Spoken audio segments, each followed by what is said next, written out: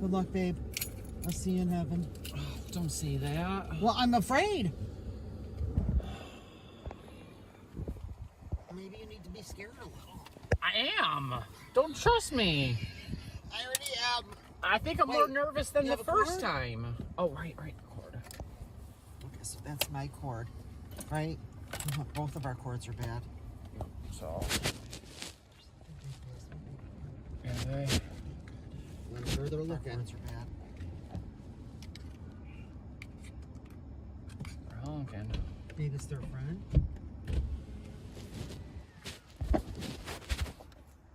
Maybe. I think that's that lady and that same guy. You think? That's the same lady and guy. How is that possible? That is the exact same lady and the exact same guy. I don't know if I... Alright, anyways, I gotta go. Yeah. It's 7 o'clock. I don't want to get tripped All right, up. 9 o'clock, I'm calling the sheriff. Okay. Alright, bye, love you.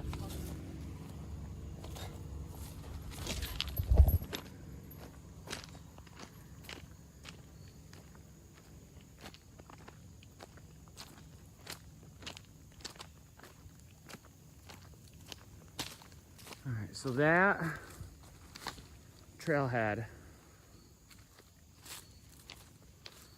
kind of a worn, ruined shack type deal.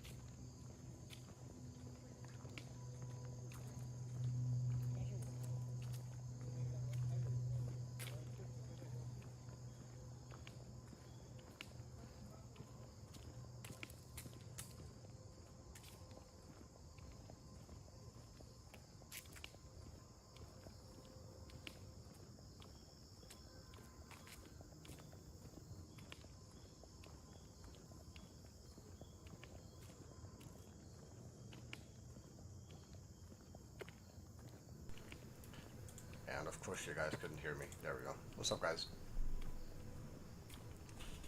I'm an hour earlier, but still. I found some interesting skedazzle that I wanted to share. Like, this is good though.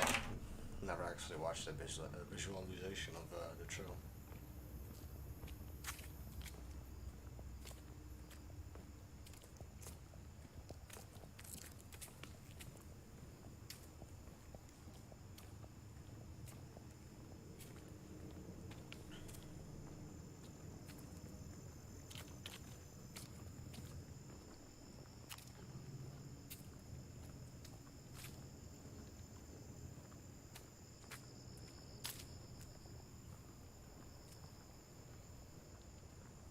Just gonna skip ahead real quick.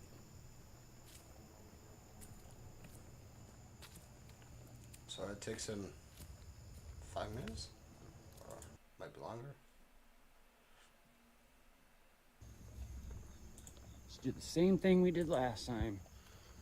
Take it easy, take it slow.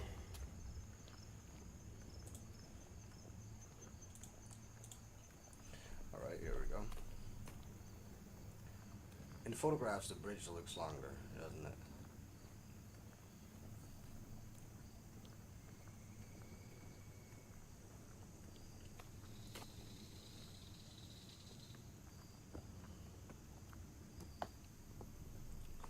Hear that creek? Wow, this guy is ballsy.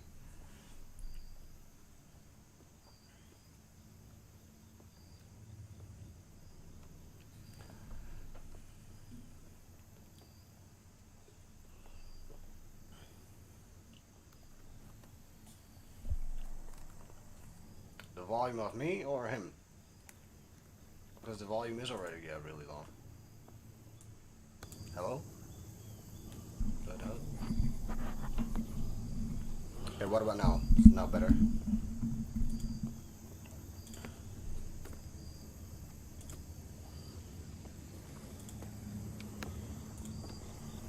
Thank you, Bonnie.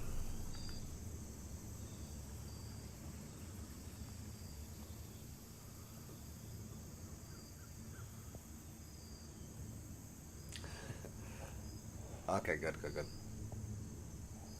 You doing all right, Bonnie?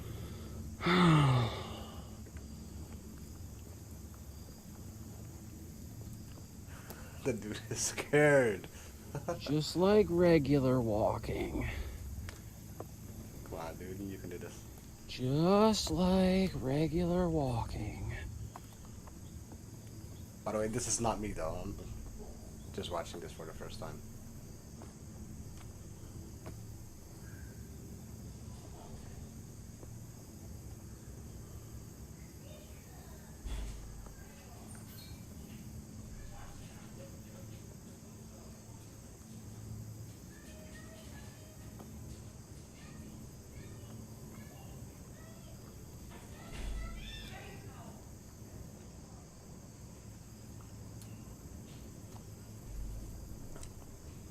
I'm not sure what he's doing. I think he's like thinking twice of actually crossing. Let's skip here. Just like regular. Yeah, just regular walking. There we go. It doesn't look that far, but it feels like miles.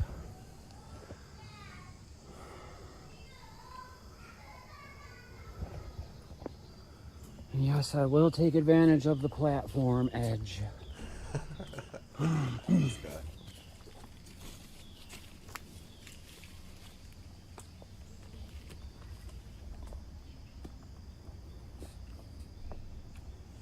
Especially when the trees are growing like that.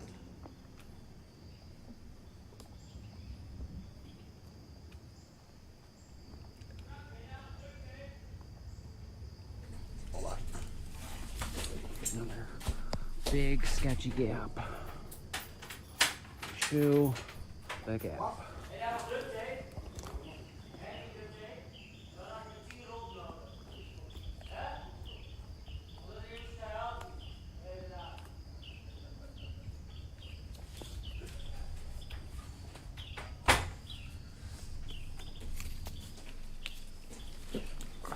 Sorry guys, that was my neighbor.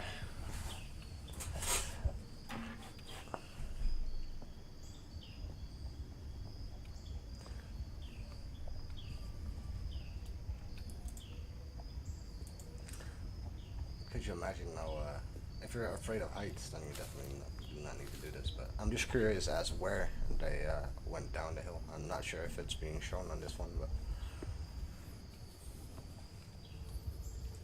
I have to say, this part it is sketchy as fuck, but it does look beautiful though. For knowing what happened.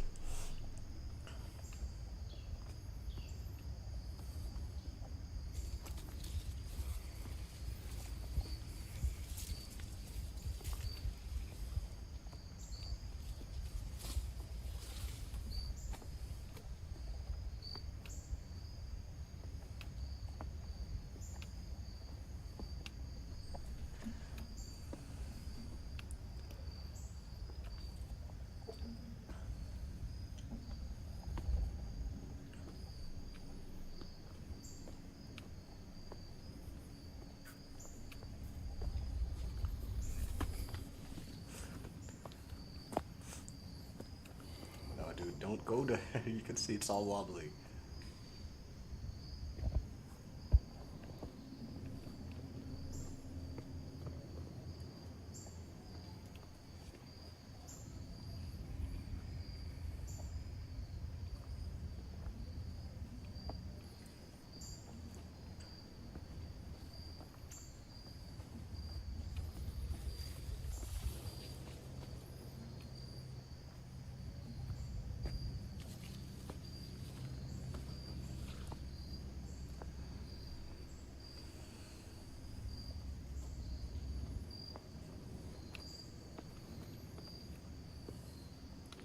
Okay, you can see the end. Final stretch. Here we go.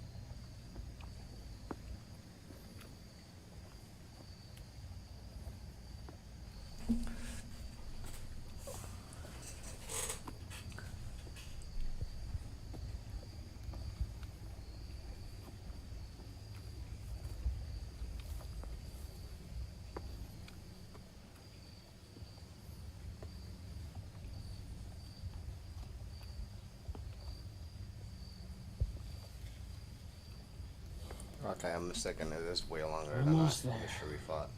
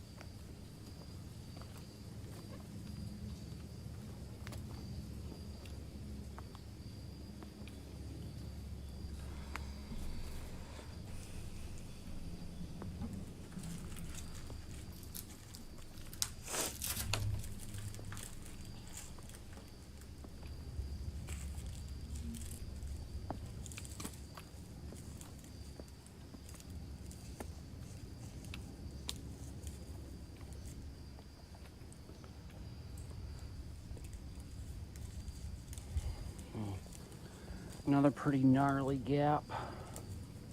Shoe gap. Don't drop your phone.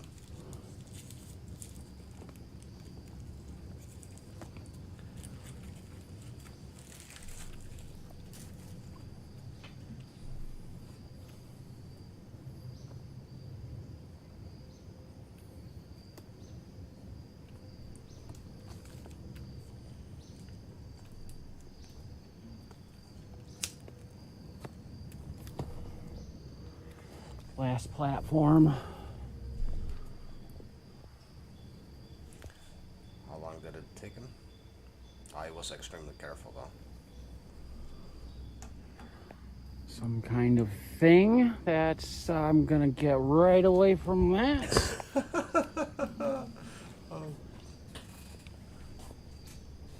Not credits to this guy though. Hey Lynn, welcome. Let me see. Is this a Delphi timeline? Yeah, it is. I'm gonna check out more videos of him.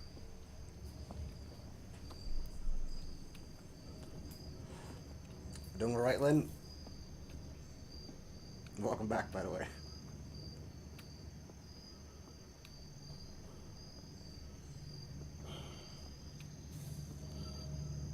Okay. 12 more steps.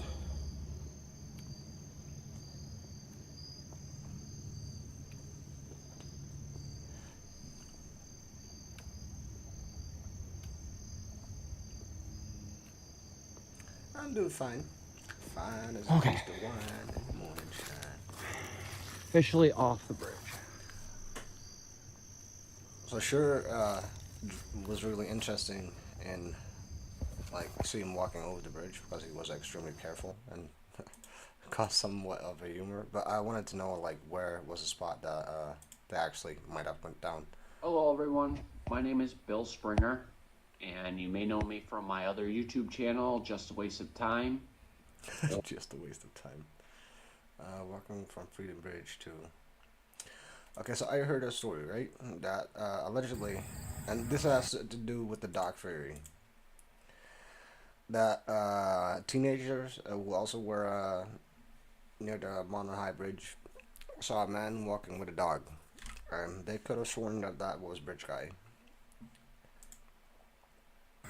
All right, guys, we're at Freedom Bridge, and I'm gonna be going back to the Monon High Bridge Trails again. I thought that I was done, but I missed a trail. You see, when Derek German comes to look for liberty, he comes to the fork, sees Flannel Shirt Guy. Flannel Shirt Guy says he sees a couple down the bridge, or down towards the bridge. So Derek takes another path that leads along to the creek, and that's where I'm gonna go. Take that trail.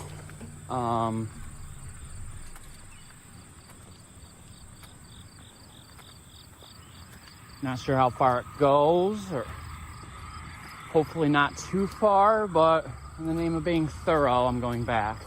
That's nice. And we're coming from Freedom Bridge, so we don't bother the people who live by the other entrance again.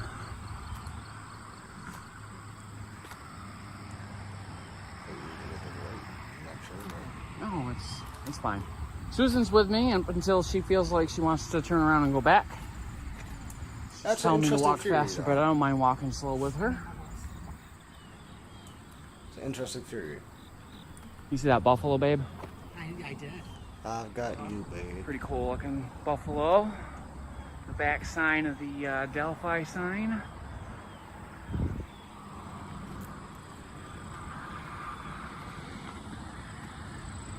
Ooh, it is hot. I believe the last time we checked it was 84 degrees.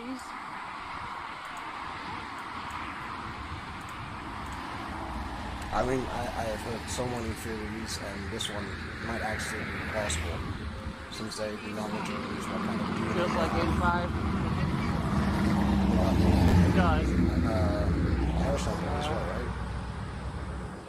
We're looking at, if you're on the But then bridge, again, you have to keep in walking mind over that the highway. they were found in a, well, kind of a forest, and they're all where we wild came. animals, so which animal it could be.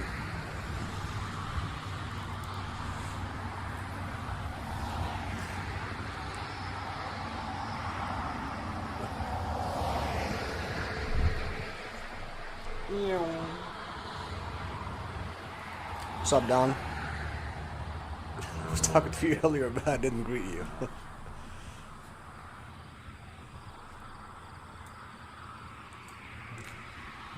Bonnie, could you elaborate on that? Who's Brad Webbers?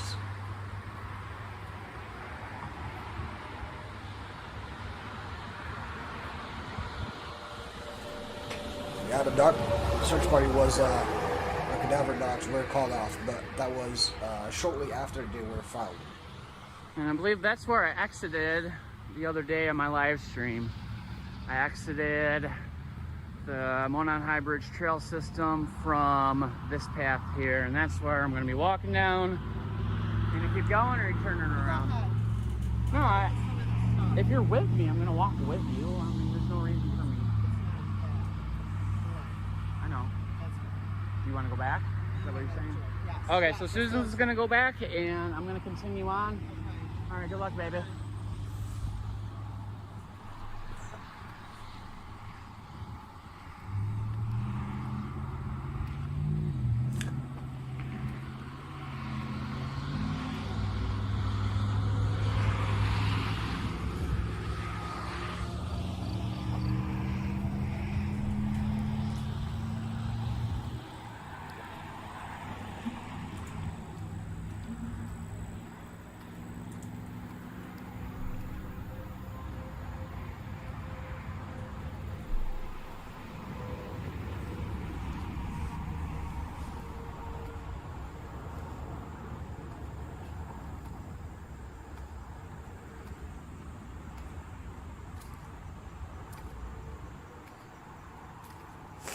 I have to say, this trail is starting to feel familiar. Wow. Been on it a couple times now.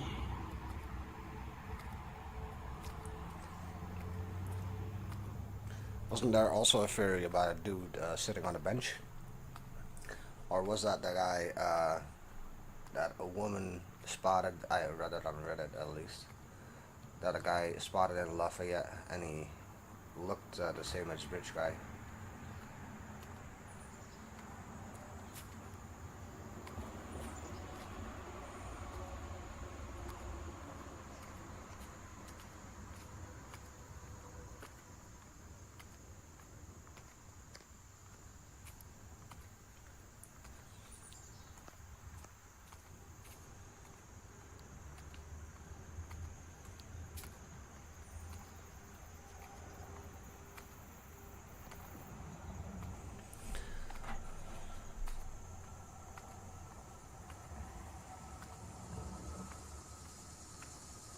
So far, I don't see anybody up here, but again, So much cheaper around this case, though.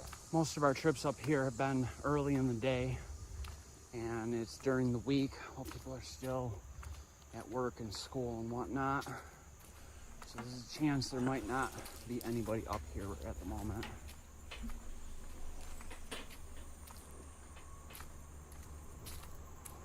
Yeah, I can see pretty far down. I don't see anybody. I think I could see all the way to the fork.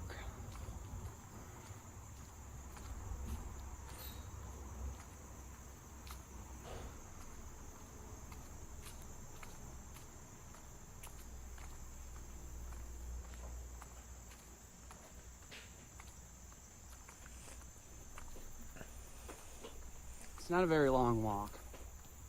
Not a very real. Well, if you're watching, then this is a long walk. But just to be thorough, I'm not gonna skip ahead. We might see something out of interest, like a palm tree. Not kidding.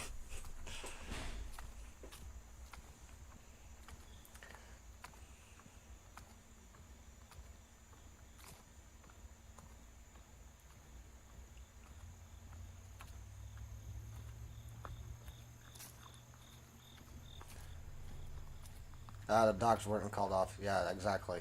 After they found the girls. Yeah, that's what I was saying. And if I did not, I meant that.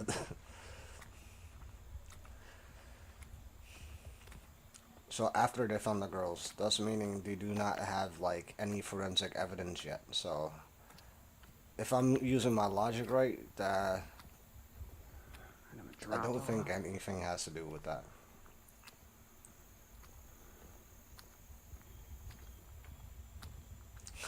There are also people that have suspicion of I guess I'm not supernatural as close as I things going thought. on there, but that's not what we're looking for, though. It's not like we're looking for Bigfoot.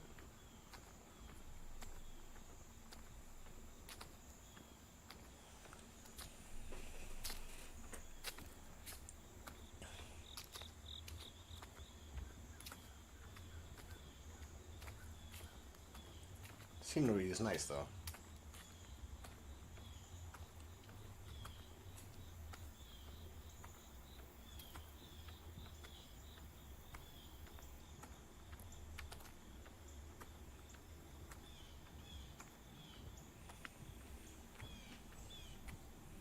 Oh, there's the bench.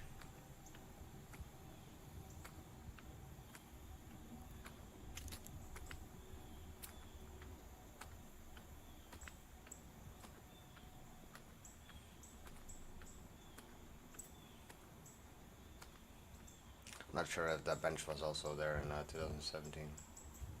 That ridge looks fairly new.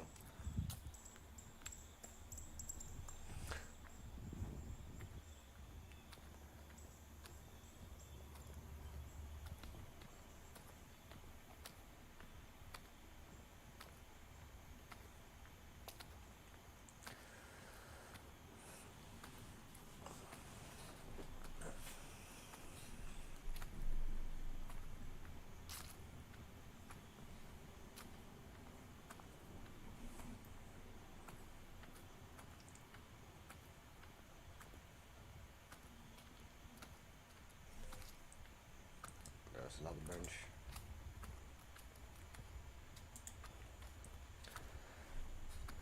Oh, that's terrible. Who would do that? Somebody who's really fat. Rude. Hashtag Keegan Klein.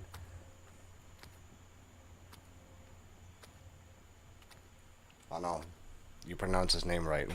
Or I do not pronounce his name right. It's Kegan, isn't it? Kegan Klein.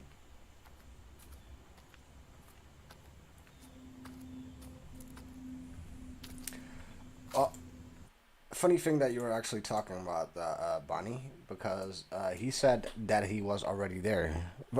According to me, I felt like he was there, and he was just like standing there. That's what he's literally saying, right? But we can listen to that in a second. All right, we're coming up on the fork here.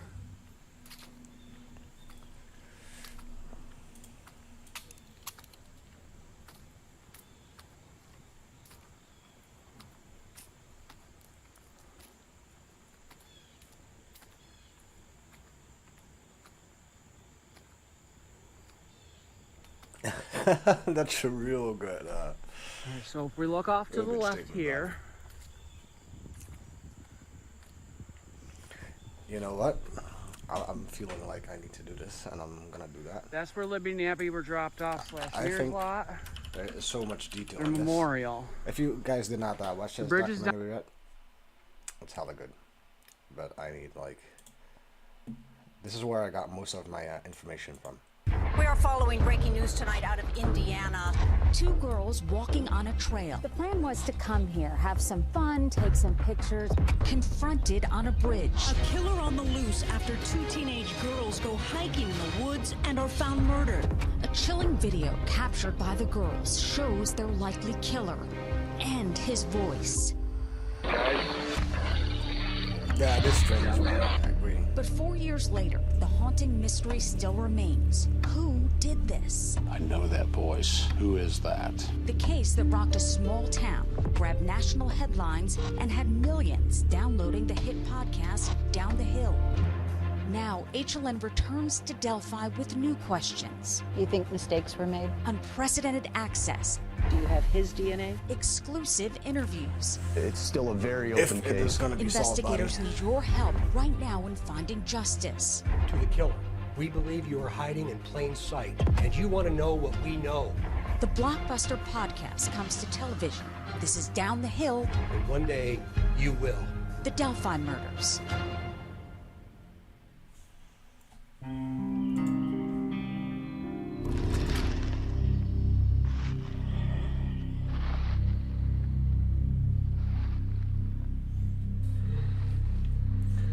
So they are extremely thorough in detail here. So I was just saying, just keep in mind, I will stop once in a while to ask I some close my eyes questions. and I can see him laughing and joking and cutting up like two young girls do probably. And then the world's about to change.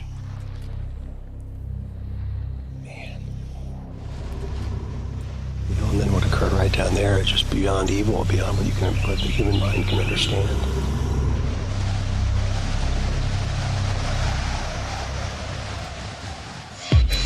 Two 13-year-old friends. They were dropped off, they were going to be picked up. Two girls were reported missing. They were supposed to meet a family member to be picked up.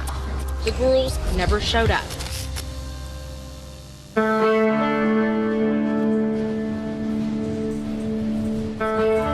Delphi, Indiana, a small historical town that was once the epitome of the innocence of Middle America, where neighbors knew neighbors and parents would allow their children to play on the streets alone, worry-free. But those days are long gone. Barbara McDonald and Drew Iden are the hosts of the HLN podcast Down the Hill, and they've returned to Delphi because the mystery that grips this town consumes them. We know that Liberty German and her close friend Abigail Williams took a walk across an abandoned railroad bridge one February afternoon. From there, it gets very murky, Play the clip, please. with facts and evidence clouded by rumors and theories. There is a palpable anxiety here, so many unanswered questions, and one chilling reality. It could happen again. We start with Libby's big sister, Kelsey. All right, everybody good? All right, Kelsey, so take us through that morning. So that morning, I actually slept in. The girls were up already. I was in the bathroom getting ready to go to my boyfriend's before work. Because Delphi Community Schools were not in session on this particular Monday, Kelsey's sister Libby and her friend Abby had a sleepover. I very much remember her opening the door really wide, and she's like, "Hey, Kels, do you want to go to High Bridge today?"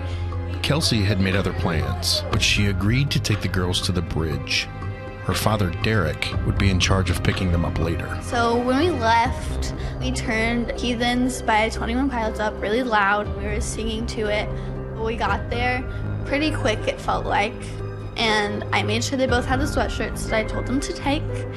And I told Libby I loved her, and I walked. Okay, this is confusing to me because in some interviews she actually says that a friend of Libby called or they called them and they said they were at that bridge as well. I'm not sure how accurate that then is, but for accurate sake, I'm curious why that's not in this documentary. But then walk away. That was the last time Kelsey would see Abby or her sister Libby ever again.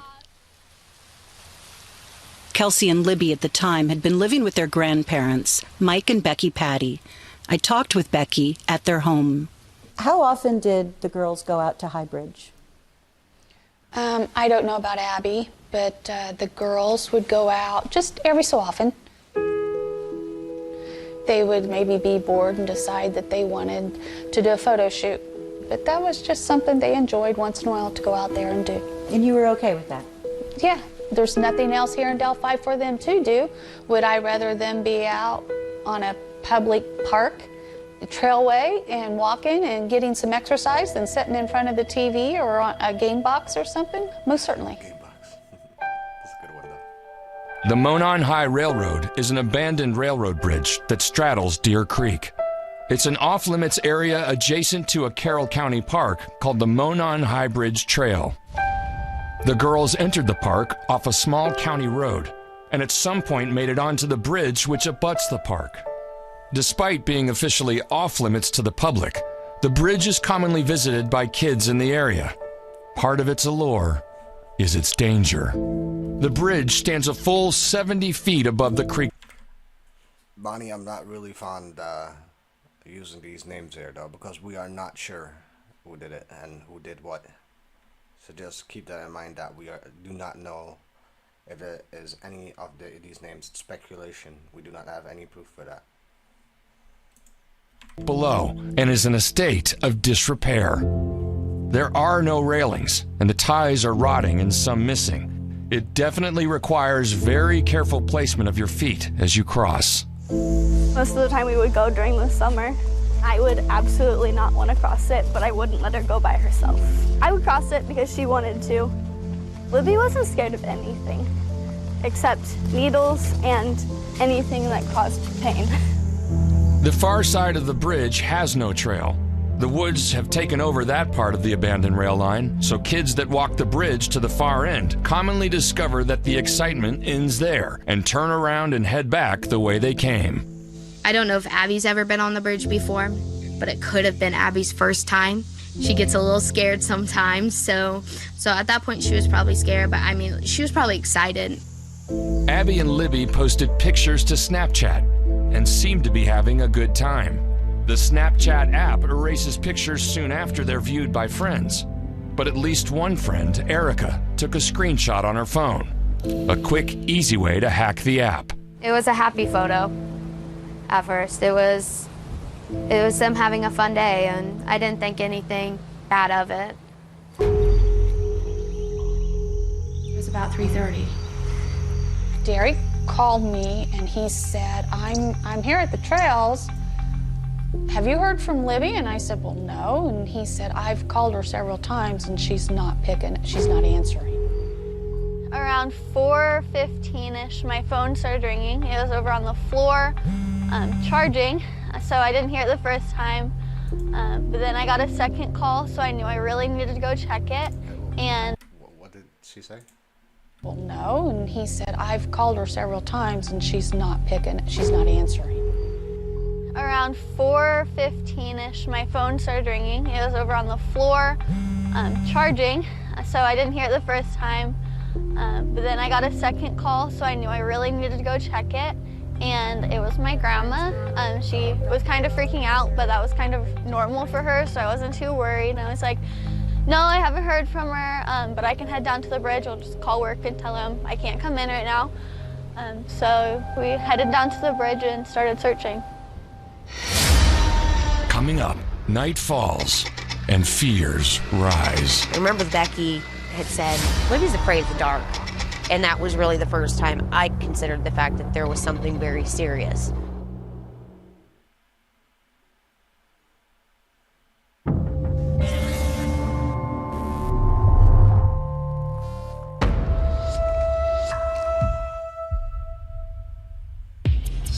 As family members began searching for Libby and Abby on the afternoon of February 13th, there was, at first, little worry. I wasn't super worried. It just didn't seem like too big of a deal right to begin with. I mean, they were probably all visiting with friends and lost track of time, and you just don't worry about it when you're here. It's a small town.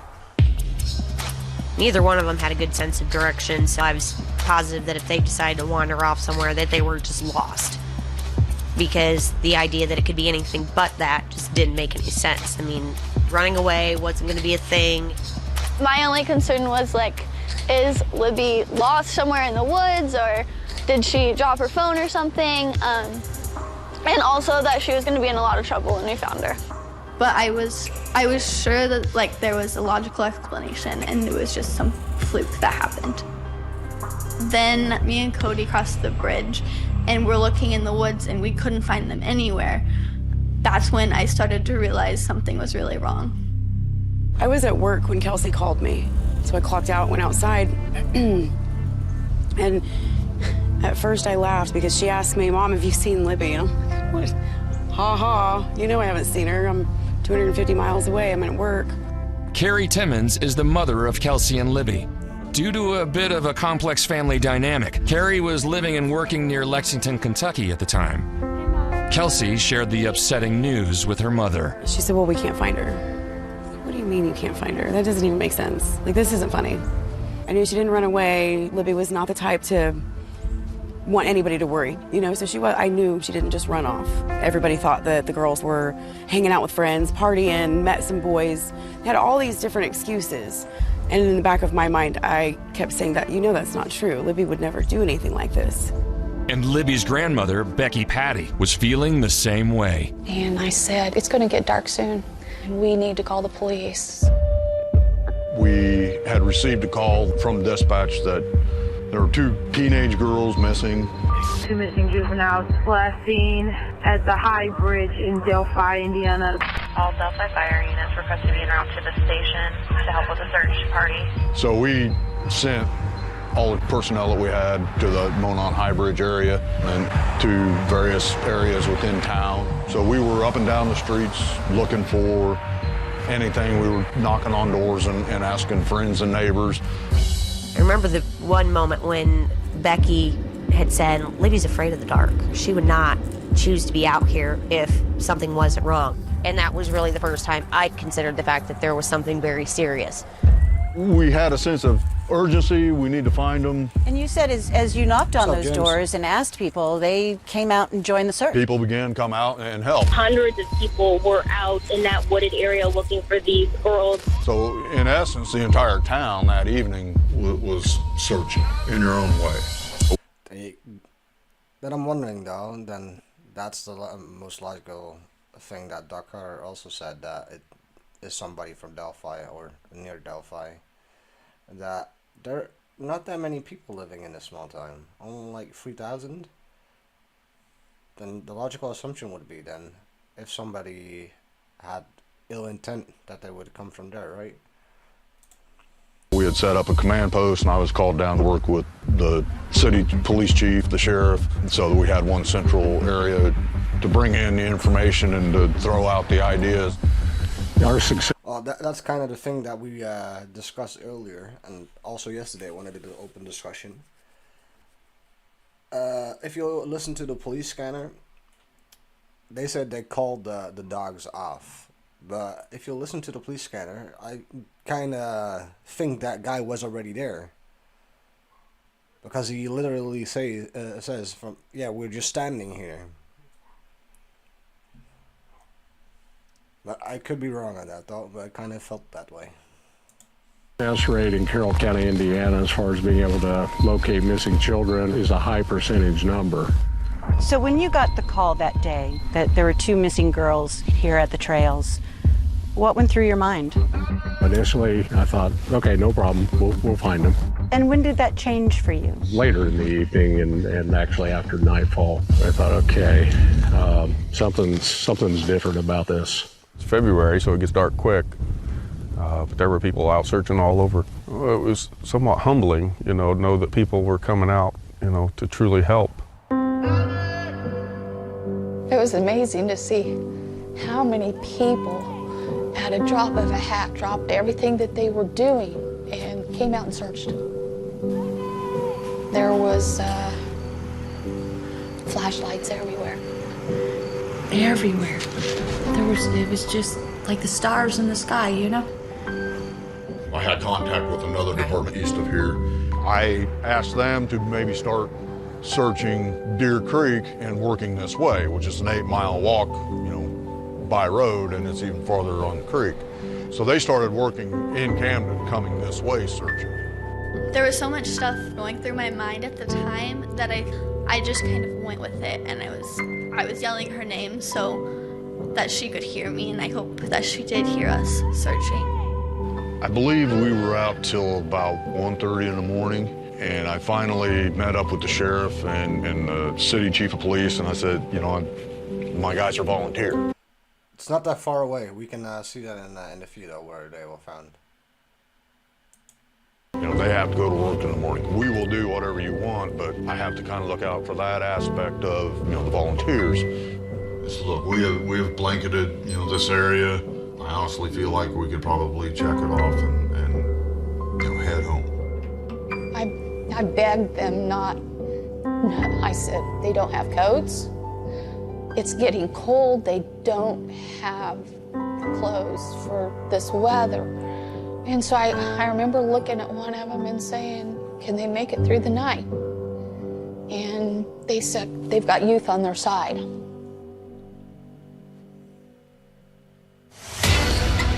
Coming up, a new clue hiding on the forest floor. I got a call, I think, at 2:30 from the sheriff because the latest ping was coming back to the area of the Monon High Bridge.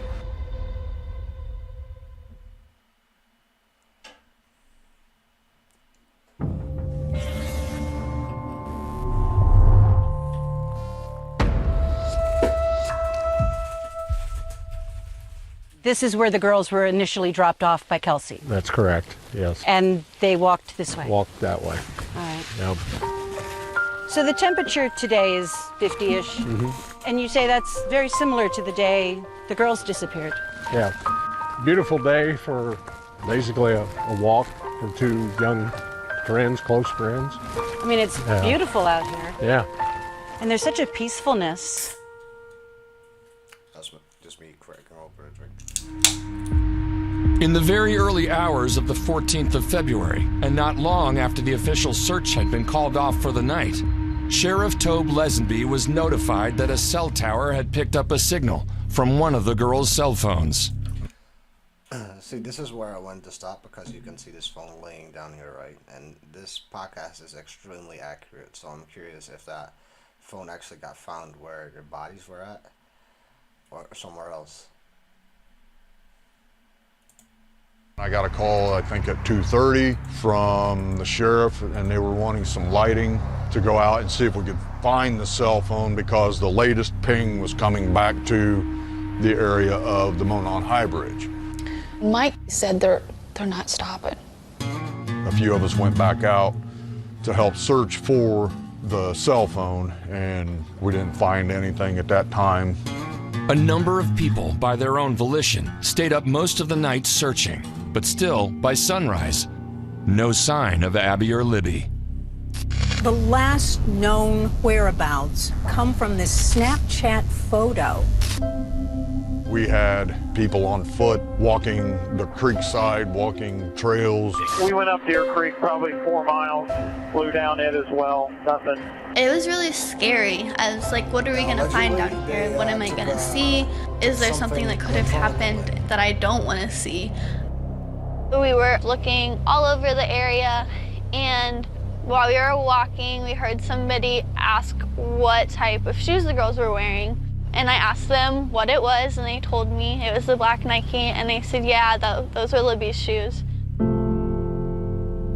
I was preparing to be able to leave to come up and join the search party. And I was probably 4 or 5 blocks away from the gas station when my phone rang. And it was Derek. Derek is Carrie's ex-husband and the father of Kelsey and Libby. And he said, Carrie, they found the girls. And I had like a split second of, oh, thank God. But he didn't say anything else. The pastor found me and asked if anybody had just come talk to me, and I said no, so we need to go upstairs. And my heart just dropped. And then my girlfriends and coworkers were all just standing visiting, and I said, we found them. And she's like, oh, thank God. And I said, no. Yeah, indeed, it was a strange statement. It's all just a blur after that.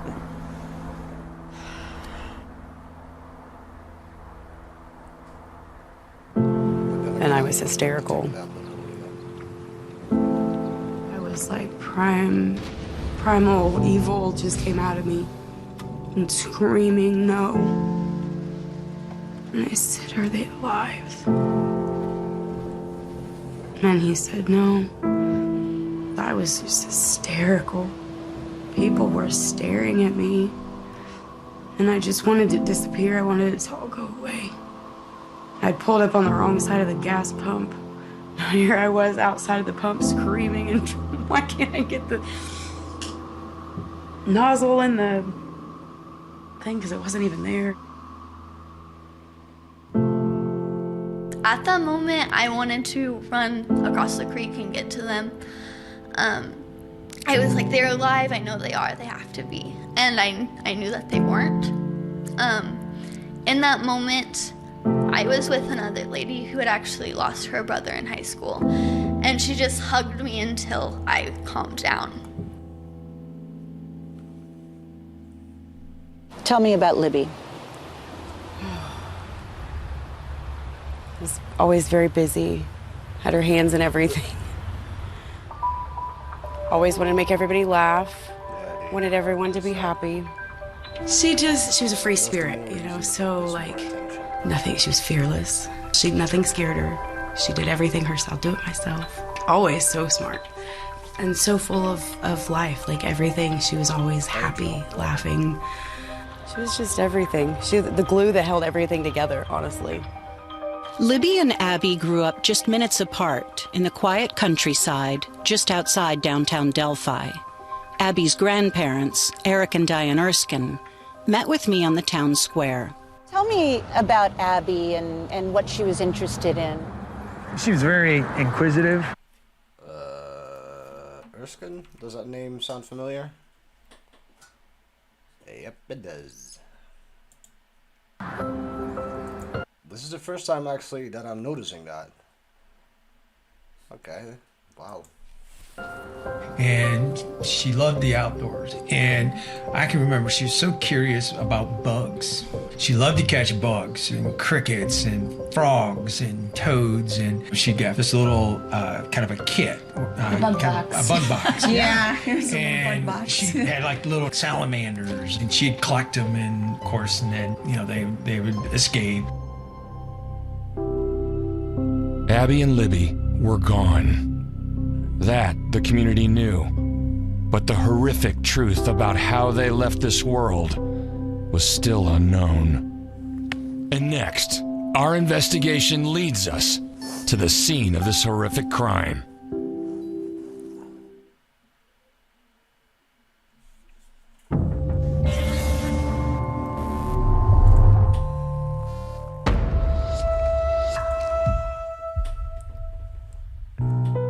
It was a warm February day in Delphi, Indiana. Good friends Abigail Williams and Liberty German had the day off from school and decided to take a hike. Their destination, an abandoned railroad bridge adjacent to a local park. The girls were supposed to be picked up that afternoon at the trailhead by Libby's dad, but they never showed up. A massive search effort was launched and stretched through the night. The next day, search crews made a dreadful discovery. The bodies of Abby and Libby were found about a quarter-mile from High Bridge. There you go, James. Quarter mile. Whoa. The property owner hasn't granted media access to the crime scene since shortly after the murders. But after spending some time with him, he allowed us to go there. However, he didn't want to talk or appear on camera. So this is the area where the girls were found, and you can kind of see that it is sort of a bowl shape here, where if you have two bodies laying on the ground here and people are walking along the creek, they wouldn't necessarily see that. The creek is right over here, Deer Creek, and High Bridge is over in that direction about a quarter of a mile. You can't even really see it from here. We're told that a searcher used his cell phone to zoom in on an area up in here and saw the girls lying here. When law enforcement... Okay, hold on. I've watched this documenting like over and over, and I'm still figuring out new things. From here, we're told that a searcher used his cell phone to zoom in on an area up in here and saw the girls lying here. Okay, but then again, the grandparents say, like in live interviews, that they were actually on this side of the creek and that they were then found. So I'm honestly dumbfounded by the information that we are being given. It's like it's purposely based on confusion. When law enforcement officers first arrived here just after noon on the 14th of February, it did not take them long to come to a horrifying conclusion. Was it obvious that foul play was involved? Yes, it was. It was very obvious. You could tell that this was not an accident. Somebody murdered these two girls. The bodies were discovered about 12:15 on the 14th. Struggling to figure out exactly what happened in this wooded area and why. That first hour, for me, it was disbelief. But not long after that, then our instincts and our training kicked in, and we went into investigative mode. Investigators calling the crime scene a complicated one. With the Indiana State Police and the FBI both allocating resources in the investigation, the people of Delphi began to confront a horrible reality: that the brutal homicide of two teenage girls happened in their community. I talked to Christine Lang, Abby and Libby's former middle school teacher, about the shock that followed. So Christine, you and I have talked a bunch of times, and you mentioned that this kind of thing doesn't happen here. Babies aren't killed. Well, you think, man, did they slip? Did they fall off that bridge? Not one time did I really think that someone had them or had harmed them. And I don't think anyone wanted to believe really they were gone in any manner, and certainly not in the manner that they left us. And another reality goes hand in hand with the murder of these two children. A cold-blooded killer, or killers, is likely on the loose. I would have to say yes. I mean, we have nobody in custody at this time. So as far as I'm concerned, yes, there is somebody out there that did this horrendous crime. They should be afraid. You're right. There is a killer on the loose. These are two young girls doing something that young girls do. And somebody found them and killed them.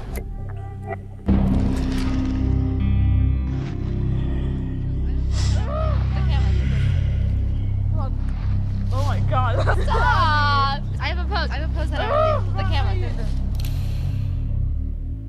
You have to keep an open mind, though, Bonnie. With the evidence that we got, we cannot really... Tell me about the immediate aftermath of this crime. It was very sad here. People didn't smile for days. I mean, it took a long time before anybody would even smile at one another. You know, we all tried to go back to work to try and find some sort of normalcy, but it was difficult. It was quite some time. In the days following the discovery of the bodies, the investigators were busy hunting clues in the vast area between the girls' last known location on the bridge and the place the bodies were found. But this task was proving to be a monumental challenge. Nonetheless, evidence that will shake this investigation to the core is hiding somewhere in the woods. Later, police reveal a shocking twist in the investigation. Only a coward would do such a thing. Dougie.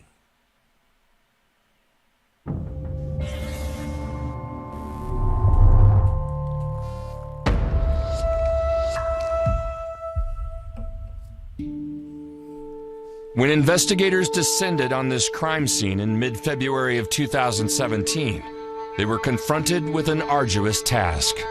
It was in the late winter, and so there was a lot of leaves on the ground, and it was warm at that time, so the snow had melted and everything was wet and very, very muddy in the area at that time. So yeah, the conditions of the whole thing was not ideal, let's put it that way.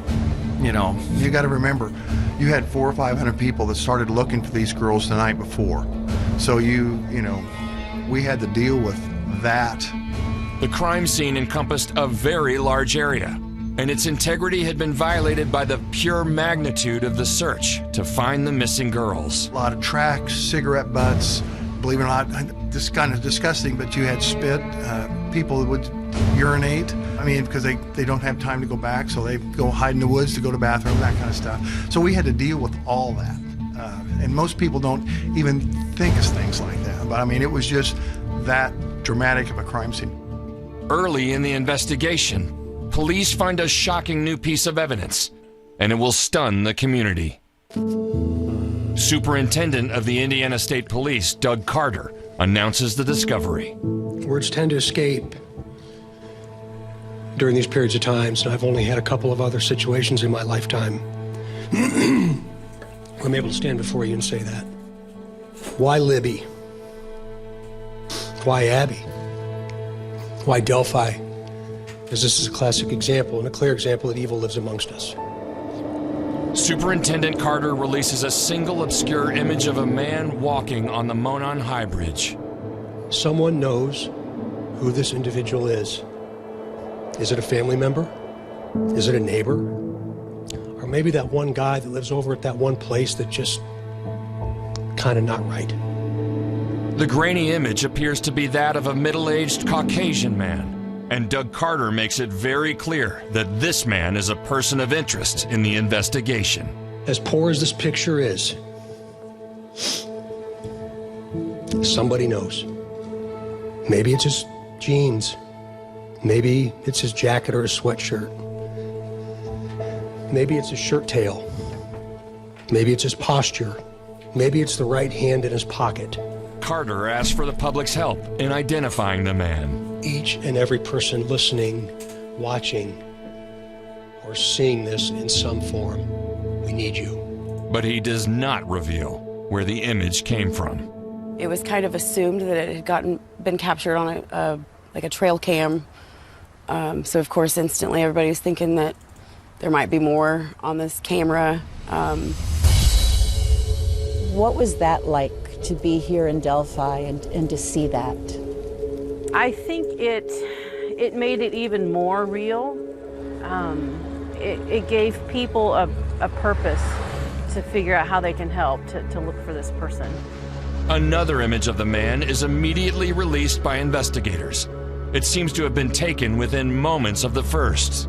The man in the pictures becomes quickly known simply as Bridge Guy, and the story begins to garner widespread media attention. So let's show this picture again. We were flooded, with media. Authorities have now put out a picture of a man. And so you saw a lot of media trucks and people interviewing. Young, so quiet. And people just stopping and wanting to say, hey, do you want to say a few words on camera? The girls were so young, and this is such an atrocity. Locals we were all still trying to process what in the world had happened. Double homicide investigation. That's a good one, James. As the families are just coming to terms with their loss, the investigators release an astonishing piece of information. The photo was not pulled from a trail camera. Libby's phone had been found in the woods, and this was an image that she had captured shortly before her death. We were in shock in a way. You don't know what you're going to do in a certain situation, and it could have been very easy for her to not do that. As unsettling as it is that Libby may have photographed the killer in the girl's last moments alive, in some ways, it became a source of pride for her friends and family. I was really proud of my sister that she was able to know that something was going to happen. It just reminded me how great the girls were. It was comforting to know that we had that evidence and that that was going to lead us to the answers we needed. It was also very sad to know that she knew something was going to happen. I knew she was smart. I know she is smart. And she does that kind of stuff all the time.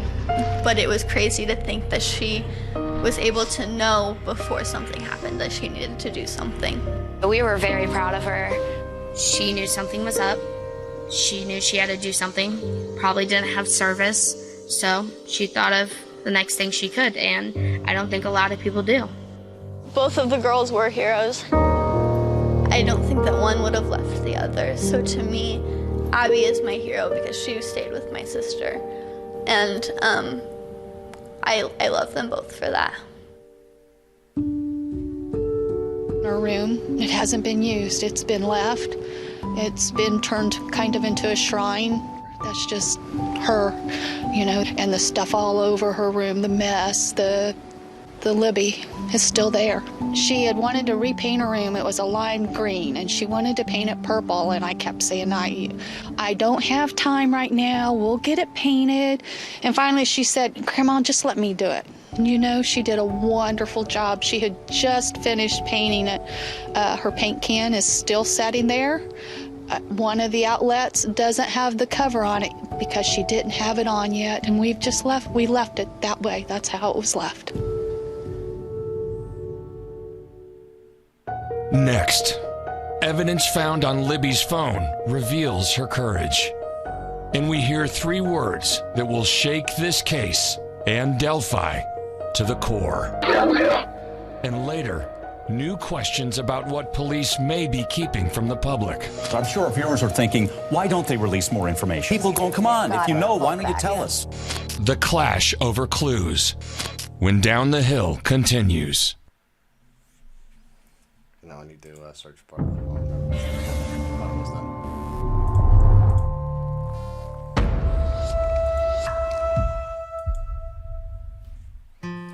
The town of Delphi, Indiana was founded in 1828, and it has a population of approximately 3,000 people.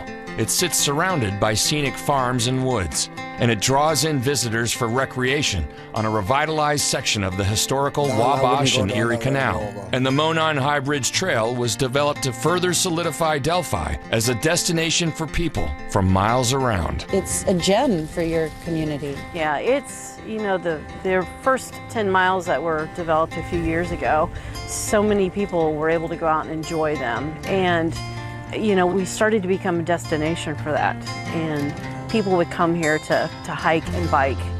How has that changed for you after this crime? It was probably a good year before anybody requested trail maps from me again, and we used to have requests weekly. The Monon High Bridge Trail is now better known as the place where 2 innocent girls were killed in cold blood.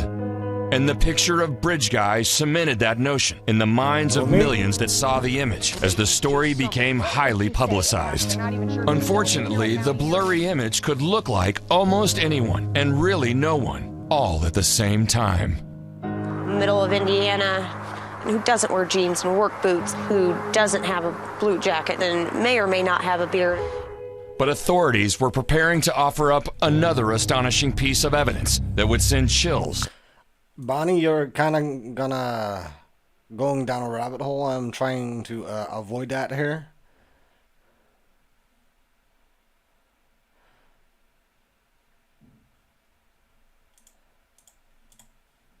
Through the entire community, just 7 days after releasing the photo of Bridge Guy, Indiana State Police hold another press conference in Delphi. Liberty had the presence of mind to turn on her video camera, which what you're about to hear is just 3 words. The audio quality is not superb, but there's enough there that somebody could recognize this person's voice. If you hear this today and you think, my God, that sounds like fill in the blank, call us. Micah, play the clip, please.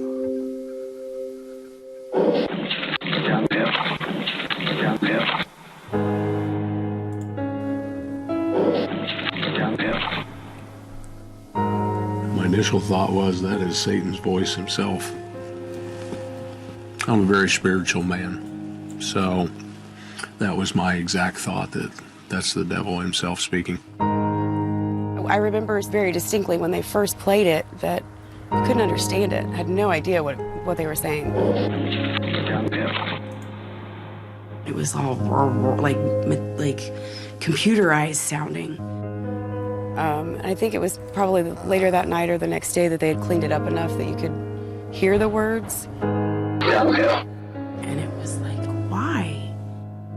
But I remember thinking it didn't sound like he was, it seemed more like a conversation, not a demand. So it made it seem even more odd. The short, cryptic message was both perplexing and terrifying in its cold, candid tone. And although it was only 3 words, police hoped someone would recognize the voice. Did you spend time trying to Remember, figure guys, out that we have who on that Discord was? on I always Delphi do, discussion. subconsciously, So yes. if you want to discuss Yes, the that Delphi voice is kind of ingrained. murder When I first heard it, I actually listened to it several times. I just closed my eyes to really focus, see if I knew or recognized that voice. Unfortunately, I don't. I continue to listen to it, still do today. It's always on my phone, I can pull it up. But it frustrates me to hear that voice was the last voice that our girls heard, With the release of the audio clip and the admission by police that Libby had been recording audio at the time, everyone seemed to have a theory about what happened and how much more evidence might be on that recording. A lot of the officers in the press conference we just saw. Yeah, I will show it. We continue with I-Team-8 and the Indiana State Police searching the Wabash River in Peru. The search started 5 weeks ago. The search is believed to be connected to Kagan Klein and the weapon used in the Delphi murders. I-Team-8's Richard Essex has this story for us. Kagan Klein was taken out of jail a couple weeks ago. He is facing 30 child porn-related charges for using a fake social media account, Anthony Shots.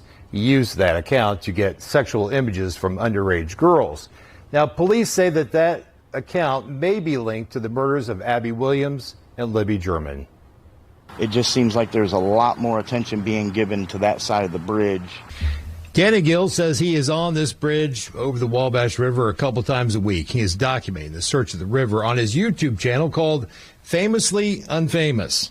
Gill says over the past 5 weeks, a team of 10 to 15 people from state police have meticulously searched the river. The search started on the west side of the Nickel Plate Bridge and has progressed about 400 yards past. The searchers have placed poles topped with red flags as they move along the river. Right where you're standing, they set up a tripod, like a surveyor's tripod, and had a guy standing out with like a surveyor's stick, and they marked out each little area. So and they've surveyed it, right? They've surveyed it, yes. Took pictures, for crime scene probably. That was on September 2nd, and later that same day, he did capture video of state police using a drone over the river. Then earlier this week, more eyes in the sky. Yesterday, a state police helicopter did fly over. It did, I don't know if it was a figure 8 or 2 circles, and then it headed straight south. And I did look it up on Flight Tracker, and it was registered Indiana State Police. Over the past couple of weeks, the searchers have raked the ground on both sides of the river. On the north side of the bank, under the bridge, there's a pile of metal and other objects collected during the search. Every day, weather permitting, the team from state police gather in a parking lot near the river, change into wetsuits, and get into the river. We have seen a few people with metal detectors working in various parts of the river, but most of the searching is done on their hands and knees. I have not seen them bring anything out as far as evidence, but they carry buckets and things like that with them, so I'm sure that it's not something that you just grab and then go run into the bank with. The search began around August 19th. That's the same time that court records show Keegan Klein was released to the custody of state police. In the Do you hear what he says? He did not see any evidence. There's been a plane. I mean a helicopter. There's a huge difference, but... Order originally... So, people need to stop that fucking speculating because it's getting annoying. There's already so much confusion in this case. Why create more confusion? Sealed to the public, it did not specify the exact reason, and state police would not comment on why to iTeam8. 2 court filings last month by Klein's lawyer say that he is exploring other legal options and is in negotiation with the prosecutor. But the Murder Sheet podcast reports Klein was present for his search of the river. I went to Klein's father's house, it is not far from the bridge, hoping that he might share some insight in the search. No one answered the door. I have reached out to Klein's lawyer, and he has not responded to my calls. In Indianapolis, Richard Essex, Wish TV, iTeam8. No, but I'm honestly saying, this is only me from the heart speaking. People need to cut this crap out. Because there are some people who did not find out the light. And they're bringing all confusion about shit that is not true. Same with this thing. You see that on Reddit all the time. And they pulled this shit up. Like, how the fuck can you do that?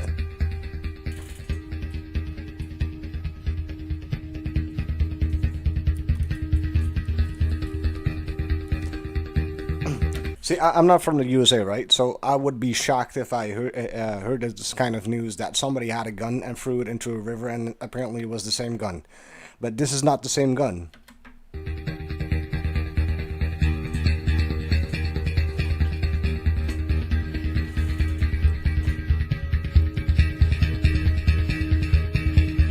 By the way, this is 2019.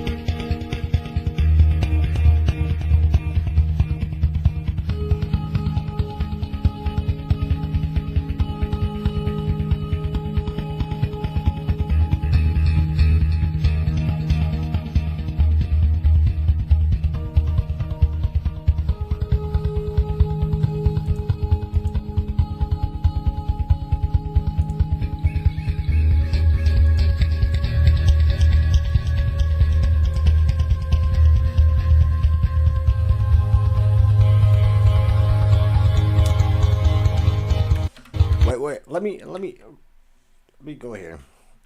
He said that the gun so far hasn't been linked to any local crimes or investigations. Then why the fuck post this? Honestly. Then hashtag Delphi murders? You fucking just read it. Wow. I'm just amazed how fucking stupid people seem very distraught. I have a feeling we're not hearing most of what they heard in that. What do you make of it? I think there is probably more audio. It's entirely possible that although she was able to hit the video button, the phone was probably in her pocket. She wasn't going to have it out, or obviously the perpetrator could take it from her. The bottom line is there could be more audio. Whoa, what did she just do? Check her eyes. Obviously the perpetrator could take it from her. The bottom line... Oh, no. Wait. Wasn't going to have it out, or obviously the perpetrator could take it from her. The bottom line is there could be she more slipped audio. Up. That's a slip up. It might up, include 100%. Some very 100%. traumatic audio that is very disturbing. On the far side of the bridge, where the girls are thought to have been confronted, there is a hill that leads down toward a shallow section of the creek. And it is there, across the creek, where the bodies are found. Do you guys see that? It seemed like the pieces of the puzzle were coming together. And surely someone would recognize Bridge Guy with his image and his voice. See it, to hear it. Making shockwaves on TV and the internet. I thought that they would find whoever it was really quickly. Like, somebody was going to recognize him. You had to be somewhere close. And hours and turned into days and weeks and months. But as much as it seemed like the investigation was stalling, police were working leads tirelessly. We have full-time investigators that work on it every day. Coming up in part 2 of Down the Hill. Shocking new details in the investigation. It left me wanting to know, what else did he say? But do they get police any closer to catching the killer. Is it fair to say there is a lot of physical evidence in this case? New information that sets off a wave of paranoia in this small town. Oh, that was terrible. I made so many people feel uncomfortable. And a stunning new police press conference. Extraordinary investigative efforts that will change everything. I'm shaking right now. New questions for police. Is there more audio from him than what's been released? Do you have his DNA? As we seek to unravel the mystery. Although I love this podcast, and I honestly do, he does say a lot from "it will shock this town. It will devastate this town."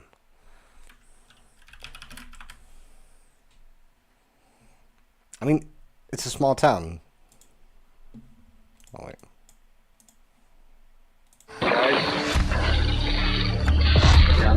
I know that voice. Who is that? I know that's a true statement, but that is the second time already, so it doesn't mean shit. The case that rocked a small town, grabbed national headlines, and had millions downloading the hit pod. Let me show you. Freemason, Delphi, I think it was.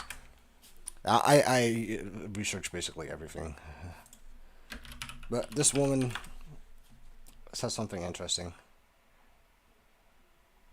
Wait, Freemason.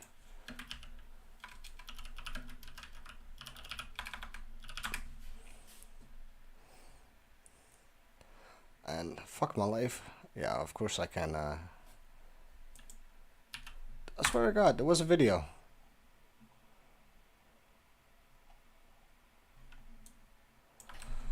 Wabash River. There we go. Okay, so we're not gonna go in conspiracies here, right? But this got uploaded the 20th of September, so that's 2 days ago. So let's do what this woman is saying. In order to understand the context of Doug Carter's press conference in Gary, Indiana, that was played on the Murder Sheet episode, The 1100 Foot View, you need to watch my previous video called Policing and Corruption. I will link it below. That video explains the context of the Murder Sheet episode, and it explains how Doug Carter's speech relates to Delphi, Indiana. In this video, I'll provide another alternate theory about the press conference that he gave and some key words that could be code words that help us understand the message he wanted to convey. Although at that Gary press conference, Superintendent Carter did share this anecdote. It was pushed for time the day that the mayor wanted to sit and talk with us, so I flew in on one of our helicopters, and I only say that because it was an like I said, isn't the first time that he flew in. Extraordinary moment in my lifetime. Because the last time I was here, I remember the hotel that was directly south of the PD, and that's what I wanted to hear. Cast Down the Hill. I'm Andrew Iden, one of the hosts of this podcast. And I am... Okay, you see now, Lynn, why this is also confusing? Because people are making shit up. Barbara McDonald. The Blockbuster podcast comes to television. This is Down the Hill, the Delphi murders.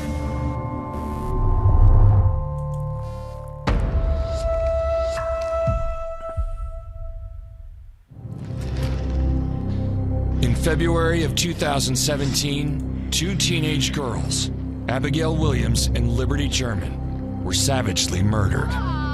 Harrowing images and sound that were caught on Libby's phone show a chilling encounter with their likely killer on an abandoned railroad bridge in Delphi, Indiana. As the weeks passed, the killer remained unidentified, even though his image was widely shared. So let's show this picture again. We know what he was wearing, his posture and his mannerisms. Maybe it's the right hand in his pocket. Someone knows who this individual is. We've even heard the sound of his voice. Thousands of tips have poured in. Authorities have clues and information they are not sharing with the public. As more and more time passes, locals and the media will grow frustrated and turn up the heat on law enforcement, for their decision to keep so tight-lipped about what they know.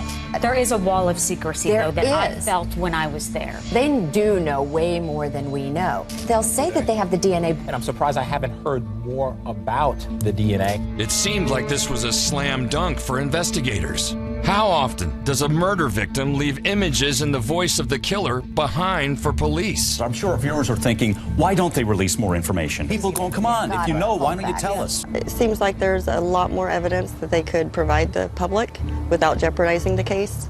Some felt investigators should be releasing more of the recording. There were questions as to whether there were more audible moments on the clip, or perhaps even moving images. No answers were coming from police. It left me wanting to know What is more. a ridiculous theory? What else did he say? There has to be more audio. Would you want to see that video? Absolutely. Not that I want to, but it's more of I feel like a necessity. I asked Carroll County Sheriff Tobe Lesenby, how long is the recording? Can you I comment? really don't want to comment. And the video evidence wasn't the only detail of the case that police were keeping sealed. What about cause of death? That's another piece of the bigger picture that we want to keep a hold of for now. It seemed like police were keeping mum on nearly every aspect of the evidence they had collected, leaving some to wonder if they had much evidence at all. Is it fair to say there is a lot of physical evidence in this case?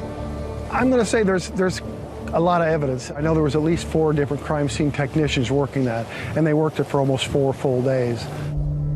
So the lack of information given to the public was a conscious choice by investigators. So what does that mean?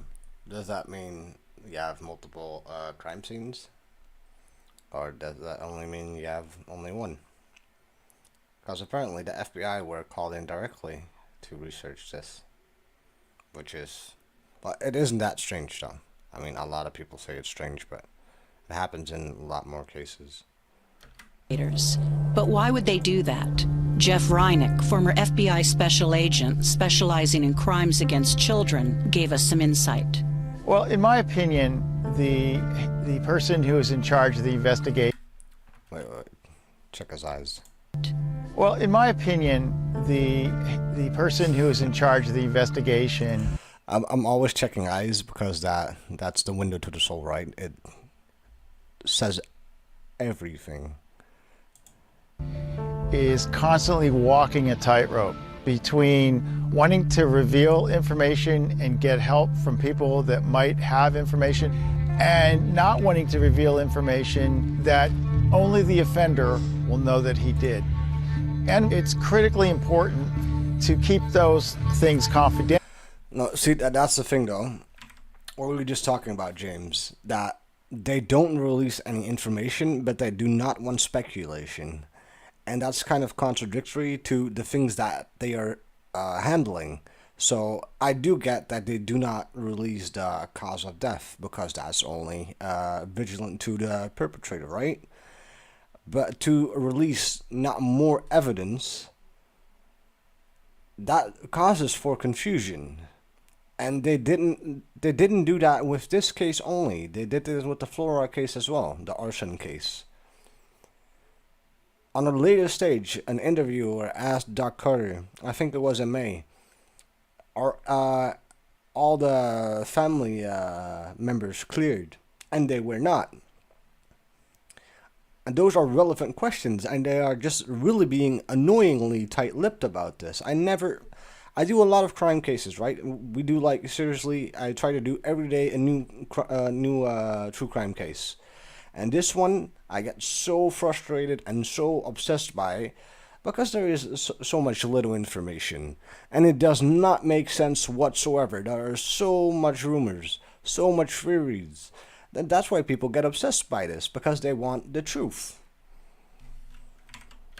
And by doing that, when they do have a suspect, and if the suspect begins to talk, knowing those confidential things would be a way of determining if the suspect is the actual suspect.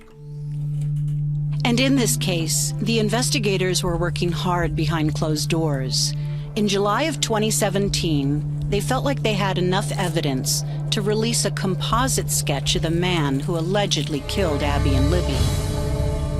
When Abby's mom, Anna, first heard there was a sketch, she told me she had mixed emotions. I just held my breath. Part of me really hoped that I would know who this was and recognize them and this would all be over. And then the other half of me just prayed to God I didn't, in that weird way of that, you know, if this was somebody here in the community that we knew and this was somebody that was here, it was just going to be so devastating. When I saw the sketch, it was really interesting to see a face with the body that we had. We knew what he looked like physically, but we didn't know what his face looked like. And so putting a face with it was very eye-opening. It made it really real. And it made it so that there was a person we had to look for rather than a voice that we had to look for. For the longest time, even if I wasn't in Delphi, I would look at a person and compare them. And it was just like an automatic thing my mind did. It wasn't like I was purposely in a way doing it. What is that like walking around town looking at people? Oh, that was terrible. That's honestly so much bullshit. That's honestly so much bullshit. I mean, the dude, that Doug Cutter guy, I mean, I fucking love him. I mean, he's an amazing superintendent. But he's a PR guy. He's just really good with media. And he's not even the lead investigator about this. It didn't matter where you went, you were looking. I made so many people feel uncomfortable. We were at a stoplight one time, and the person felt us staring so hard. And I just kept staring and staring.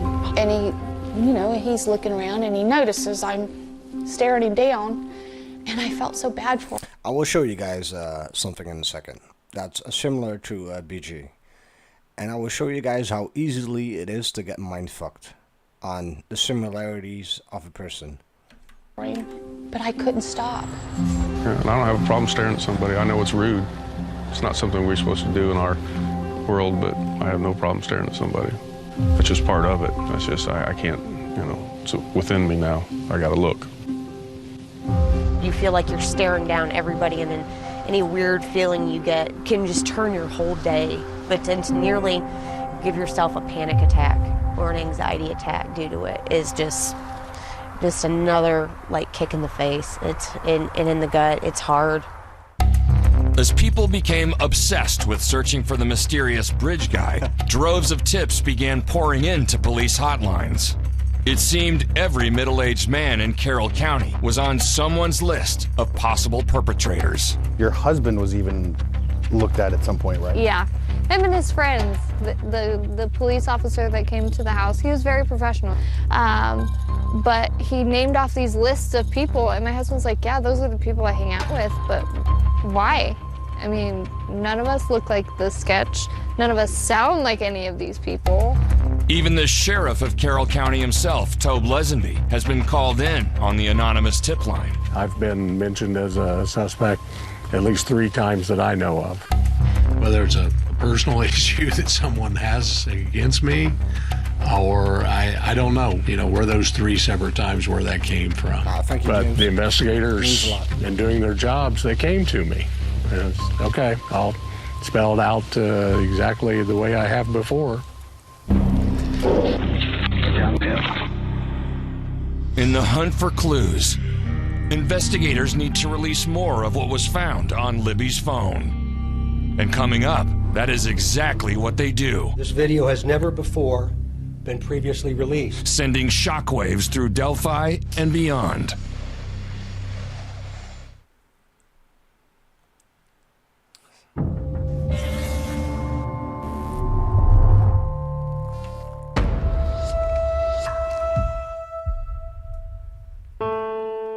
She was trying to teach herself to play the keyboard, and she would sit down with the music, and our youngest daughter was playing her guitar, and they would try to play songs that they'd sung at church together. And the last song I can remember her playing, though, is Beauty and the Beast, the theme song from Beauty and the Beast. She was trying to play that.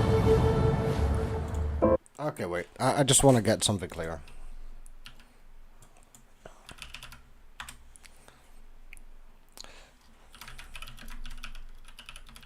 Oh.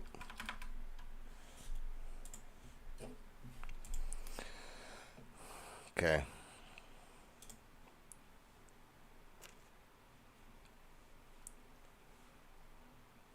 Because this is annoying the fuck out of me. So, I'm fucking flabbergasted right now. Okay, so David Erskine. What were the names? Ha, you gotta be fucking kidding me. Yeah, right. For Beauty and the Beast. She was trying to play that. In the months that followed the release of the sketch, and while many in the community had become obsessed with matching the face of the killer to males in the Delphi area, Libby's grandparents, Becky and Mike Patty, chose to engage in a massive and tireless campaign to get the image in front of as many eyes as they could beyond the streets and farms of Carroll County. Sent flyers, mailing those things out all over the United States. You know, getting teams of people to put them up at campgrounds and different places. We sent them to every sheriff station in the United States. You know, get it out there. That's what we were trying to do. But despite the massive exposure the sketch was getting, both through media and grassroots campaigns, months turned to years. Hope again began to disappear. I just remember over and over and over, hoping and then just nothing. Oh, what's his name? Ken Maines.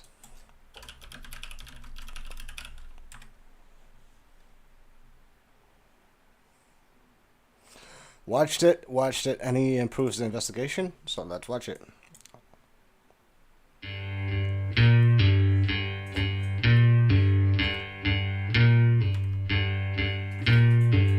Yeah, let's talk about fears. Yeah, let's talk about love. What do you seem to talk about?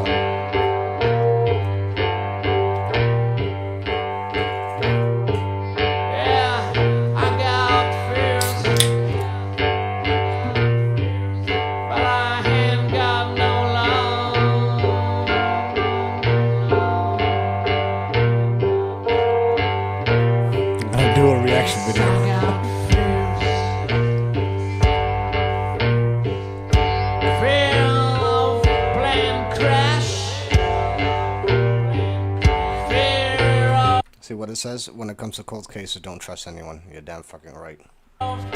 Why should we trust you?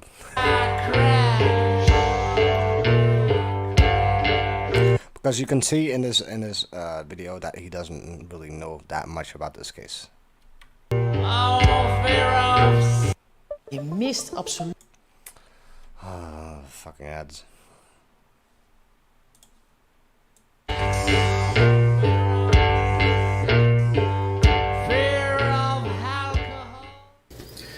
Okay, so today I want to talk some more about the Delphi murders. This is going to be my second video. It'll be third because I did a question and answer session. I did the first one a while ago, and I ran. We had a case here in the Netherlands that resolved a young boy being allegedly killed as well, and he allegedly got sexually abused because his pants were on the wrong side, or turned inside out. I apologize. I'm Dutch, so forgive me if if I mess up sometimes. But this boy was one of the most wanted cases to be solved in the Netherlands, and they did a global DNA search, and they found one match. So that means that if you do a DNA test, or if you have DNA from a perpetrator, that you do a global search voluntarily from the people who get in, and they can like research it from family members. How do you call it again? There is a name for that. I cannot recall it, but Anyways, along the family trees, you can see who is the closest match, and you can then further along your research from that. That's how they got like one of the biggest cases around here. And that was only a tiny bit of DNA, though. It was a tiny bit. It wasn't sperm. It wasn't spit. It was a tiny cell, a tiny dead cell. That's what they got it from. So I'm surprised that they didn't solve this case yet because of that. And they said, yeah, it's not enough DNA. That's bullshit. We are so far in technology that there are cases that are being solved that way.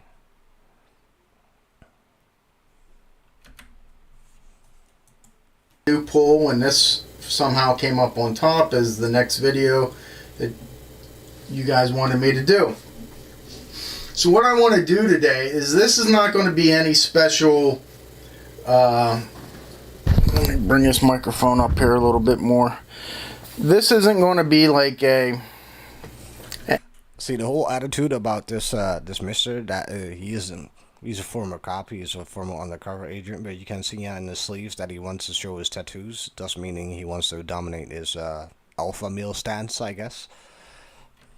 I fucking love psychology. Magical criminal profile or whodunit type of thing. I just want to talk through it and have you see maybe what I see, and whether it will help or not, I don't know. But I think today is going to obviously focus on the new information that has come out. And again, I don't follow this stuff religiously. So please bear with me if I don't pronounce something right or I don't include something.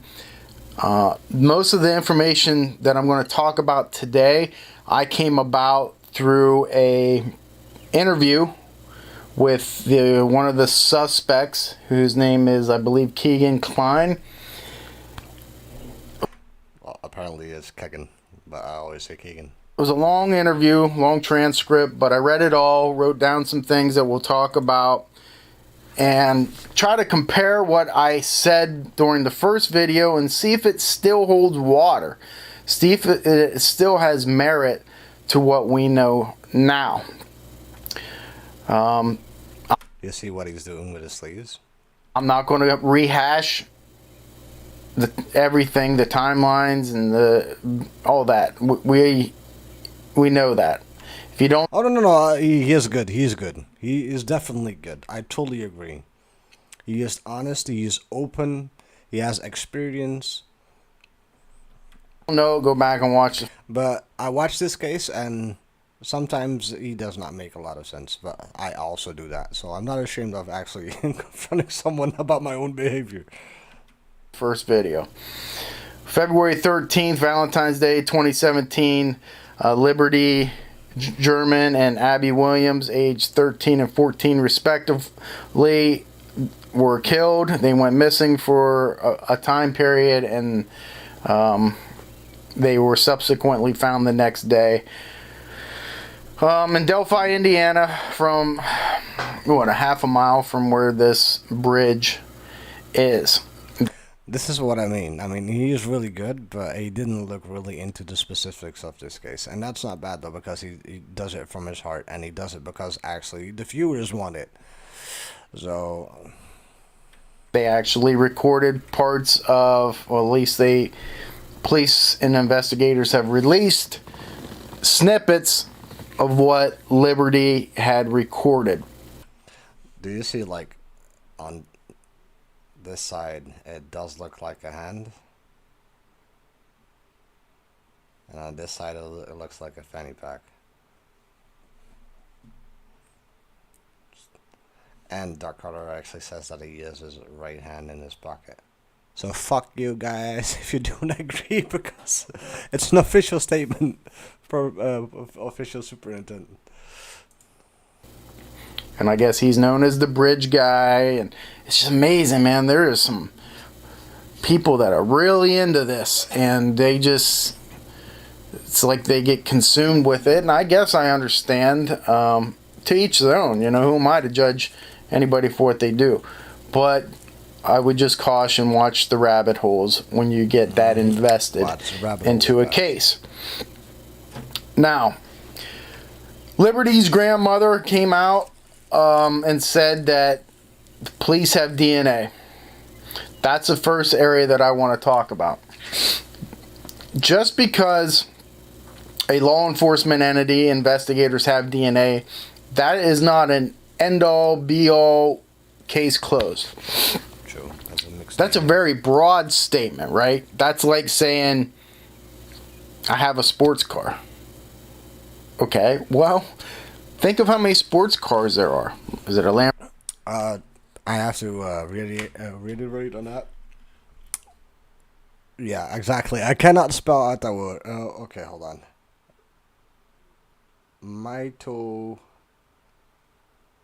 Isn't it mitochondrial? I might be wrong though, but still, I'm gonna talk about this real quick because of the DNA question. This is the main reason why I don't do Dutch cases anymore, because I got in a shitload of trouble because I thought somebody did it, and he actually did it, and his DNA was on the body, and he got sent free. He walked away from an 18-year-old prison sentence while he was the one that was last in contact, but they couldn't prove that he was involved with that murder because there was a mixed DNA trail, and the mixed DNA trail doesn't mean shit. If you do not have a full DNA profile, then good luck. Try to prove that. Lamborghini, is it Camaro, is it a Ferrari, you know, is it a Mustang, is it a Corvette, Porsche? It goes on and on. Just because you have DNA, it doesn't mean you're going to solve a case. It helps, but it's also could be a detriment. Now, what do I mean by detriment to a case? DNA is becoming so touchy. Yeah, that's a good word too, because let's talk about touch DNA. You are pulling up, let's say this phone. This is my phone.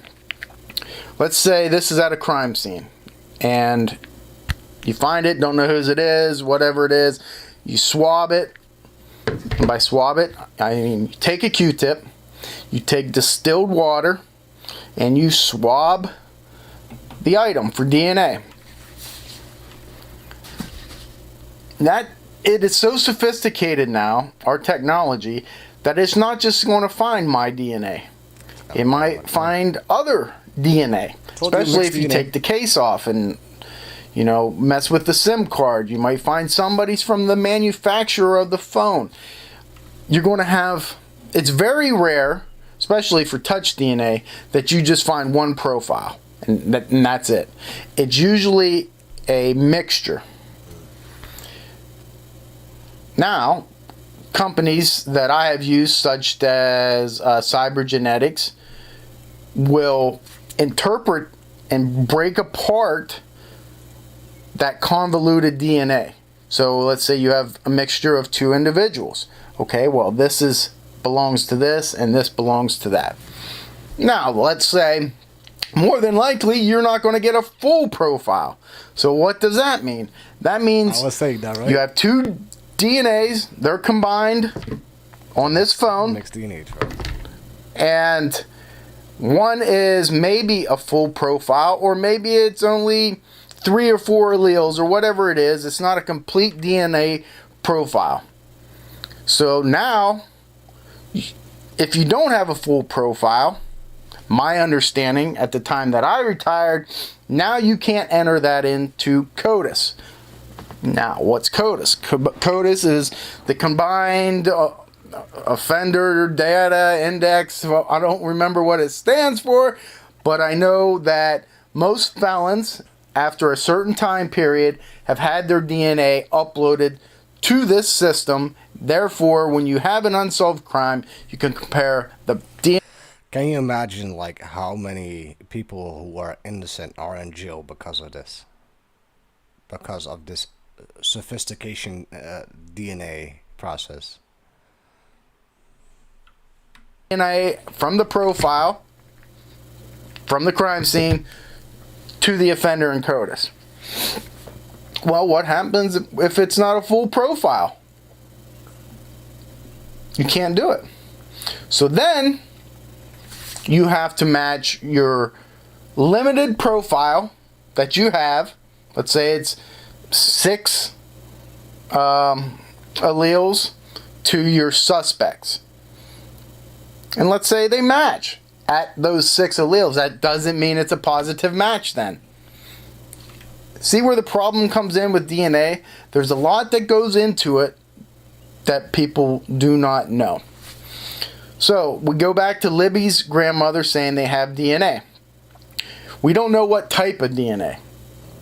You don't know if this was a sexually motivated crime and there's semen there because A, they were sexually assaulted, or B, the offender masturbated at the scene, or if it's touch DNA, I'm not going to repeat that. which you would expect from a physical confrontation if they are not killed with a gun. And again, hey, I don't know how they were killed.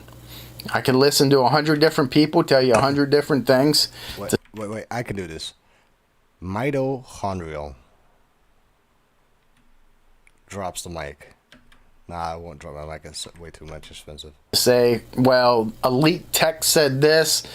They were stabbed. They were beheaded. Listen, until I see it on a transcript or from an investigator's mouth, I'm not going to believe it.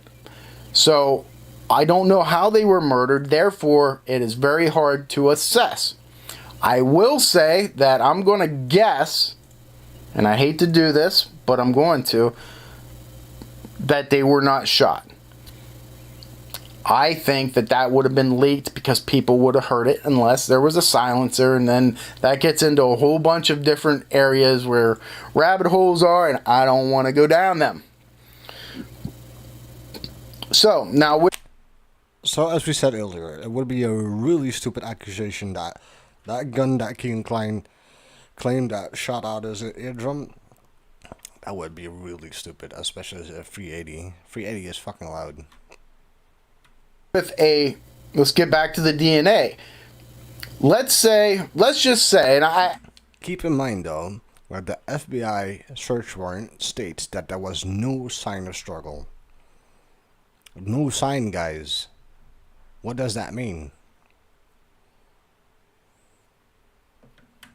I don't know whether this is the case or not, but let's just say they have a full DNA profile of the suspect or offender.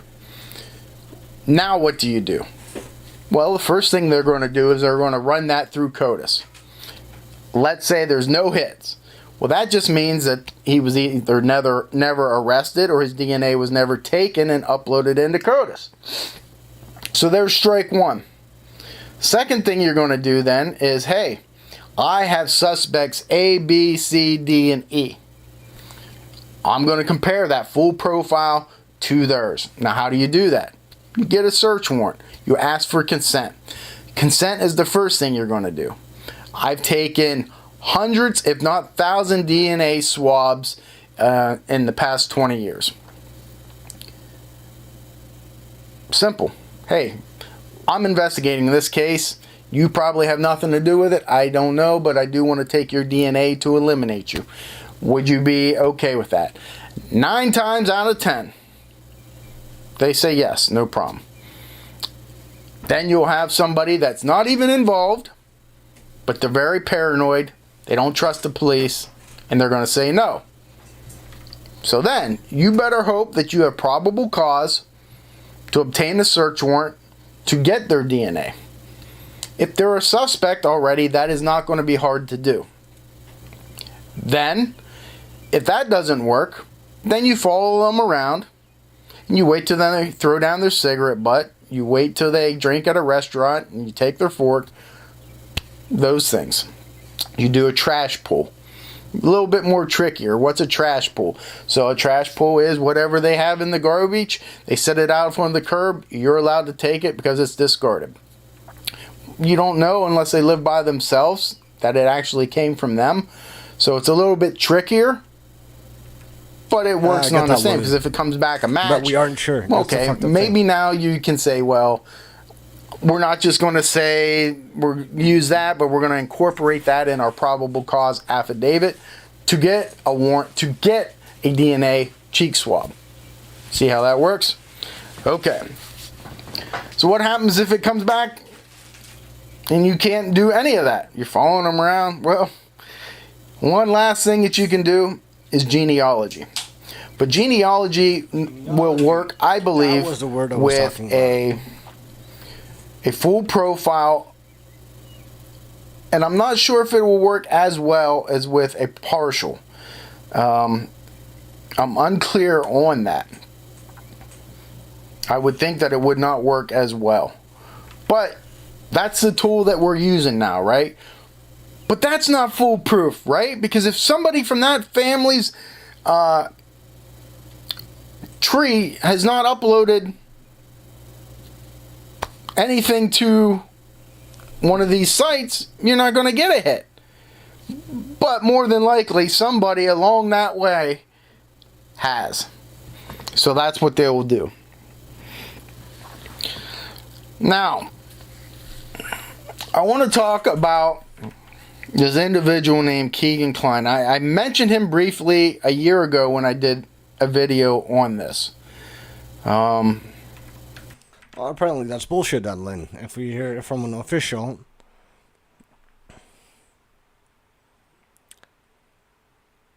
or is that a lie to get a search warrant? That's a specific detail, isn't it? I think we are being in a hero status here right now, and I honestly totally think differently about that. And I do. I did a few days ago. I did an episode that scored really well, also about the Delphi murders, which I talked about the Actors Rouge page. And a lot of people do not want to hear that because, first of all, I think Libby is getting too much attention, and it sounds really stupid for a dead child. And I hope this gets solved. But you don't hear anything about Libby, and I think that's unfair. She deserves as much attention as Libby. And then, directly in the 2019 conference, she gets set away as a hero. And she is a hero for getting those footage, right? But in this certain page, if we want to get this solved, we need to be realistic. And a lot of people have difficulty with that. I said before, I think Libby recorded before and did not see a threat about Bridge Guy because they were talking about girly stuff earlier. And because of Grey Huge, we think that she said that, is that creepy guy is still behind me? That's bullshit. That's a rumor.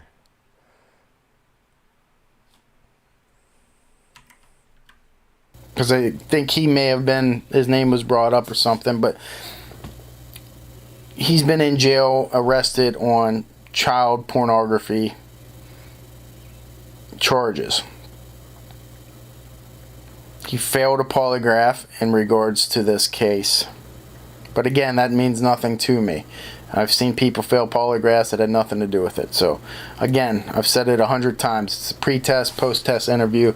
In the polygraph, that's what it's all about. He comes off to me as somebody who thinks that he is smarter than everybody else. Now, it's confirmed that he has been using a fake account of somebody named Anthony Schatz and using a picture of somebody who is an actual police officer in Alaska, is what I read from a news site. So you know how the news is. I don't trust it 100%. But regardless, it was not him. Because if you look at a picture of him, listen, again, I'm not the best looking cat in the world, and I get that. But I think I have more of a chance of meeting somebody online than this guy. No wonder he's using a fake picture and profile. He's not going to be getting too many responses if he throws up a picture of himself. Now, Anthony Schatz. Fake profile, fake picture. And I was saying this before, right? Why do you think he is catfishing? And that's for the KK camp, because fuck you all. I do not agree with you at all, because there's no logic in that. Why would somebody use a catfishing account of a male model? By the way, I used to model myself, so I know how that is. Well, I'm not as hot as this guy though, so kudos to him. But still, why would you use somebody else's profile picture and then meet them? There's no logic in that. Why would you then use a catfishing profile? And why do you do that? You don't necessarily do that to meet people, right? Because you can't transform yourself into something else and go there unless you're Jean Leroy Hart.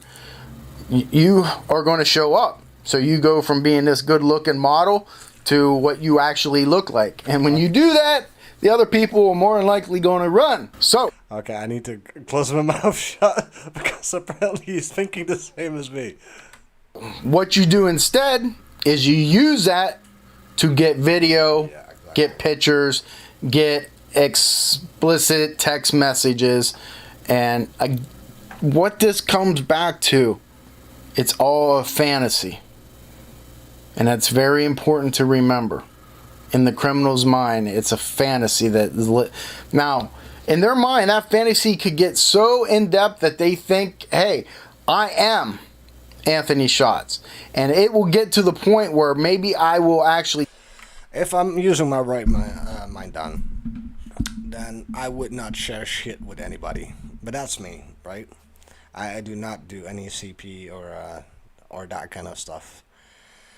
But do we honestly think this marijuana dealing fatso is bright enough to run a criminal child pornography? It's not a fucking Epstein, right? This guy is so fucking stupid. He has a brain cell of a peanut. Do we honestly believe that this guy is smart enough to run that? Now, for the people who believe that, then you know what camp they're in. You know what IQ they are in.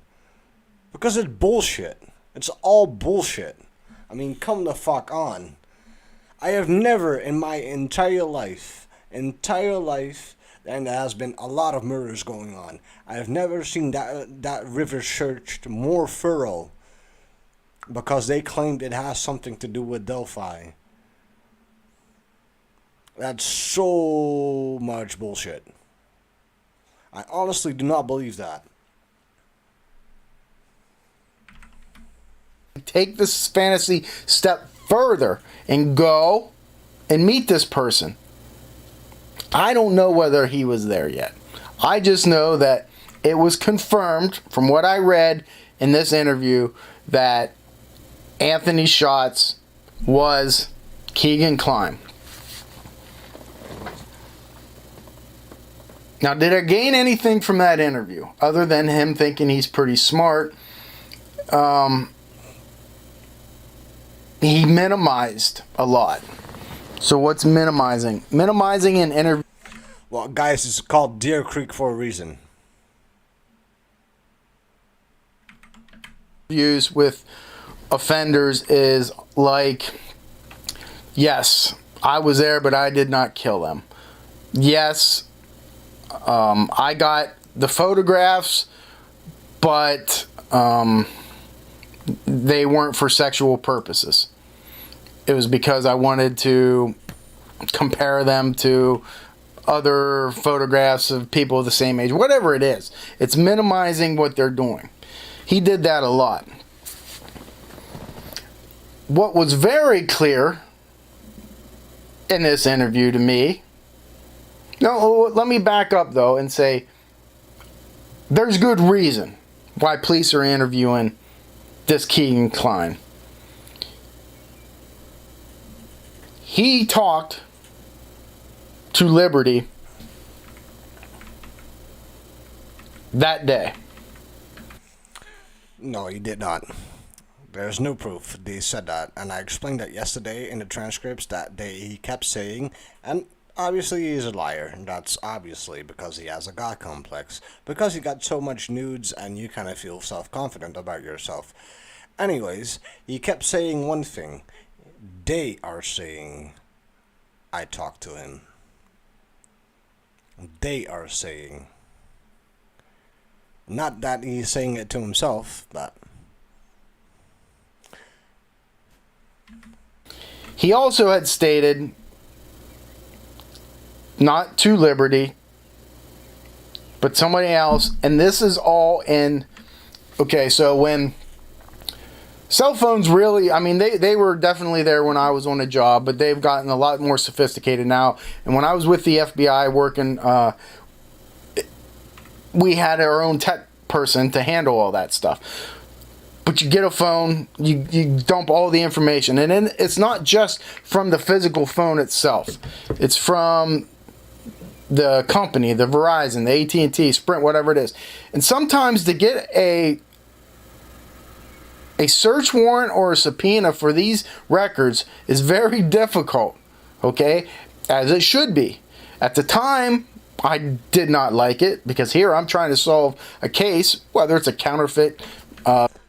Let me reiterate on that. I think the person who actually got catfished, the person who was the male model, he is a police officer in Alaska. And he said he moved to whatever, I can't remember, but I'm pretty sure that is...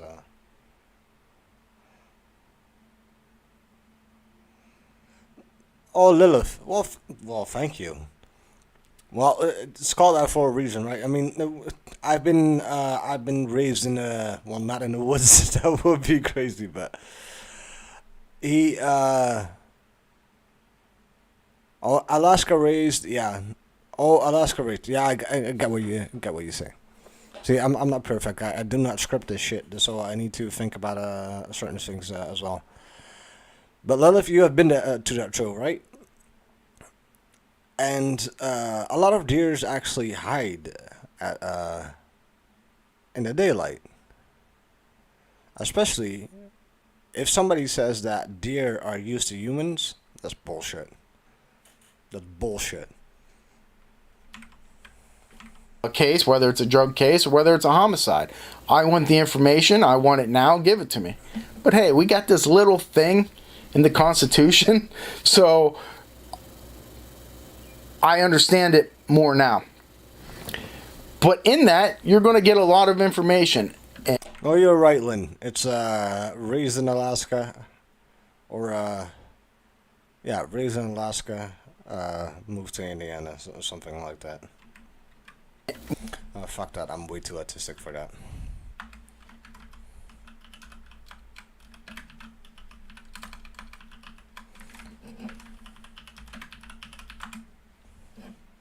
Oh, fuck my life. I cannot type.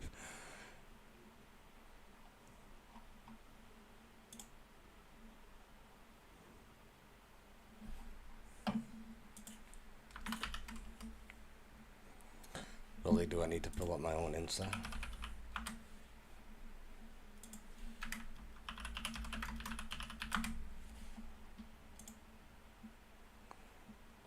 Alaska born, Indiana raised.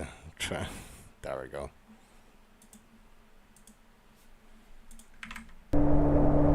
But in April 2019, that was all about to change. State investigators said that the case was moving in a new direction.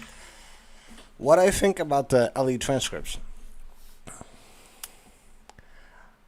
I was just telling about that. I think, well, you can, officers can lie that he had something to do with it.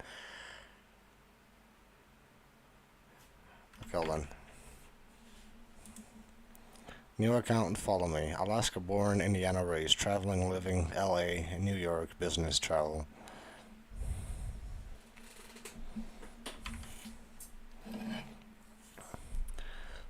What I think about the LE transcripts, about Keegan Klein, you mean, right? I don't know, my opinion does not matter though, but I think as myself as a smart cookie, but It's always, you can read somebody from the way they text, not only visualization, but you can read somebody how they text. You can know their demeanor. And this guy is stating that he said multiple times they. And they are saying, I had last contact with Libby. That's bullshit, because it's a fact that he had contact with sister. And I think sister sent nudes.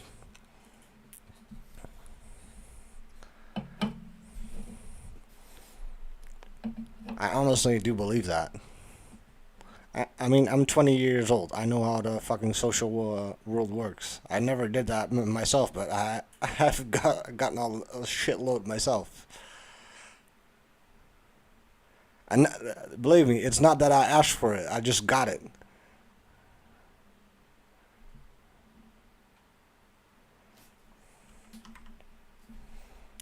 That kind of made me suspicious, though, isn't it? But no, I'm not that desperate to ask for any nudes. And announced an upcoming press conference to be held at the Wabash and Erie Canal Conference and Interpretive Center in Delphi.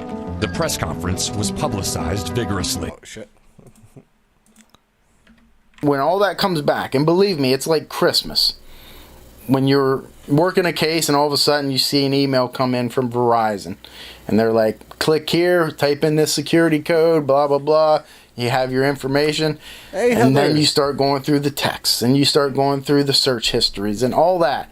And it's a treasure trove of information. And believe me, it will up your spirit when you get it. Now, your spirit might be up here for a minute and then you read it and realize there's nothing relevant in it. And then your heart sinks again, but hey, that's investigations.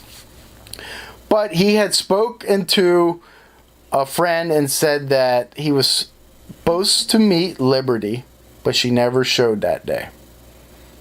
That's a big and powerful statement, right? Now, he denies saying this in the interview over and over and over again. But, you know, you show them the transcripts, it's right there. But what is intriguing is it also shows that two different cell phone devices, whether it's two cell phones or it's a cell phone and an iPad or a computer, had opened up this Anthony Schatz's profile. And whether it was on Snapchat, Instagram, I'm not sure. To me, it doesn't matter. A social media app, period, had it opened at the same time. It is very clear to me, reading that interview, that those investigators believe that Klein's dad he has is an involved. identity issue. 100% beyond a shadow of a doubt. That's why I'm saying, Lilith. Now, I'm not here to say he is involved because I don't know. I'm not investigating the case. But I can tell by reading that, there's no doubt. And for good reason, it appears. But Keegan just did not seem to want to go there, and he just kept denying it. And I'm not sure what to believe out of that. One of the things that Keegan did is, and there's only two reasons for this. Yeah. Okay. He goes, police had this information pretty quick. Okay, because within 12 days, and I didn't realize this, I thought this guy came on years later as a suspect. 12 days.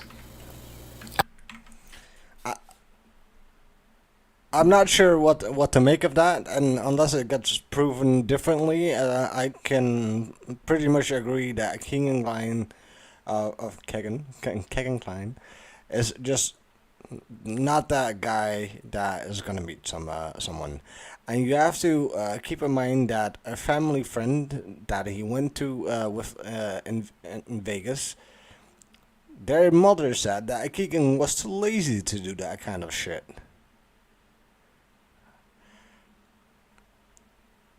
And I get though, if you look like that, fair enough.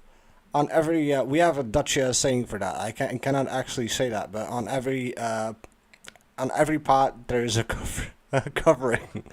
But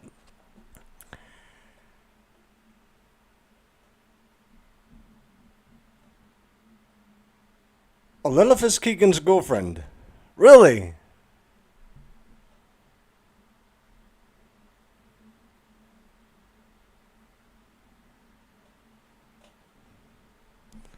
Okay, wait. Como is better than Keegan. I know. So, Lilith, you're Keegan, his girlfriend?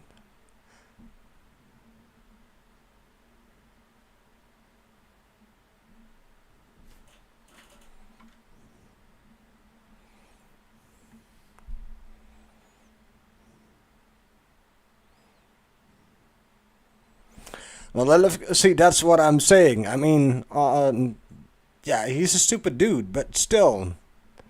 I'm not saying he has anything to do with these murders. I honestly do not. I think he's a lazy fuck. And I know a lot of people who are lazy fucks, so he's probably one too. I know exactly how he is. I know the weed smoking, weed dealing kind of piece of shit that are around in these worlds. And if people want to use that, fair enough.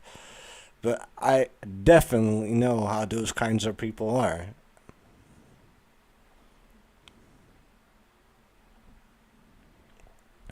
Which rumors aren't true though, Lilith?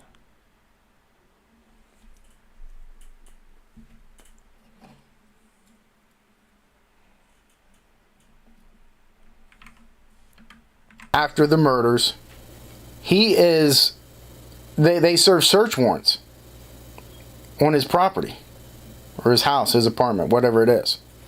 That's fairly quick.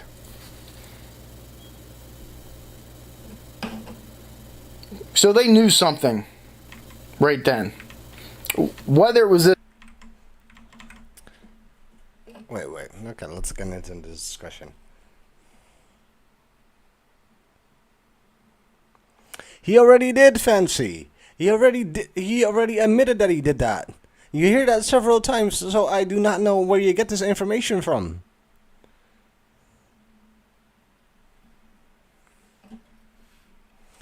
So you know Keegan. What kind? I'm not saying this like as an interview or something, but what kind of person is he? I think he's a fat marijuana dealing piece of shit.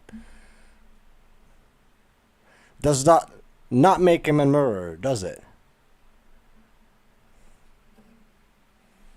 Lilith, I can imagine Keegan would claim anything, so don't worry about that.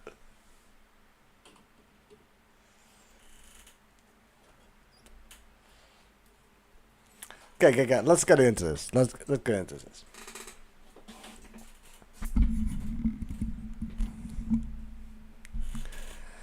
So you know him, right? What kind of person is he?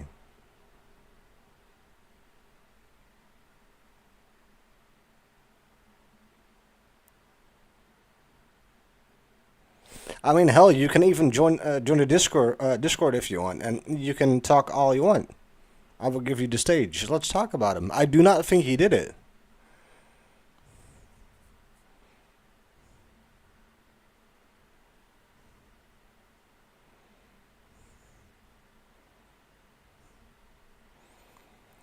Lilith, if you want, let's talk.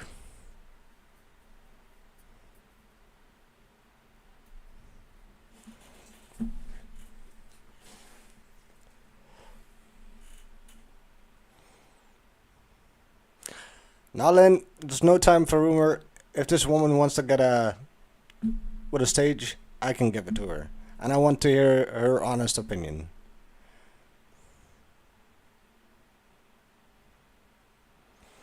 Deal.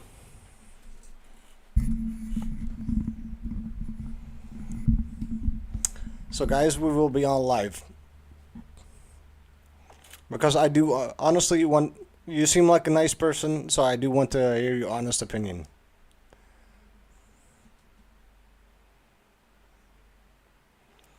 Because this is the thing, guys. We are trying to solve two girls, their murder. And I'm so sick of the rumors that are being going on.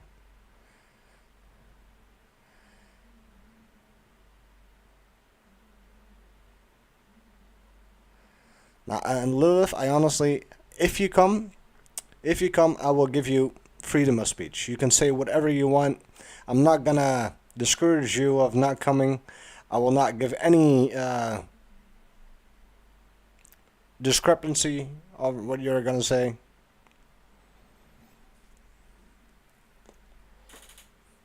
Because obviously it's kind of hard to interview Keegan himself, right?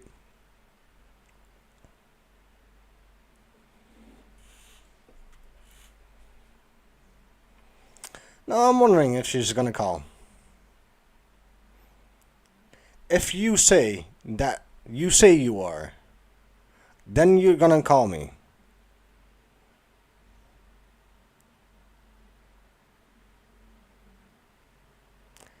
And I believe her.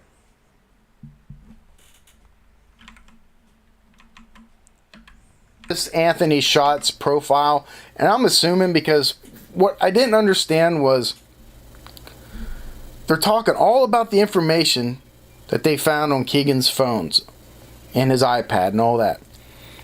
They're going through it. They're reading it. You know, the stuff that he looked up was sickening. Not about murder. Child pornography stuff.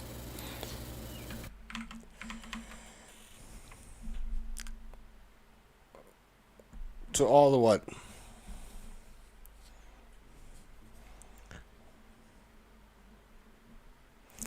She does it to all the creator. Well, fair enough. Well, if she wants to stay check and give it to you. And if you're saying who you are, then you show up. And if you have the guts, then do. Please tell us. No, Lynn, I believe you. I believe you.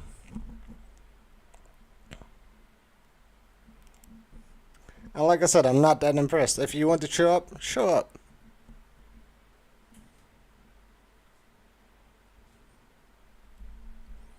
If you get on off at 5, we will be here. We still be live.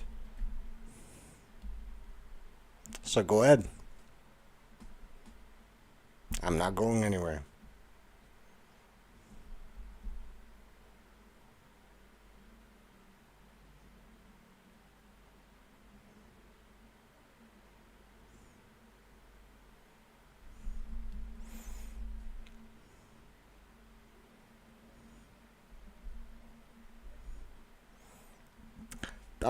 I will see you in a few then.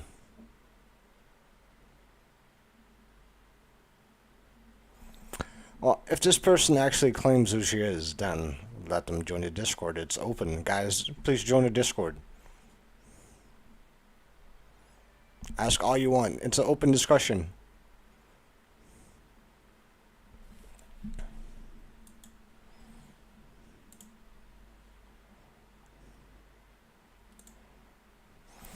The description is of the Discord is in the subscription. I wanted to say, yeah, please subscribe. Well, sure, but it's in yeah, it is in the description, not subscription, description. But let's have some conversation, guys. Come on.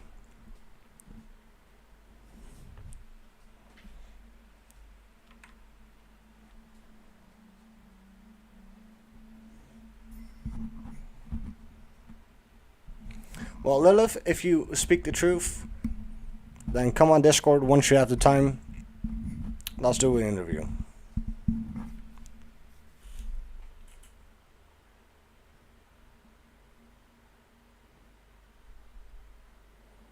And I want to hear your side as well, because if you claim that who you are, then I'm curious about that.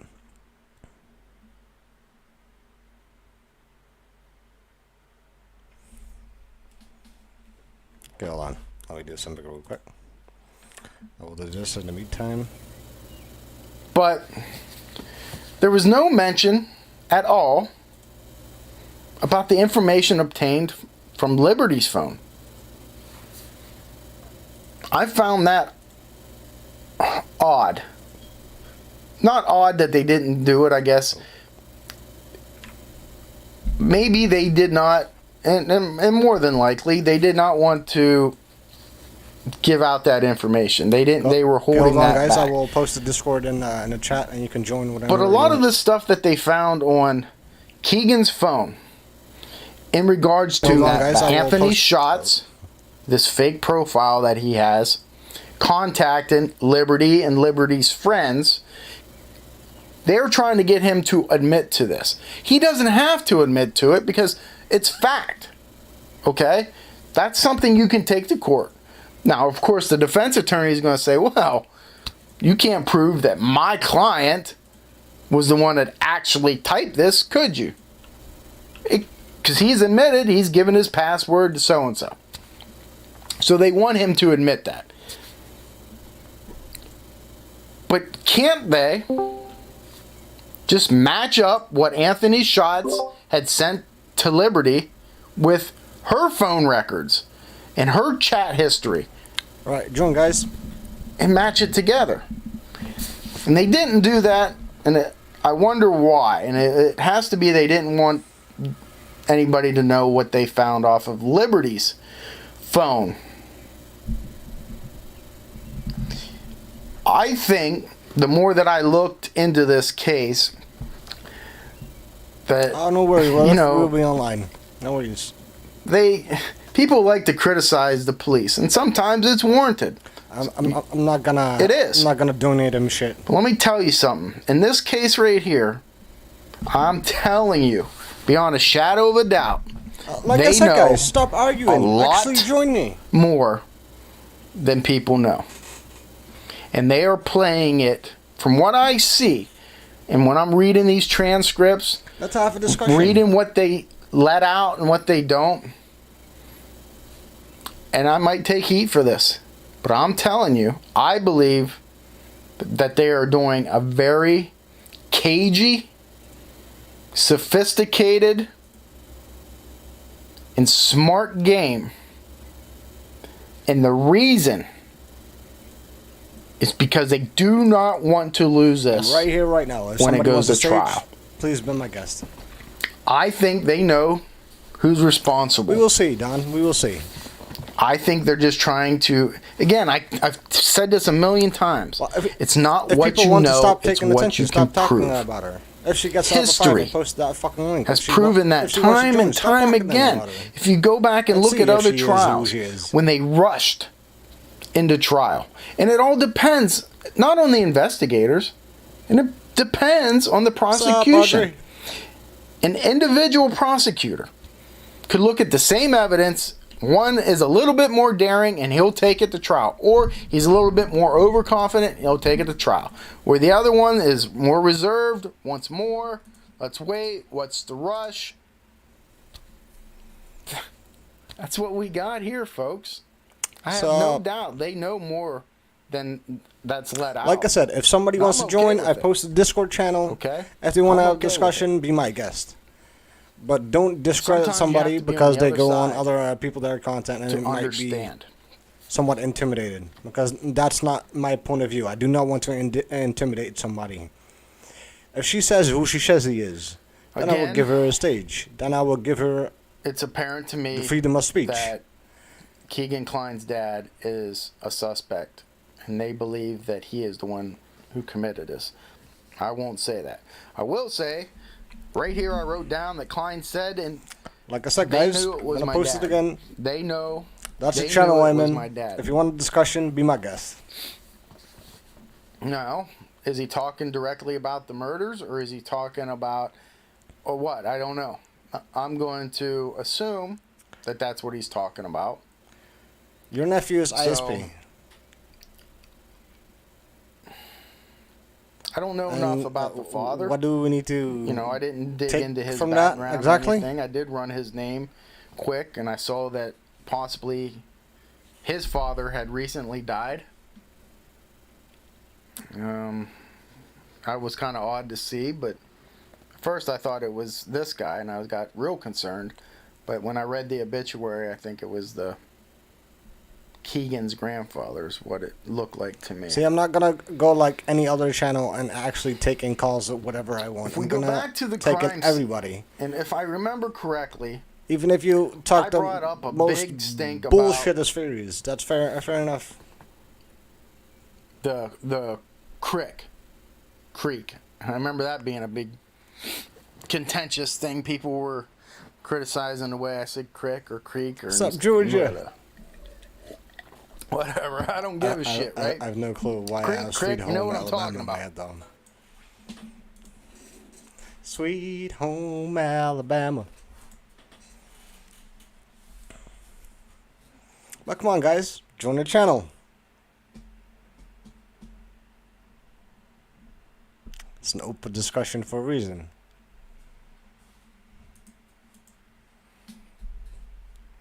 See, if I sing to you guys, then you guys are gonna leave. So.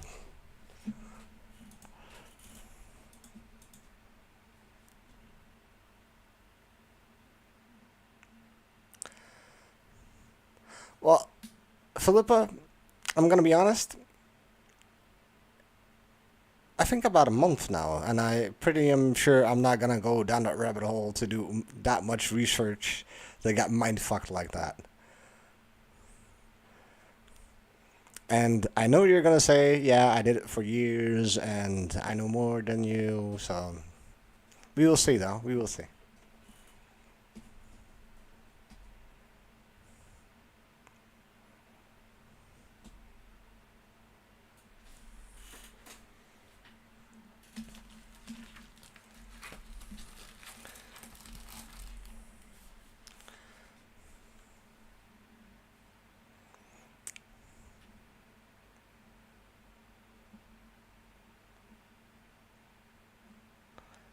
I think doesn't every police department do canine training? Well, I guess not every single one. They need to have a canine department, right?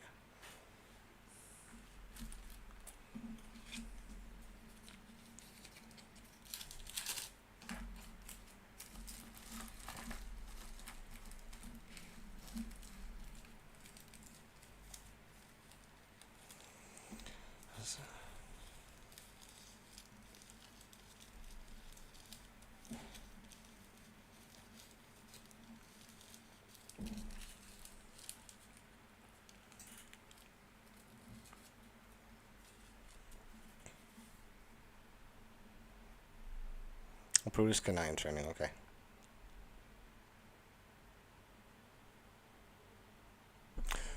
Indiana State Police Office located in Peru, Indiana. Okay, so why is the Indiana State Police flying in helicopters while they are located there?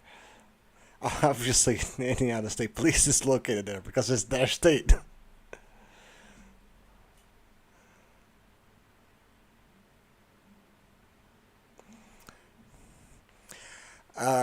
Philippa, I honestly do not have a clue. I honestly do not. I think there is being purposely brought on confusion. There are so much things that's without the rumors. That's with all. I actually made a video about that, and of course I made it, so I'd like to take credit about that. But credits to Actors Ruse for the good information. Because that takes away all the rumors, and it kind of gives you like a whole different perspective on what might have happened. And I honestly still stand with that happened.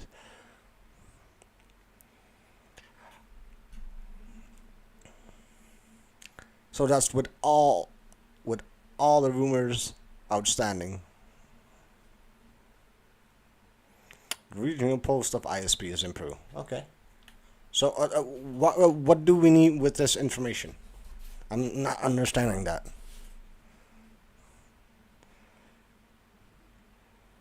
So, the regional post of ISP is improved. Yeah, so what?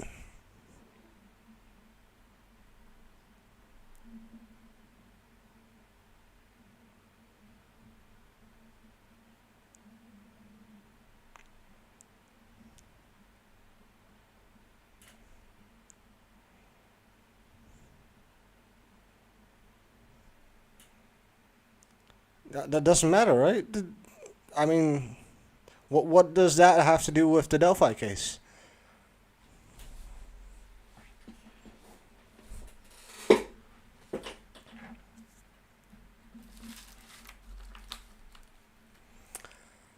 Public art, I'm not even going to talk to you. That's so bullshit.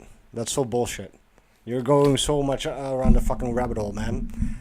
And you're one of the guys that why this case is so fucking confusing. It does not make sense whatsoever. Ah, damn, dude. You gotta be kidding me, right?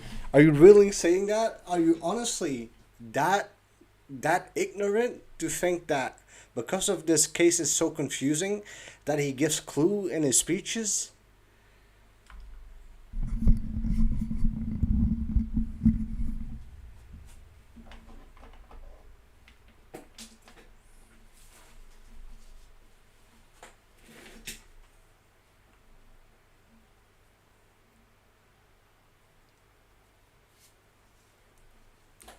Thank you, Fancy. And I showed that in this episode as well. Well then, public, then this is not the right channel for you, man.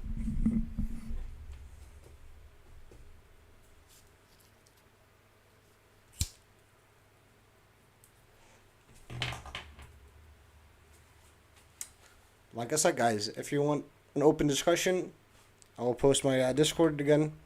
It's the right channel. You got straight away in contact with me. If you want an open word, be my guest.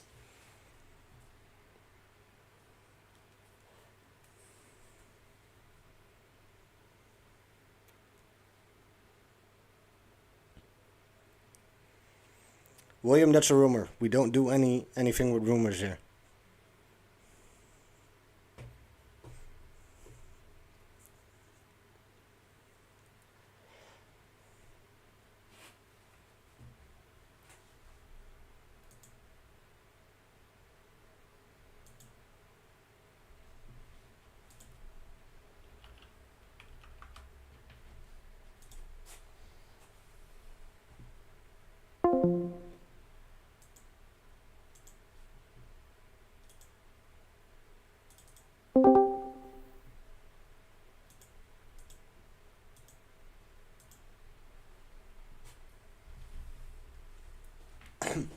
Although I do agree, Mike Patty had some strange reiterations about the day they were missing.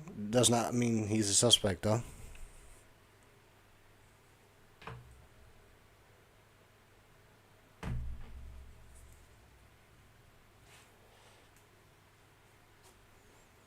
I mean, come on, guys. We all want a suspect, don't we?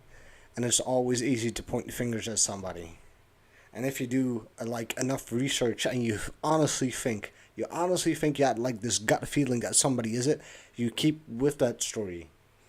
Unless somebody proves you wrong.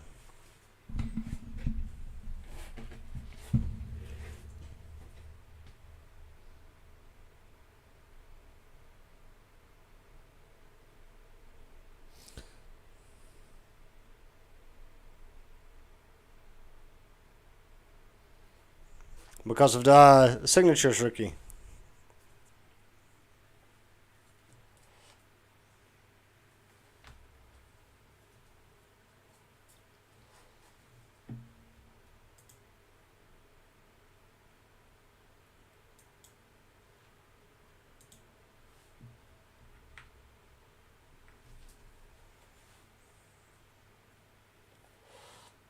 Go on, guys.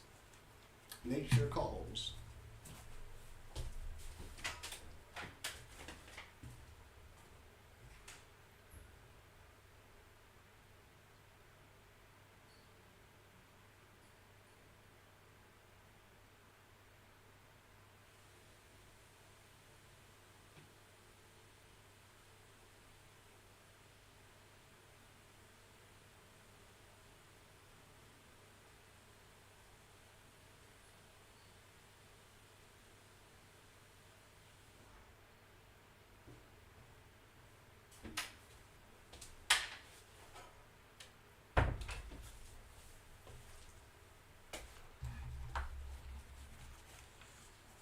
But how come, guys? How come, if we look at the official documents, right?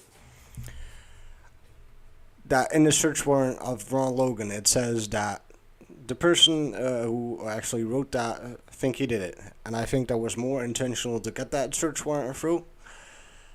But he pretty much got cleared. He went on a drunk driving trip, and that's why he got caught. He even got caught on camera, so he can't be it.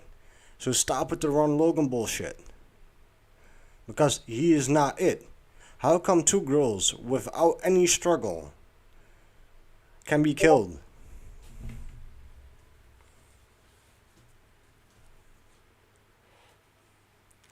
Yeah, and then we can go deep into the flight and fight or flight reaction.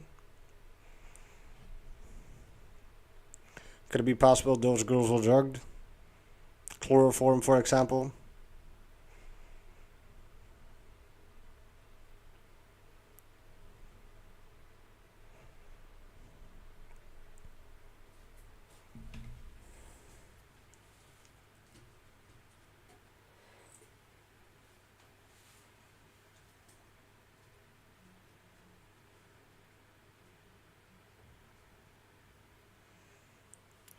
How do you know that, public? That's the thing. You do not know. You do agree that Ron Logan was not the killer. Why do you associate with him knowing somebody that do knows that he killed him? How fucking stupid must that killer be to leave two bodies at the property of apparently a good friend? Wouldn't that make him like hella suspicious?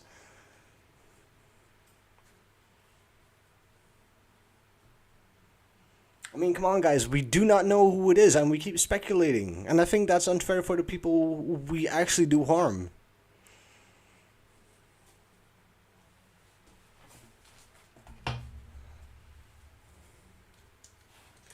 No, he did not. Yeah, sure, he made an alibi because he drove drunk. That's why he got caught. That's why he needed to go for 2 years or 3 years in prison. That's why he lied.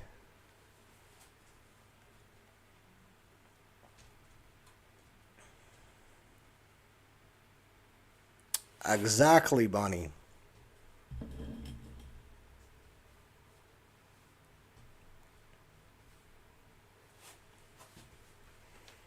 Well, that's the thing though, Bobby. That's a mindfuck right here. We do not know that.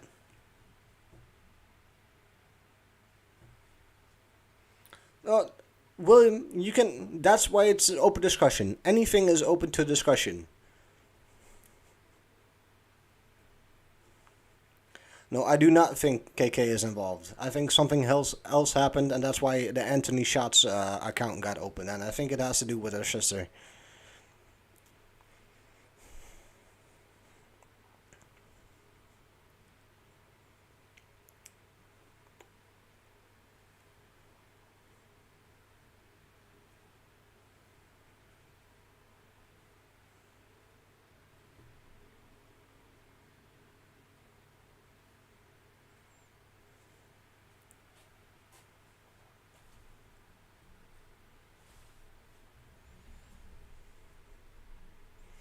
He's just a scapegoat. And that's mainly because of the murder sheet. How do you know there will be an announcement tomorrow?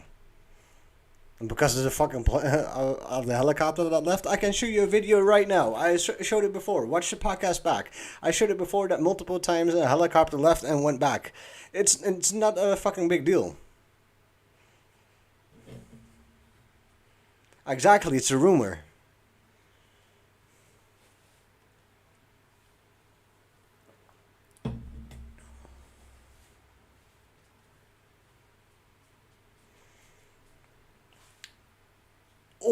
Or they could be lying out of their ass because in 5 years they didn't have jiggly squat. They didn't have shit.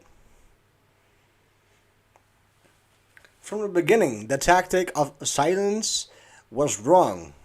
They did that with the Flora case as well. That's the same thing.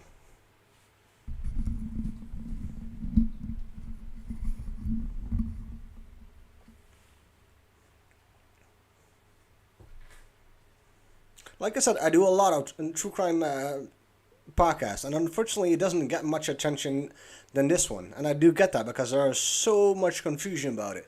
But only use logic, guys. Only use logic, and you see snippets of fucking people who are lying, and LE is lying, family are lying. Why? It's a community of 3,000 people. How hard can it be?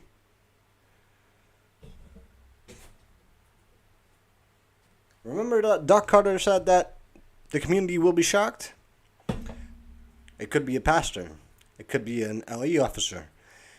It could be anyone with high status that they will be shocked. It could be a family member. William, and that's the thing that I hate. We need to, don't forget Abby. Abby is the one who got killed as well.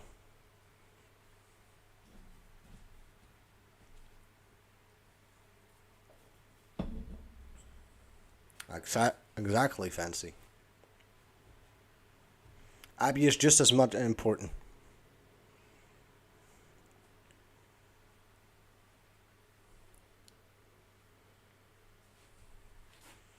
Yeah, I'm trying to say that, but apparently people do not listen to that.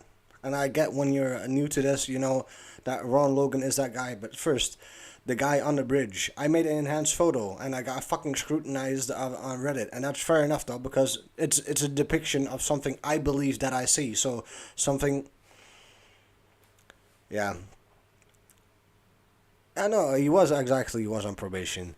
But I think Bridge Guy has a mustache. And how the fuck people come by that he has a goatee, that's bullshit. I made a video about that.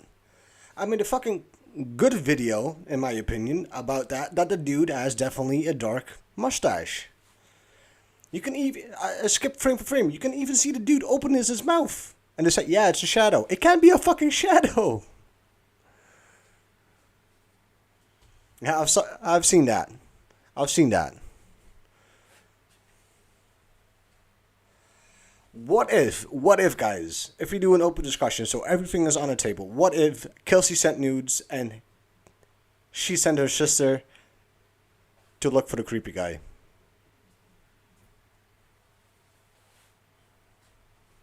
It's a theory, I know. Because of Kelsey, that's why we know about the Anthony Shots accounts. That's a lie as well. Well, that's not a lie, but that's how we know about it. He's an older dude. Definitely, he's an older dude.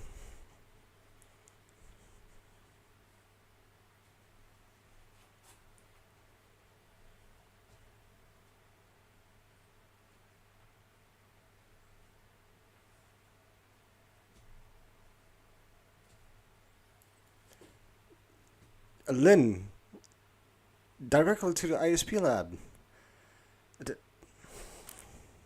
Yeah, so what? Do you think if an object lays 5 years in the water, do you think that they can do anything with that in the lab? Why didn't they take the 380 gun that Keegan apparently also threw in the water in 2019?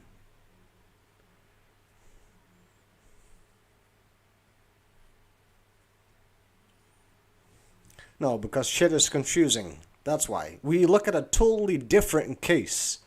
We look at a totally different case that has apparently nothing to do with it. The dude is in a jail because he admitted to solicit child porn, and we just want a scapegoat. That's all.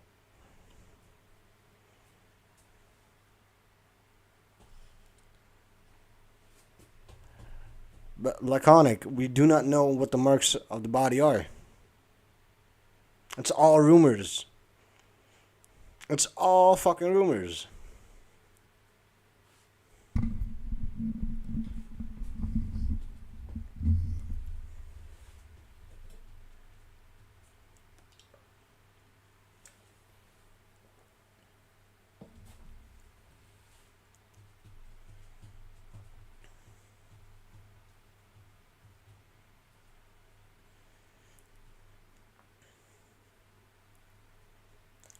You want to know a funny thing? I actually did a Freedom of Information Act on this case, and I didn't get a reply at all. Not at all. And I was gonna show you guys something, but I'm gonna wait with that because I wanna. Well, if that Lilith's person says that she knows Keegan, then let them come. Let them come in. So I'm curious what she has to say.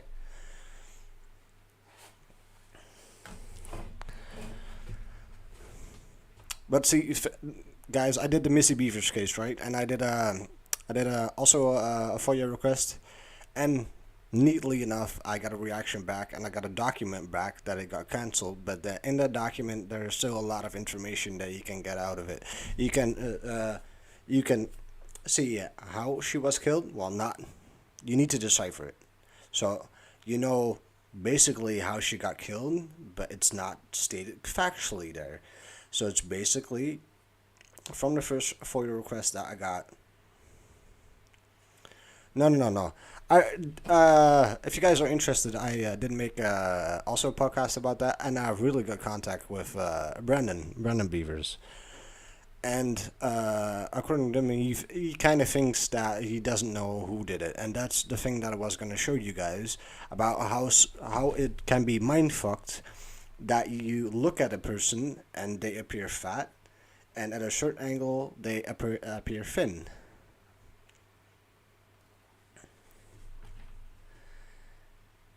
And that's kind of the thing. I mean, we all have like these rumors, you know?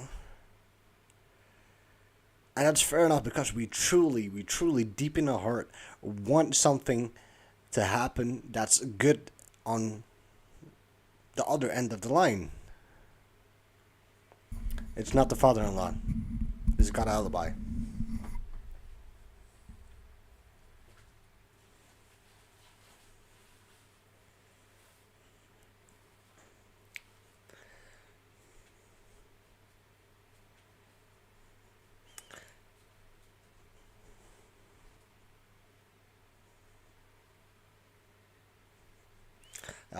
I honestly have something so cool to tell you guys, but I can't yet.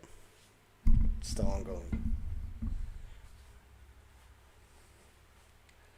Okay, I will give a little bit of hint. So what if you have one piece of paper? What if you have one piece of paper to go on? That's your only lead. And in that lead, it only shows you the description, a photo of that person, and the last place they were at. Where would you go from that? There.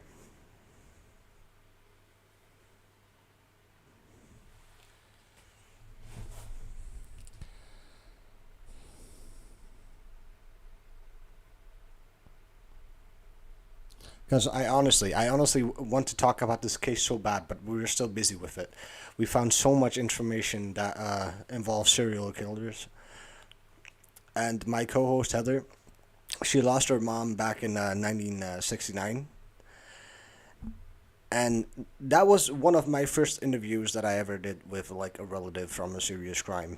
And I only got one poster with details on where her mother was. And I called, guys, and we got a page of 252 pages of information about Heather, her mother. I mean, how crazy is that?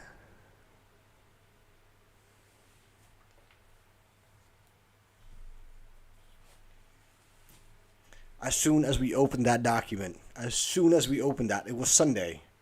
Still remember it. I went 3 days. Usually I do every single day I do a podcast. I couldn't. I read every single page twice or even 3 times.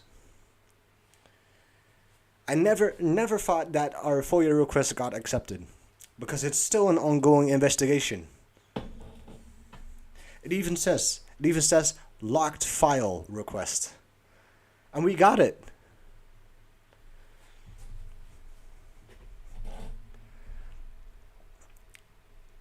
And honestly, this is a Netflix story, guys.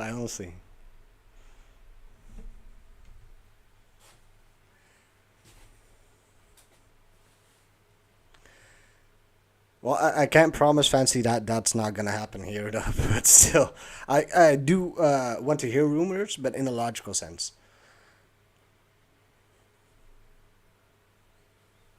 I mean, if you look like, yeah, I think I saw that guy doing this and this. That's actually a really good lead, though. But then, if you don't have anything like to back that up, then it's just hearsay.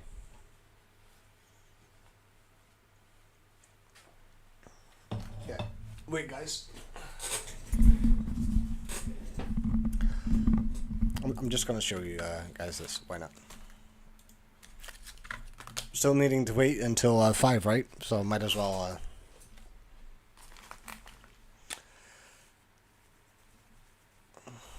Okay, let me see.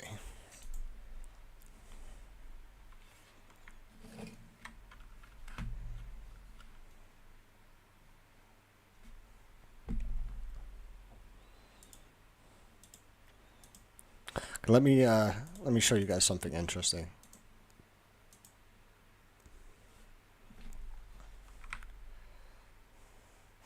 I know it's always about Delphi, but I'm just needing to like wait out the time, so might as well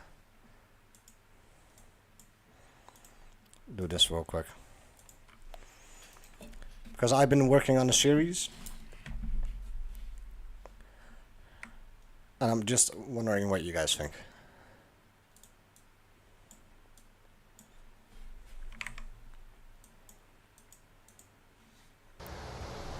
You might have to make a real hard decision between your wife and your family and yourself and your life and your old friend, Wes Shermantine. There's no hard decision there at all. Okay, and I've already told you that. Lauren, you have today, because I have drug you in here kicking and screaming, you have an opportunity to separate yourself from Wes Shermantine. Wes is going to go with or without you.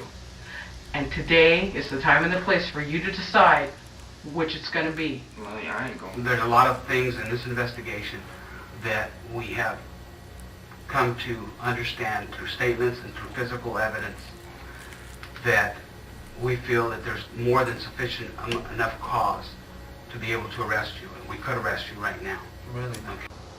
Okay, and... I've already told you that. I mean, my family's more important than anything in the world to me. Right. But I also... I've done nothing. He ain't going with me. He ain't taking me with him. Okay. You know what I'm saying? I ain't done nothing to be going for. Lauren, I sure hope you're telling me the truth, because I see you as an opportunity to do something that we probably will not have an opportunity to do unless we get lucky, and that's get Cindy's body back, because Wes will never. I can't help you there. I don't know. Okay. If I swear, I told you that. You know, if I knew, this is the truth. I don't give a Convicted killer kills himself. Lauren Herzog found dead in an apparent suicide in his Susanville trailer. It's a story KCRA3 first broke during our morning newscast. Since then, KCRA3's Mike Tussell has confirmed that before his death, the killer did not reveal a 13-year secret that continues to torment the victim's family.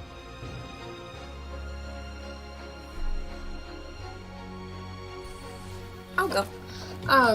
So I actually got to live with my mother until I was about 6 years old. I was taken from her off and on by the state because she wasn't an upstanding citizen. I was adopted when I was 8.5 because when I was 7, she went completely missing AWOL. Other than that, you want to go? I'm the oldest. I'm 37. And my sister's 34, so we did not grow up together. She did ask a lot of questions about me. Asked how I was doing, wondering when she could see me again, because I was the first child to be taken from her. My biggest thing now is, yes, I'd like to find my mother, at least have closure for my grandparents, but to be able to tell her, regardless of my I guess, bad times as a toddler, that I grew up okay. I grew up safe and healthy.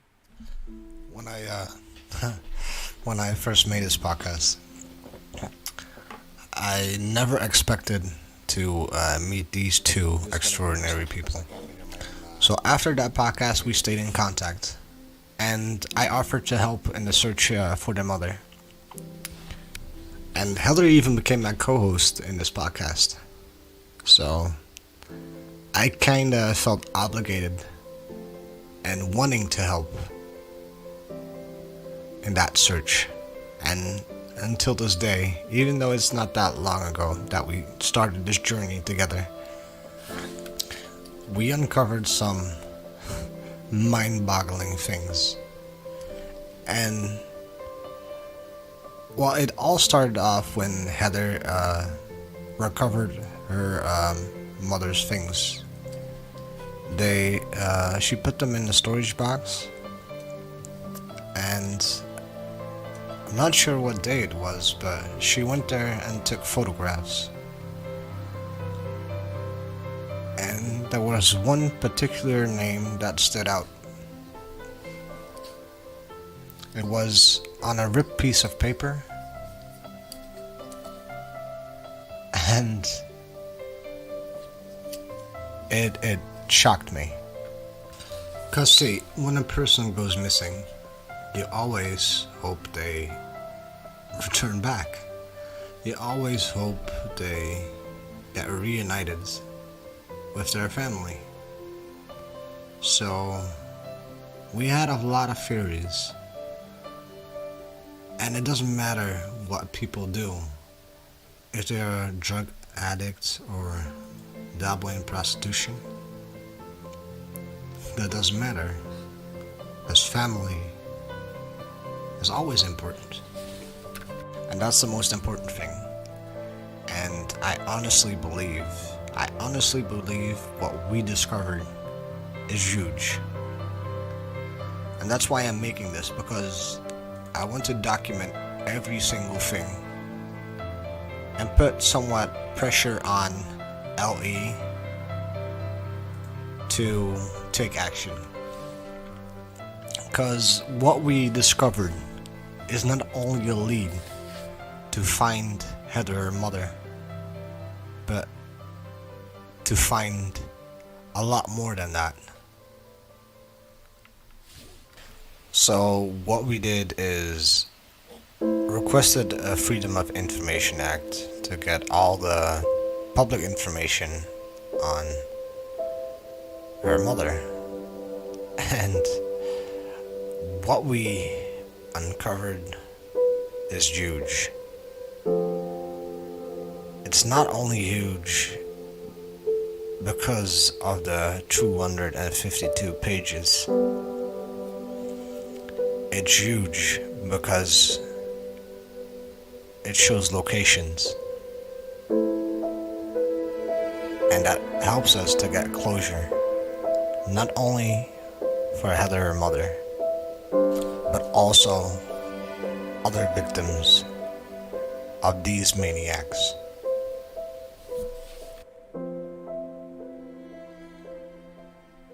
Is it done? Yeah, it's done. In a perfect... So let me be clear on that though. I made that video because in 2012 in California, in Stockton, there were two serial killers, Wesley Shermantine and Lauren Herzog. And one of the victims apparently was my co-host, her mother. And she was the first one I made a request on getting a co-host for this podcast. So she reacted with that her mother went missing in 69 or 96, sorry. And so we had that first podcast. That was my first interview with her, and she actually became my co-host. And after that, I asked her to help in the search for the mother. I wasn't really sure on how far I would go, because I do a lot of PI work. I do a lot of private investigation work. I did Andrea Nabel, the Missy Beavers case, and I had contact with both relatives, with Aaron Nabel and with Brandon Beavers. So, the least that I expected was to get like any information about just one missing person file, right? And when we got those pages, it's crazy. It's really crazy because the first, her mother, she left the Flamingo Hotel in Reno, Nevada, and she left all her belongings, so calendars, and it was one ripped piece of paper. One ripped piece of paper that said Lauren.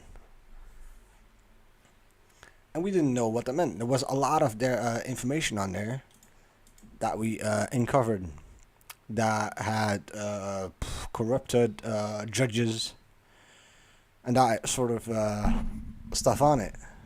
So there was one specific piece of paper that said Lauren on it. And I made like 5 or 6 phone calls on the Nevada police, and specifically asked for a mother.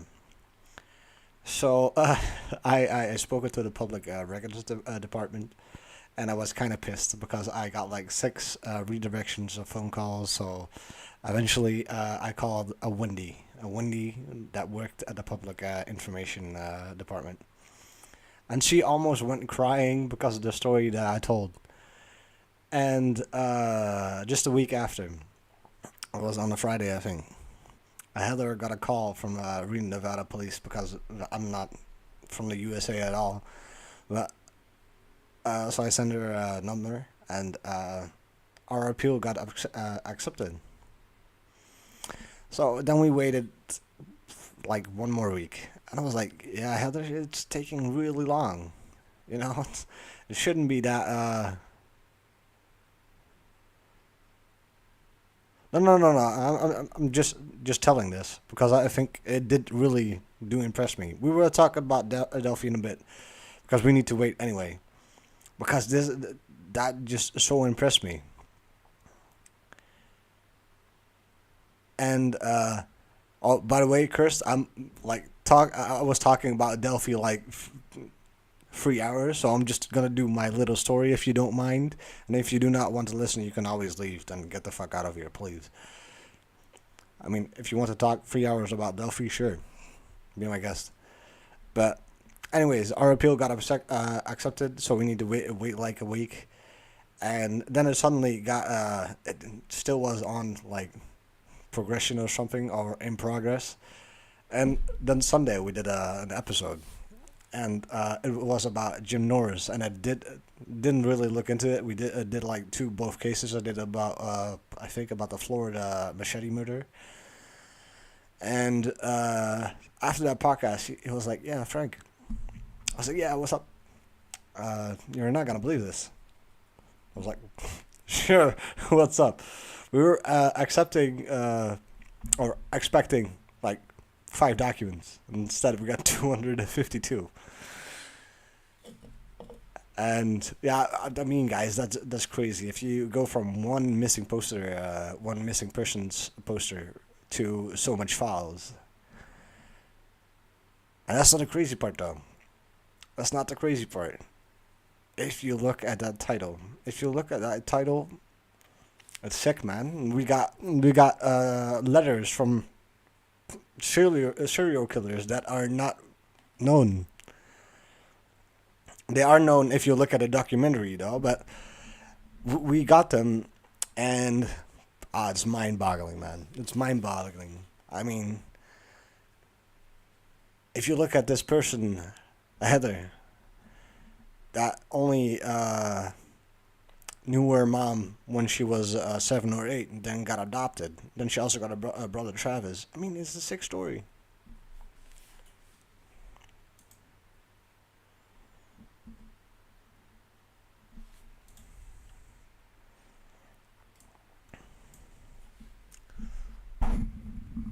So yeah, I'm doing kind of a self-promotion thing here. Anyways, yeah, we're working on an episode of that. But anyways, guys, if you want to join in the discussion about the Delphi killings. Oh. Nope, Terry has not been found yet. Not yet. I personally worked out every single information Wesley Sherman wrote in those letters, and I'm pretty sure I know the location where she is buried. Oh, buried? Thrown in. That's garbage.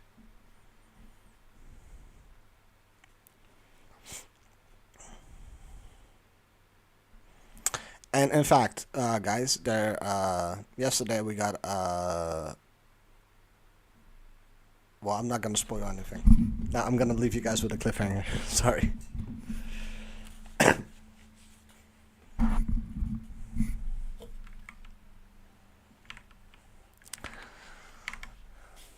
So that's just what I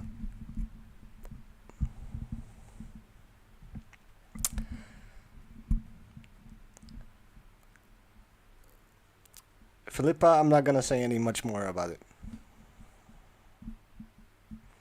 I documented every single thing, and we are still working on it. I'm still working on a whole episode about it. We contacted state police, we contacted news articles, and yesterday we got a confirmation that we might actually, well, get some new information about it, because there are a lot of bodies. Look up, guys, the Speed Freak the Speed Freak killers. They murdered so much people.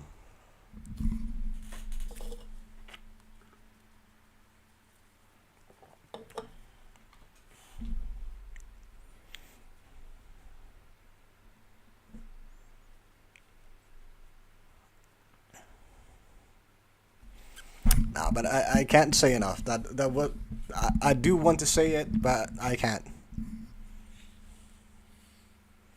because I'm not sure if I'm right. I pinpointed the location where I think she 96 public. Oh no, what era? 15 years in total, from 1985 until 1980. No, wait, from 1985 until 1998.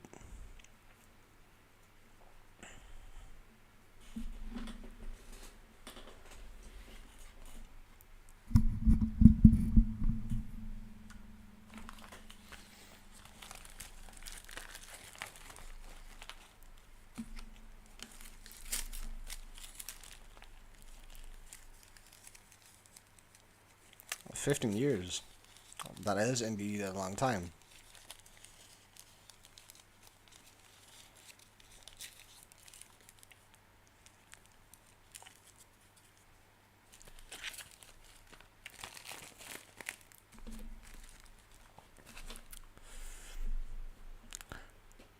Carly Brexia, I'm not saying that correct. Okay, let me look into it though.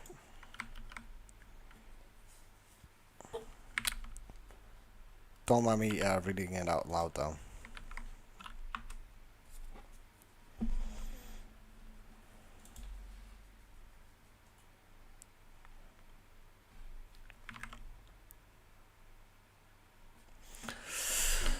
Well, fancy. Well, we're gonna turn back to the topic of BG though, guys. But you guys can leave comments that if I do a next podcast that we can cover other cases. I did the Elizabeth Barraza case as well. I found that extremely interesting because it has video in it. I think BG is a serial killer. Well, if you look at it, a lot of serial killers have signatures. I did a Zodiac podcast that did signatures, although I do believe there are multiple suspects that claim to be Zodiac. But usually a human being is a creature of habit. And we can see that, for example, with the Speed Freak killers. They dump their bodies in a place that I cannot disclose, but anyways, they're a creature of habit. If we do the Long Island serial killer, also made a podcast about that. That person did murder their victims, were all prostitutes, and they were all on the side of the road. And it's a sort of a fantasy. Like I said, if you have a familiar thing that you do. So BTK got his name from bind, torture, and kill. That was his MO. That's also a signature. So a signature means that that person is comfortable in that environment.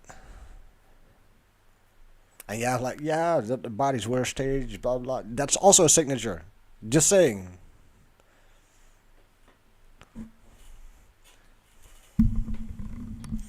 I think if a person murders somebody, especially two little girls, I think you do not have the shock reaction that you usually do if you have such a pristine crime scene, as we are told, that it might have been Corona. Not kidding.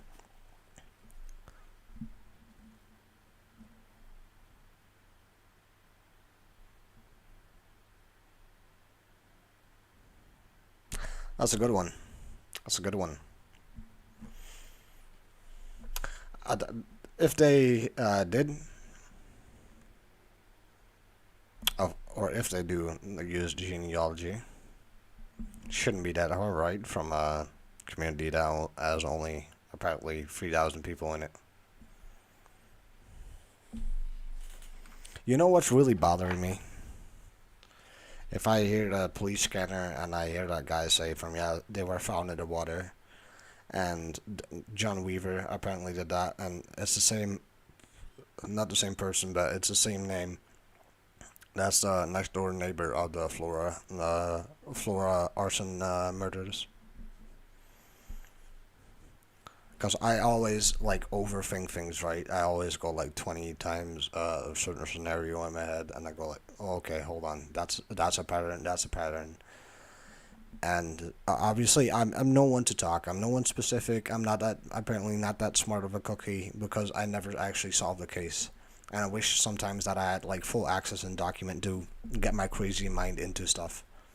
But unfortunately, I do not have the luxury to do that.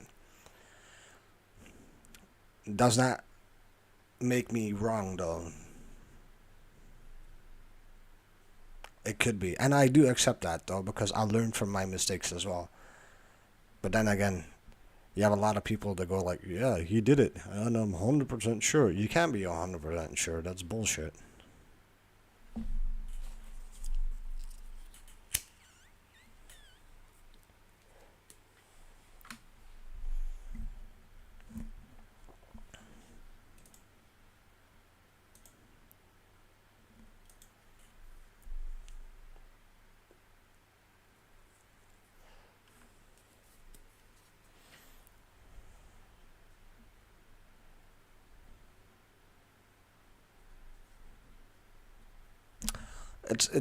It's not really the work that I do, though. It's more my curiosity, I guess, and I'm willing to share that because I think a lot different than people. I do not go a discussion out of the way.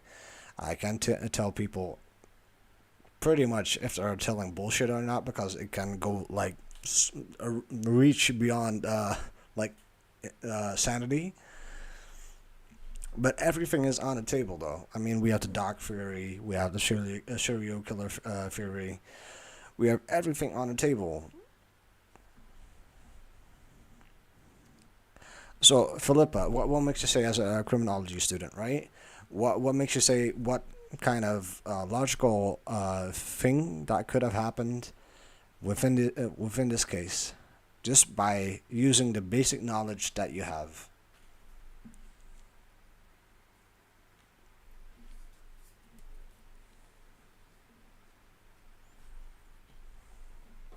So if you, for example, say, if we have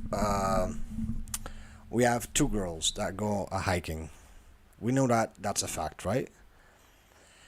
Those girls went missing, was found dead the next day. We do not know how they got murdered, but what would you get out of that? That's really important, though, because that's the basic.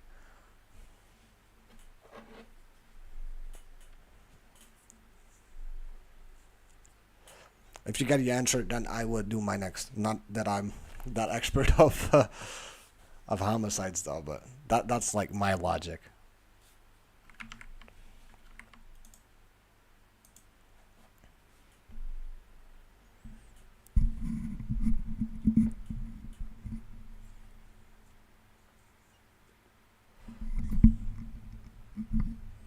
Not without the KK. Not without the KK. I'm talking about the basics. I want your honest opinion as a criminology student. What do you think about the basics? And you don't know KK yet, right? You only know the basics. So let's start in the beginning of the investigation. 2 girls were found murdered near a trail they were hiking at. What happened according to you?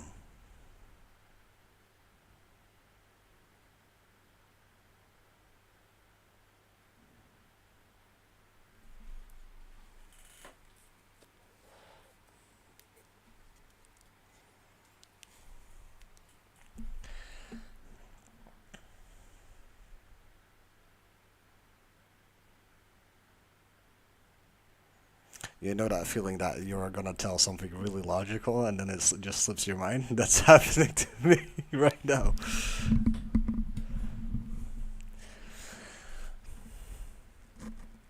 So if we have this case, right, 2 girls were hiking and they were murdered the next day after a search party was looking for them, even though it was on private property.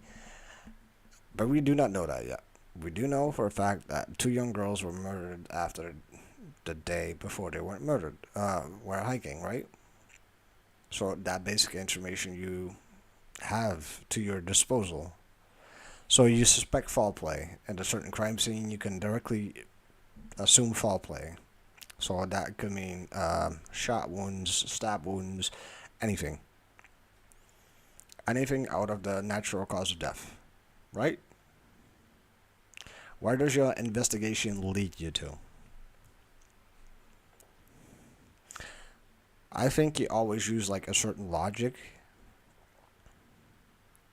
Because only a month later, Ronald Logan, his search warrant went light.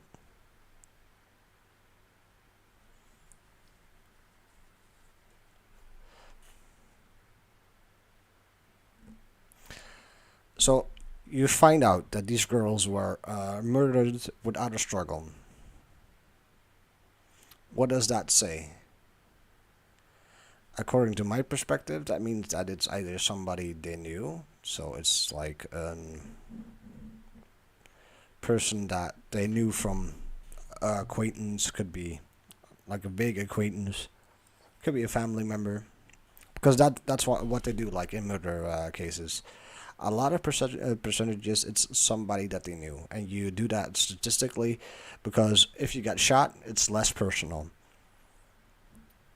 And if you get stabbed, it could be more personal. Usually it's more personal because you need to get up close to somebody. So I think it's really key in this particular murder case that if they do not release it, I think it has somewhat of a fishy sense of somebody that they knew. And that's obvious in a small community, but still.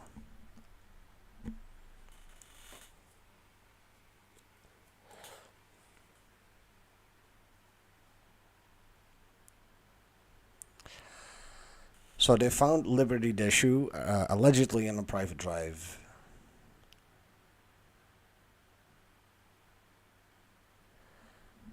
That means that wasn't a struggle, but still they found a shoe. That could mean they were dragged or they fell down by who knew what.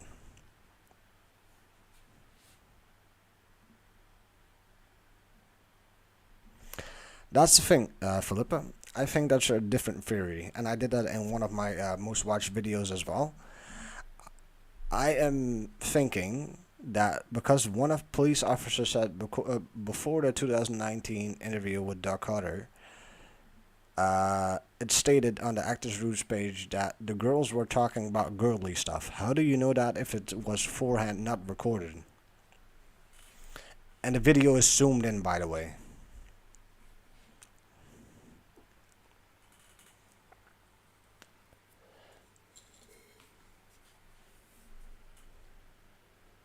Yeah, that's true. That's true, Fancy. So either BG walked back, or the girls were under the bridge. That's the only 2 logical options, or magic, or I don't know what. That river wasn't really flowing, wasn't it?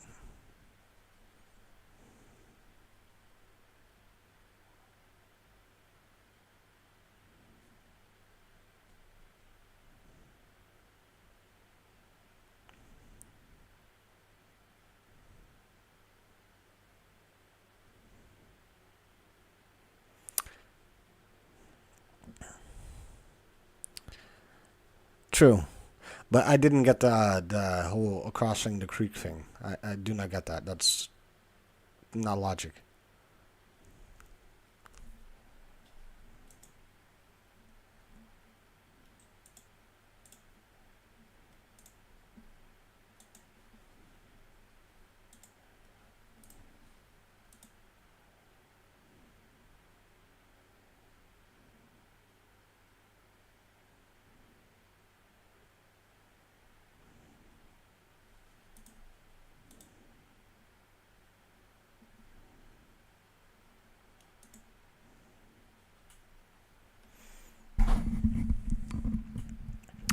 Yes, I do. Without a doubt.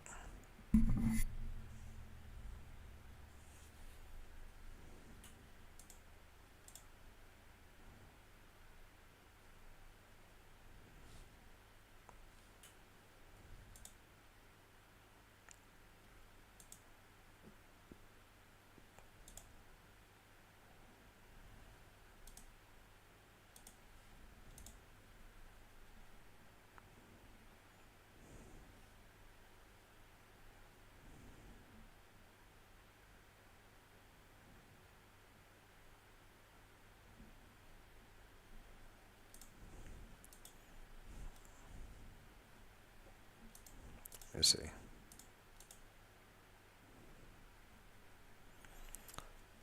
At a certain point, they must.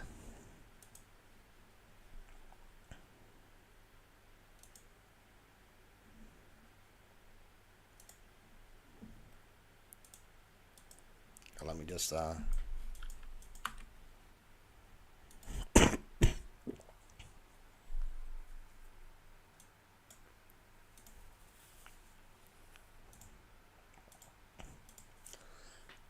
It was different from any other press conference for a crime like this that I had covered before, because they did invite the public.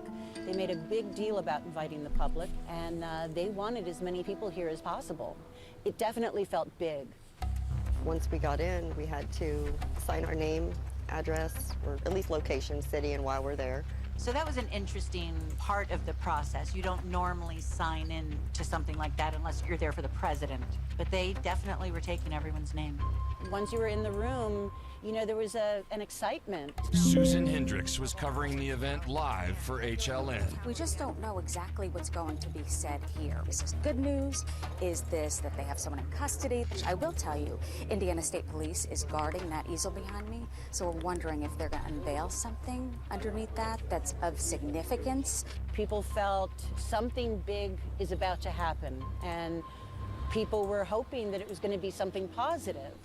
Information is being released today is the result of literally thousands and thousands of hours of extraordinary investigative efforts. The minute he began speaking, you knew this was serious. After you hear what we're going to release today, I'm going to ask for your continued support.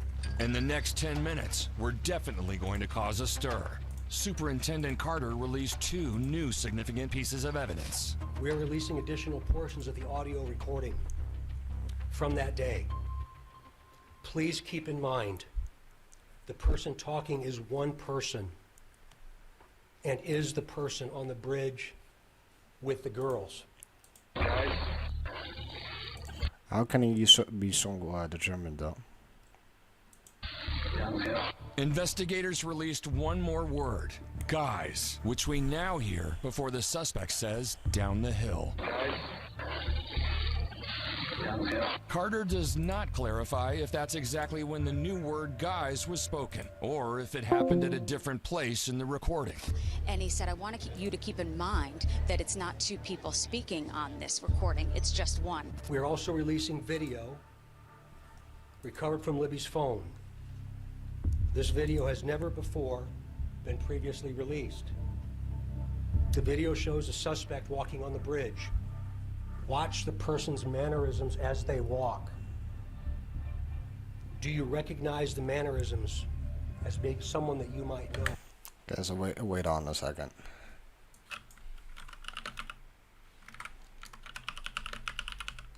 Oh.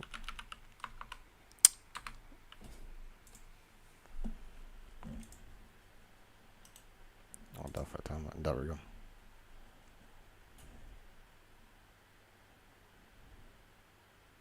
Could be nothing though, but might be seeing things, but.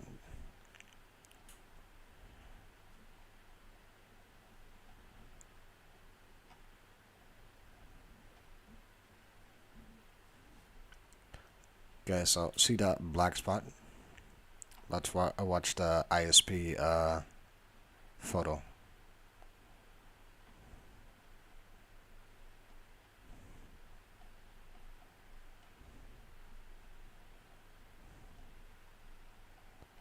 Oh, the evidence, there we go.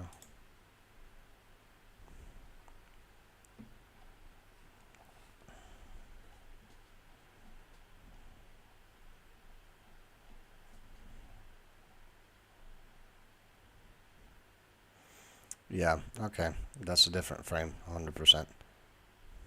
See this?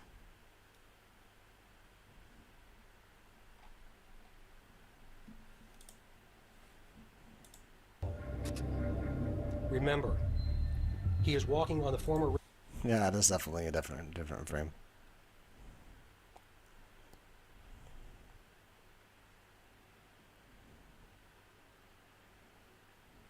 Looks like a total different person there, right?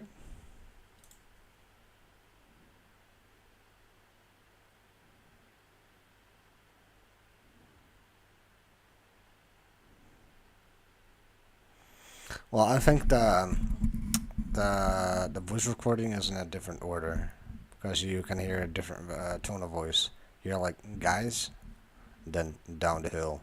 It's like a dominant voice.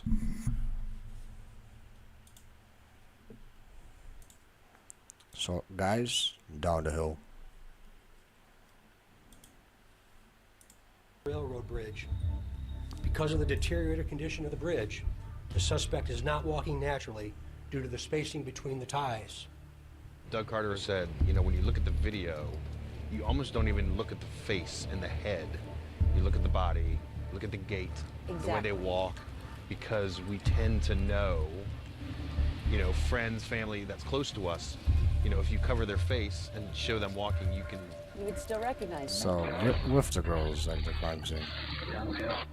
And after these two huge reveals, the presser is just getting started. What Doug Carter announces next will turn the investigation on its head. It was like a punch in the gut, you know? It's like, are you kidding me?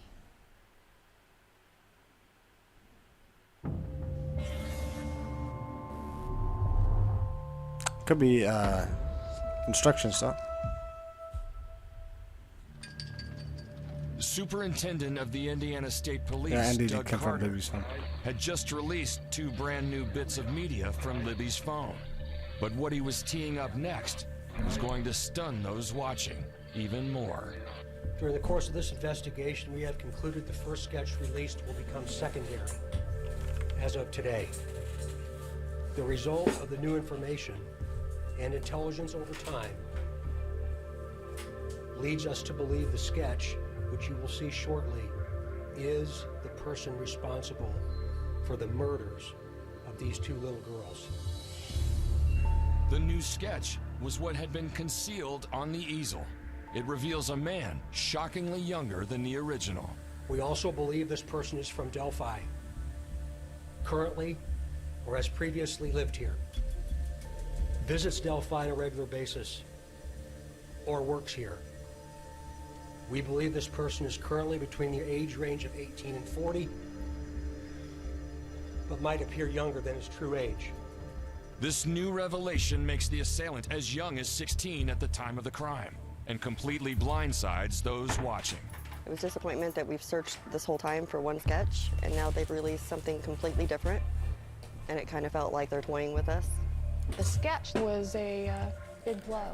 We did all these flyer campaigns, and we set up everywhere, and we pushed that sketch hard. And when they said, well, we think it's this, it was like a punch in the gut. You know, it was like, are you kidding me? As those in the room stood dumbfounded by the new direction that this investigation was taking, Carter said something even more alarming. Directly to the killer, who may be in this room. We believe you are hiding in plain sight I'm shaking right now after hearing that. He could be here. When he said to the killer, who could be in this room right now, what went through your mind? He's here. I thought, you know, we had to sign in, all of this, you know, leading up, he must be here. And when he said that, everybody kind of paused and they gasped, and we all looked at each other like, you must be Bridge Guy. Everybody in the room at that point was Bridge Guy. We know that this is about power to you. And you want to know what we know. And one day, you will. That kind of solved the mystery that it's not an OE, does it? Carter appeared to be almost baiting the killer. A question to you. What will those closest to you think of? They find out that you brutally murdered 2 little girls. 2 children. Only a coward would do such a thing. Clearly, you would think Doug Carter's intention in doing that is strategic. He definitely was trying to get a reaction. We've talked about killers and a lot of, you know, the different psychologies that they possess. And there's an element of narcissism a lot of times. And a desire to stay connected to the crime, revisit the crime scene, wallow in the aftermath of what happened. In that attention. Do you think that was part of the reason for, you know, their direct appeal to him in that room? They gave this guy every opportunity to get there. If he was going to be there, he had every opportunity to be there. It was a, you know, holiday weekend. Easter was just the day before, and we kind of wondered, was that timing significant? He might very well have been there, or perhaps watching it online. We are confident that you have told someone what you have done. Or at the very least, they know. Because of how different you are since the murders to the murderer. I meant to I be believe you about have this. just a little bit of conscience left.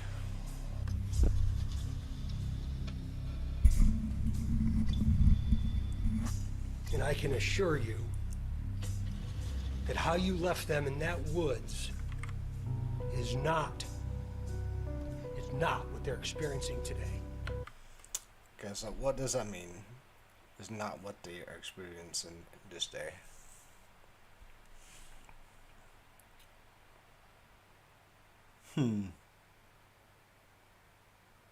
Is not what they are experiencing. I'm thinking about this, guys. It's not what they're experiencing this day.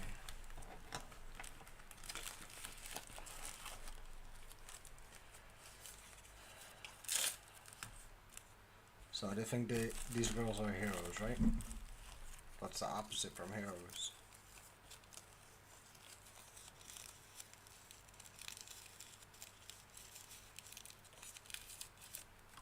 It's oddly specific. No, I'm not. Yeah, I am analyzing the way he said that. I thought for sure Carter was coming off that stage after somebody. When he ended, We will not stop. he walked away from that podium like he owned it. And I thought, oh my gosh, Bridge Guy was dumb enough to show up here. He's gonna go choke somebody out. That's actually what I thought. And everybody just gasped. It was pretty unreal. But all that said, you know, after all of that activity and that emotion, still nothing. In the turbulent wake of the New Direction press conference, no arrest is made.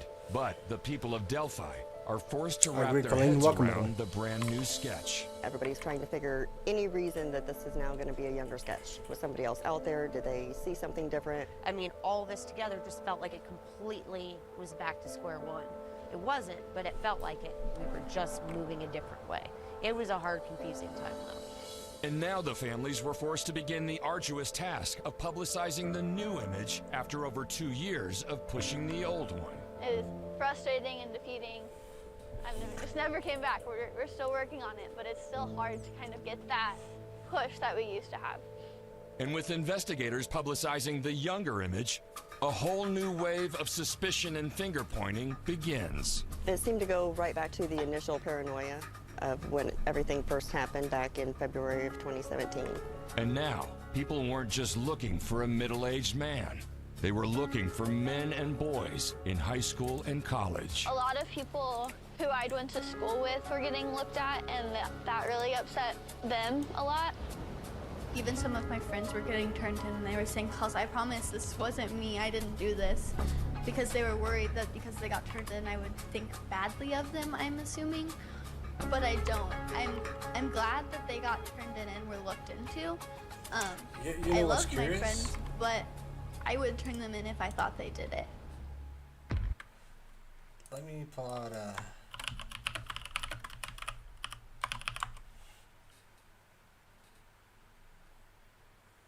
Oh, I actually never saw this one. What's this one? Okay, and I'm way too, I want to get that interview with her and Doug.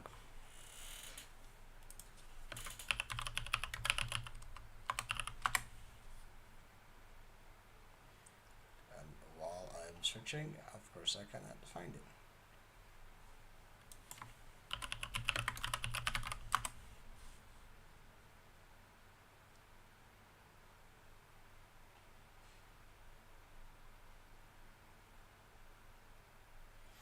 She says something really, really interesting.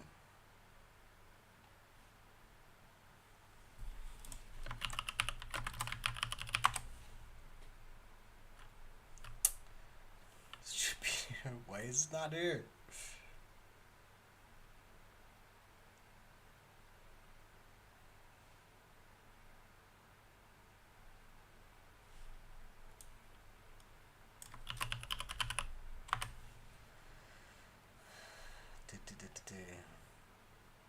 Yeah, this is the one. Start with the first one. So how did the Indiana State Police become involved with the Abby and Libby case, and were they classified as missing persons at the time? She says at a certain point that when the suspect is caught, she wants to tell how much she does not like him. I think that's an odd word choice when your sister gets killed, but fair enough. We got involved the day after the girls went missing. And we've been involved ever since, in large part because of the amount of resources that the ISP has that most local agencies don't. And of course, I committed any resource that we have within the ISP until this case comes to conclusion. Make sure I can hear you. Okay, and what is the standard procedure for your department when you get a call about a missing person, specifically a missing child? All hands on deck.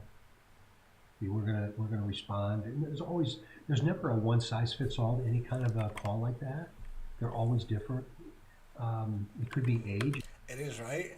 It could be mental stability. It could be a domestic situation. We never take them lightly, I guess is what I'm saying to you. Mm-hmm. Yeah, definitely not.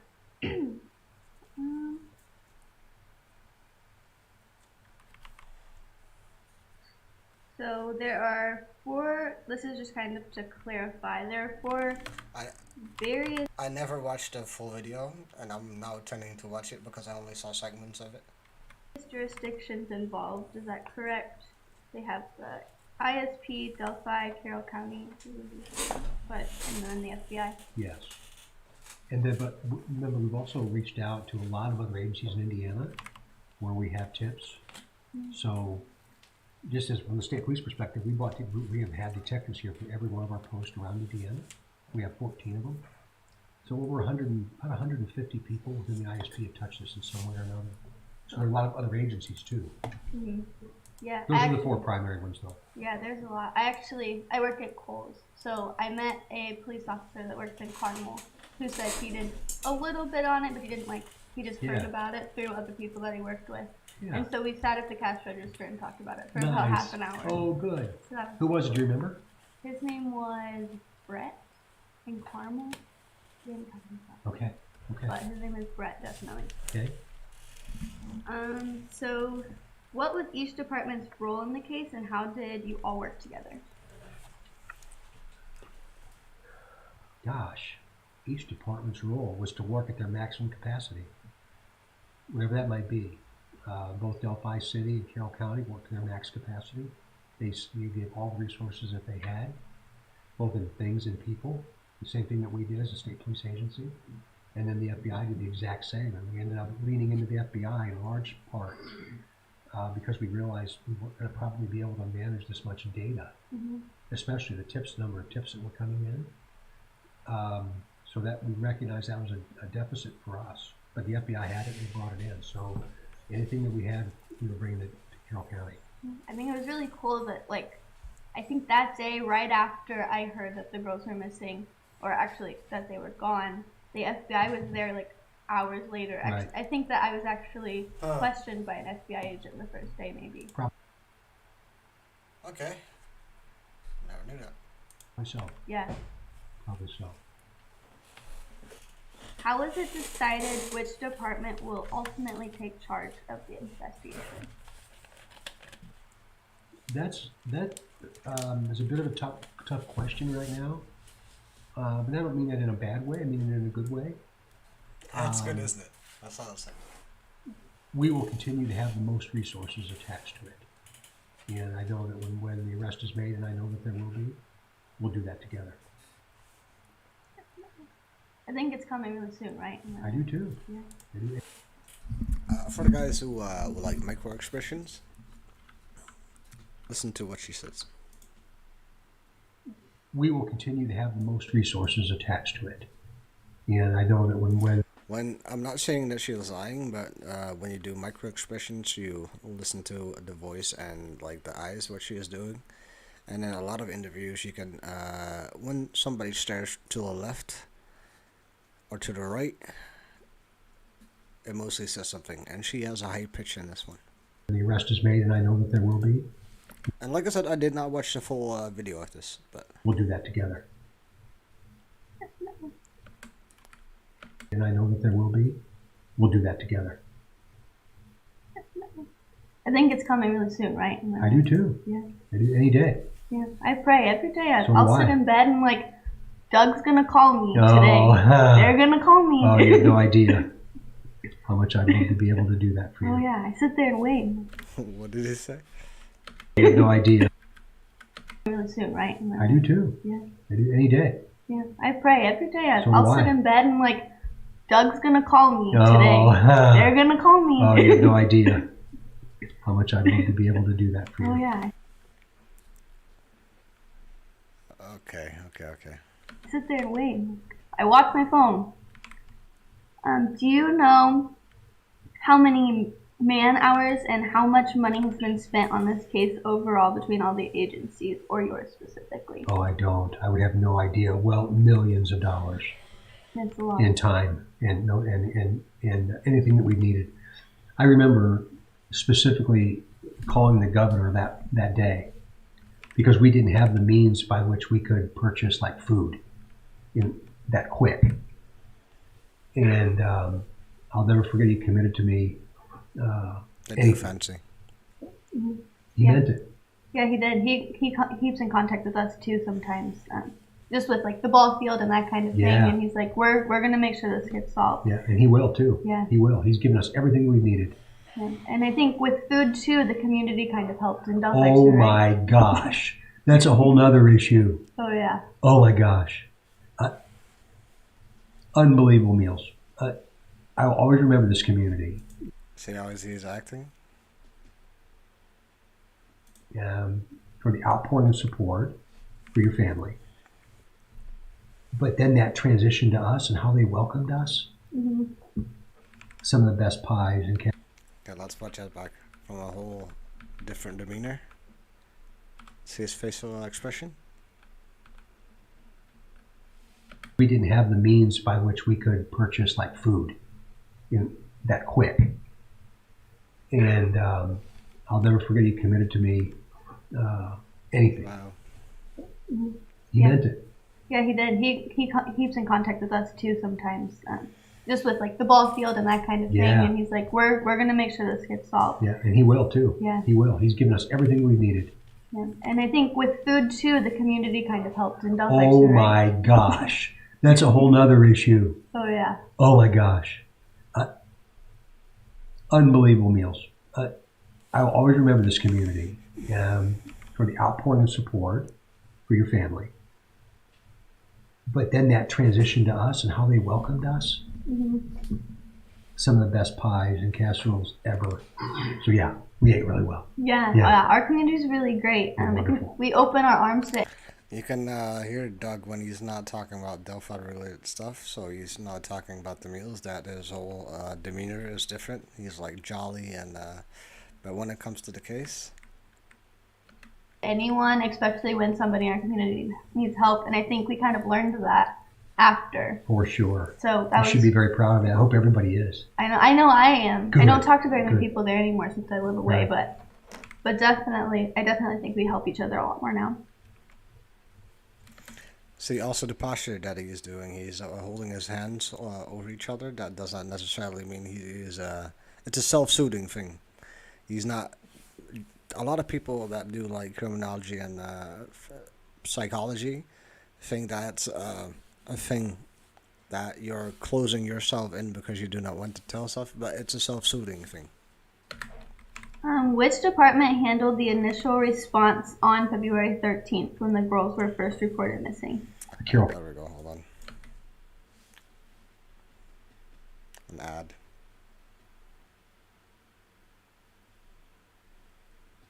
I'm not that rich, guys. I apologize. How quickly did police become part of the official search for the girls? I think relatively quickly. See? Now he's all serious. I think so too. Yeah, remember, it's a very small rural community, so the word travels fast. This is also self-serving what he does? Mm-hmm. And it was just, again, the outpouring of support. We've seen sometimes can lose sight of that initially, but it was unbelievable. As investigators walking around in the wooded trail type of area, like the area that was searched for the girls, what are some of the challenges that the searchers might have encountered? And what kinds of things were we looking for? Well, certainly access was tough because it's very rural. And there's a lot of rolling hills out there, and there's a lot of woods. So that's always a challenge. The one thing that was not an issue at the time was foliage on the trees. So visually, there was more available than there would have been in the summertime before the leaves fell off. But that was a very challenging area, no doubt about that. Yeah, definitely. Yeah, I know I was terrified to cross the bridge, but knowing now that I know, I didn't even have to cross the bridge. That's right. But I did it twice, and I don't want to do it again. And twice on the same trip, one way and back. Mhm. Now I want to do it again. Yeah, Libby always forced me, and I would have to crawl like over like these Yeah. giant coals. I'm like, how did they even cross it? Like I would be terrified. Unbelievable. Yeah. Unbelievable. Yeah, one of Picking nose, also micro expression. Or you can just have an itch, but if he does it multiple times, then it's obvious. the many things I admire my sister for. I could Yeah. never have done that. Jolly himself. Right, me either. And what kinds of things were we looking for while we were out there? Anything unusual. Anything unusual at the time.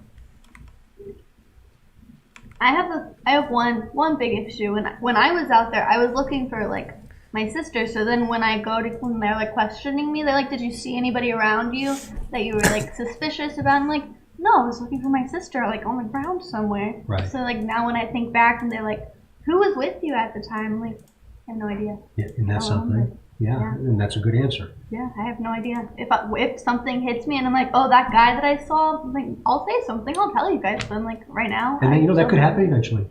Yeah. That could happen.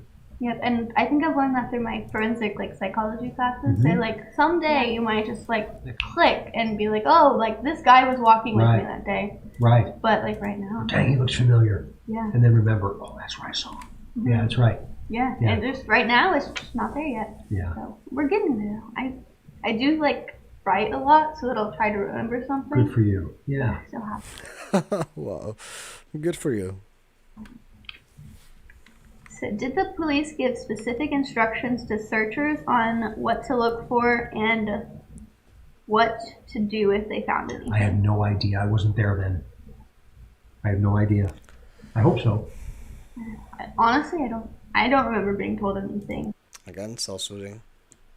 I think the fire department told us to get a firefighter if we saw something and they needed to contact police, but I think that's all that like I was told. And we all kind of met up in one place, and that's all that I remember. And then we all kind of separated and went in a million directions. Do you remember how many total searchers were involved on either day, the 13th or 14th? And how do you try to ensure that this search for potential evidence isn't lost or disturbed? Yeah, that's a very good question. And there were lots. And that's always a concern, because we have to, from a law enforcement perspective, we try and look at these as a very methodical grid search. Let's hope so, Philip. But you have to consider the worst case scenario too, so that you don't do what you just said. And that's, you might trample on evidence, you might miss something, you might think something's not important and it is. We don't know who's out there, who's where, who's done what, who saw, who picked up, all those things. So that's a challenge. Self-soothing. It was not just a challenge here, but it was a challenge everywhere. Yeah, anywhere that this kind I'm just gonna keep pointing out the self-soothing things, guys, because it's really important. It means that if he's uncomfortable, we can say that, we can see that, and if he's comfortable, kinds of things happen, especially in a rural area like that. So that it did create many challenges for us. I hope you guys. When I got there on the 13th, when my family first got there, we're like, "Oh no, something's wrong. They aren't answering the phone." Me and my uncle actually crossed the bridge and we were yelling for them down there, and I remember the phone.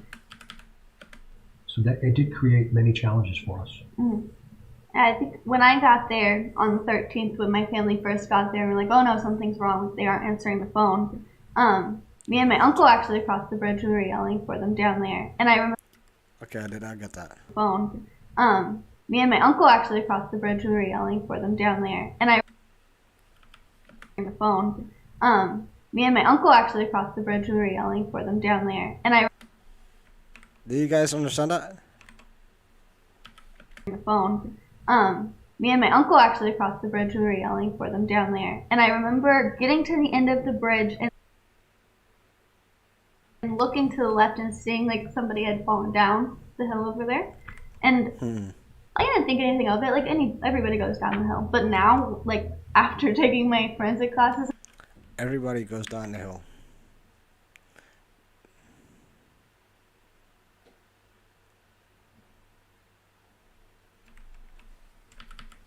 And seeing like somebody had fallen down. I got there on the 13th when my family first got there, and we're like, "Oh no, something's wrong. They aren't answering the phone." Me and my uncle actually crossed the bridge.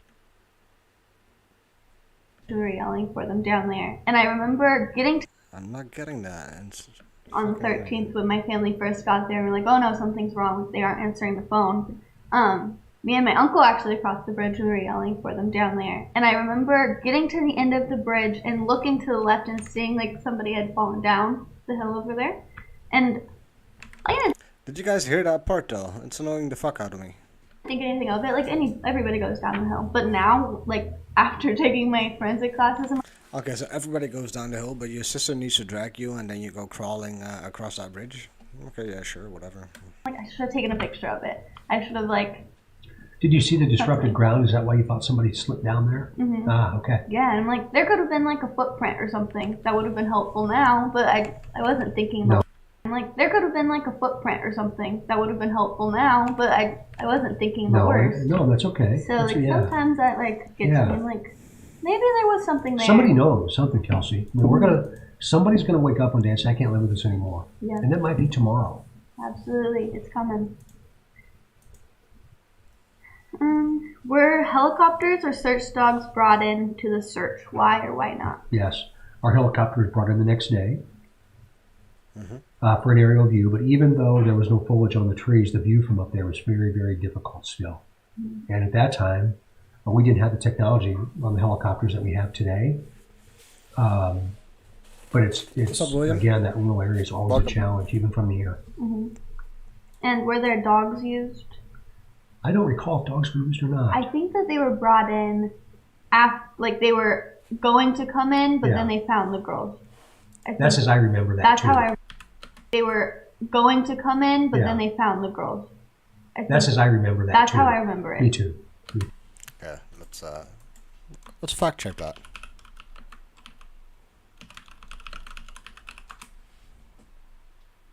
Oh, I messed it up. Delphi police scanner. Group. I need the full one.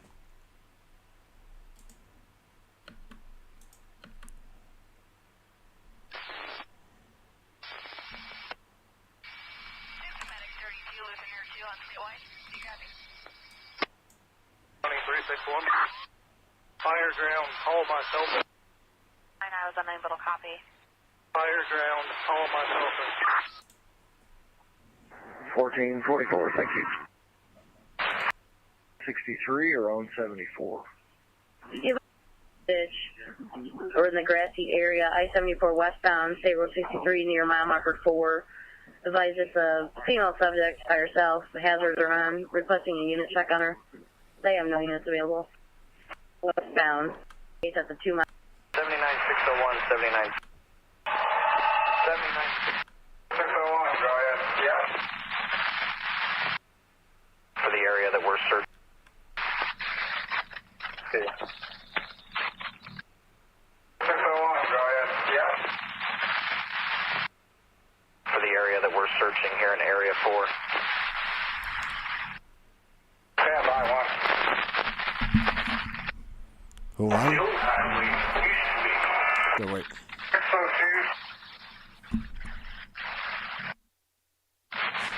Any better? 601. Oh, hold on. Go ahead. We don't have Hello. press here, but I'm being told if you go under the old highway, if you go under the railroad bridge, it's right there.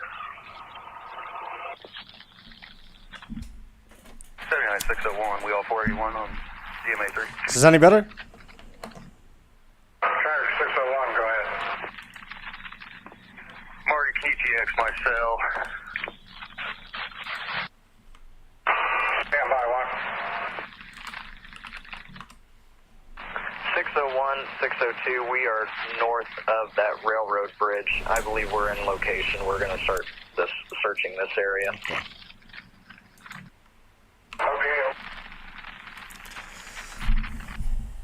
Okay, 9598. 9598. I'll be changing the tire. She should be on the road in about 10, 15 minutes. Oh, so she. Kind of they're in the area there. They're going to try to get a hold of the dog search team, and then I'll need you to direct the dog search team once I get them to you. And then I'll need you to direct a hold of the dog search team, and then I'll need you to direct the dog search team once I get them to you. Claire, we're searching other buildings as we speak also. I'll stand by here at the fertilizer plant. Claire, if you could maybe have part of your team go in that general area that they're walking toward.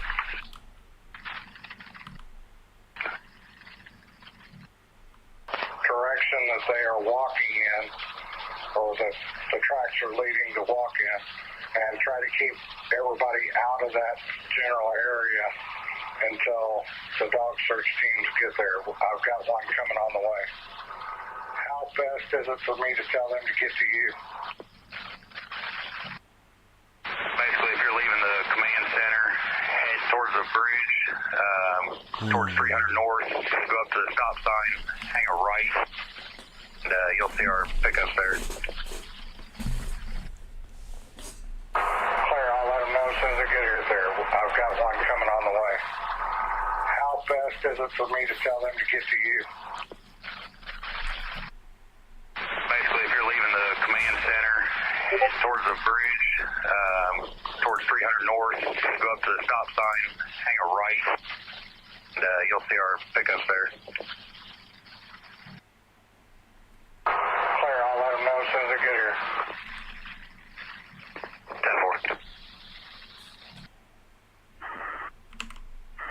10-4. 21, copter 5. 21.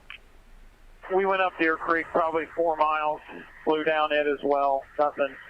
We've checked all the surrounding fields within about a 3-mile radius. Do you have any further for us? Copter 5 working plan. Copter 5 working plan. Copter. We're going to be 10-8. If there's any development or any additional areas they develop with any leads, then let us know. We'll come back and check those. Well, yes, clear. Operations, Copter 5. 5 on KY there. Copter 5 operations is working off of DMA 3. Clear, thanks. You're on Ops 1 still? That could be fancy. Lafayette 8914, 1046. 1046, 1028 Handicap, Indiana, D. David. 922, V. Victor, K. King. So I have to. Colored Silverado in the cab. I've not that many information about that, Felipe. South Street, Lafayette. If the girls were wet, 89.4. then it could be explained why they weren't found on the the heat wave camera. I'm not sure. Players 814, 2017, 1029, signal 80. Got to change the entire. 89.4. Marty, this is 354.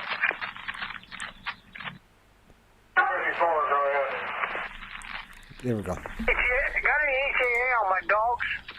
We're just standing there. Listen what they say.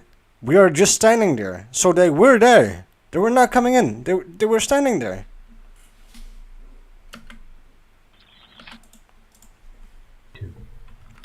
I think that they were brought in after, like they were going to come in, but then they found the girls. That's as I remember that. That's too. how I remember it. Me too. Me too. When the girls' bodies were found, I know, right? Did the case immediately switch from missing person to double murder case, or was it a suspicious death type of investigation? No, any one of those will always be the worst case scenario, and then we work it backwards. So that was a double hump.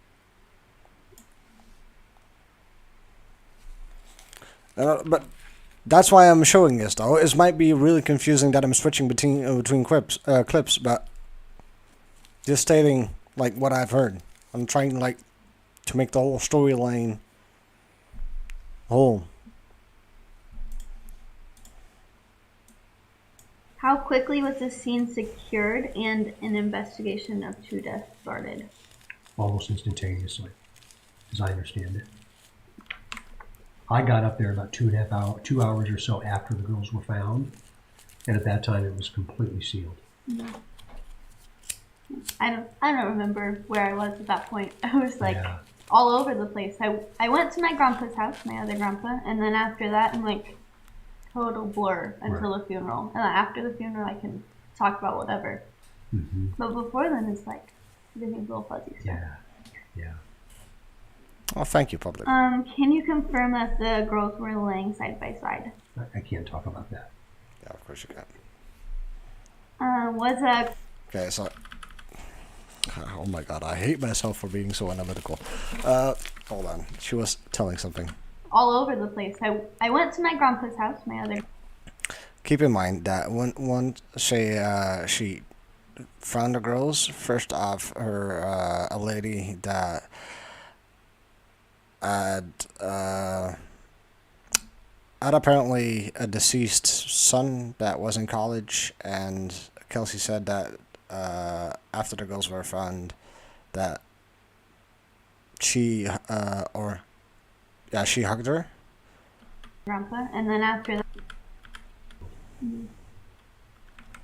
I don't remember where I was at that point. I was all over the place. She doesn't remember. She doesn't remember. Oh, really? Let me help your her ending. Memory. Down. Like I said, just getting a clear picture.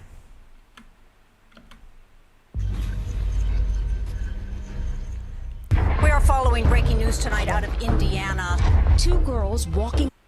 We were on the floor charging, so I didn't hear it the first time.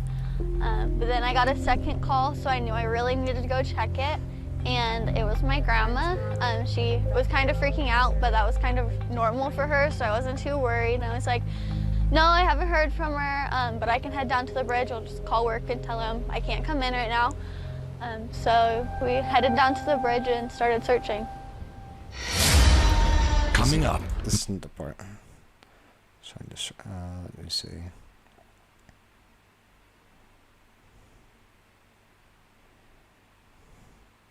If I can find that part.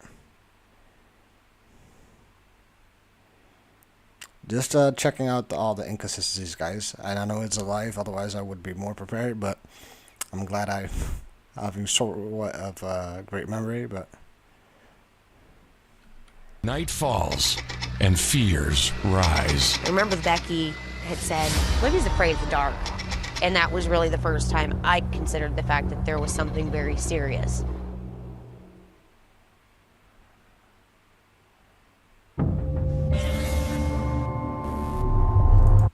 I don't want to see. We were looking all over the area, and listen to this. While we were walking, we heard somebody ask what type of shoes the girls were wearing. And I asked them what it was, and they told me it was the black Nike, and they said, yeah, those were Libby's shoes. Or isn't this? I was preparing to be able to leave to come up and join the search party. And I was probably 4 or 5 blocks away from the gas station when my phone rang. And it was Derek. Derek is Carrie's ex-husband and the father of Kelsey and Libby. And he said, Carrie, they found the girls. And I had like a split second of, oh, thank God. But he didn't say anything else. The pastor found me and asked if anybody had just come talk to me, and I said no, so we need to go upstairs. And my heart just dropped. And then my girlfriends and coworkers were all just standing visiting, and I said, we found him, and she's like, oh, thank God. And I said, no. Yeah, Carrie shows genuine emotion. It's all just blur after that.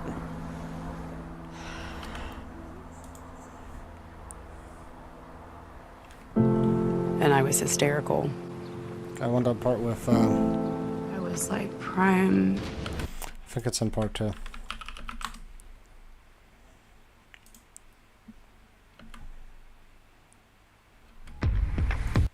So devastating.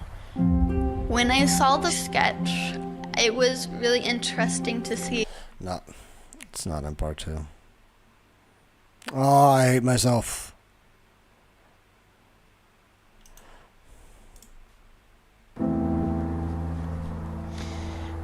It's all just blur after that. Oh, fuck that.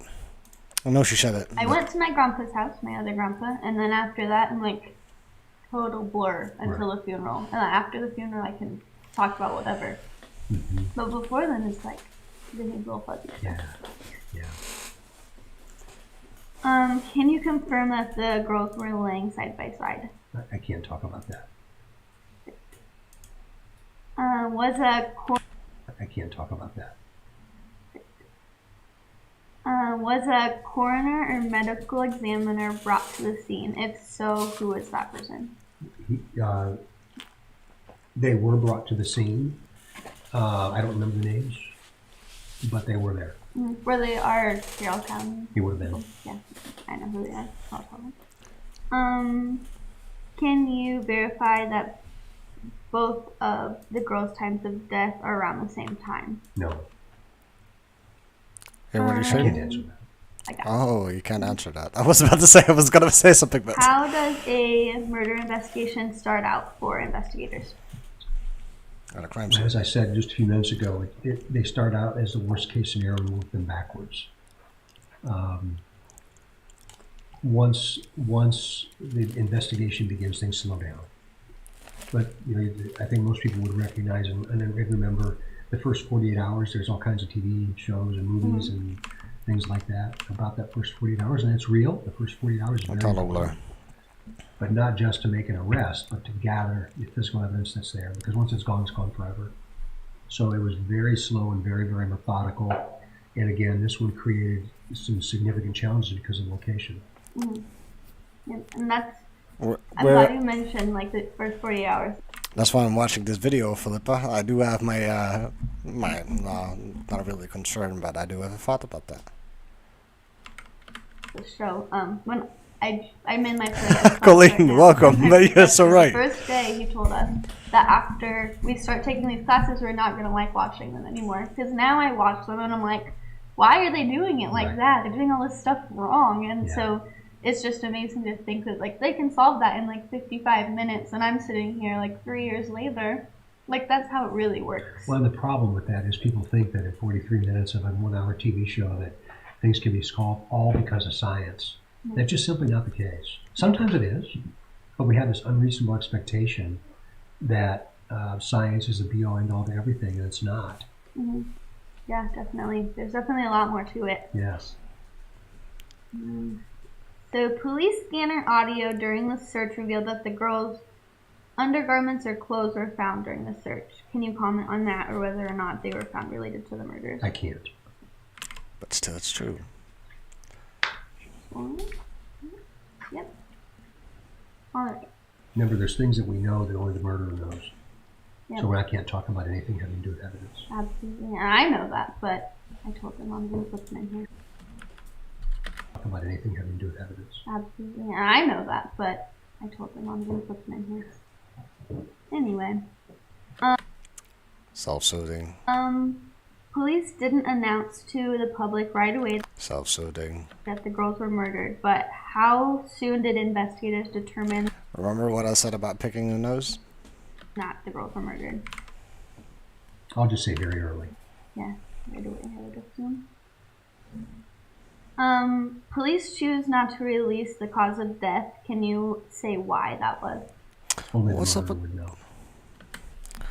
What's up with this odd thing?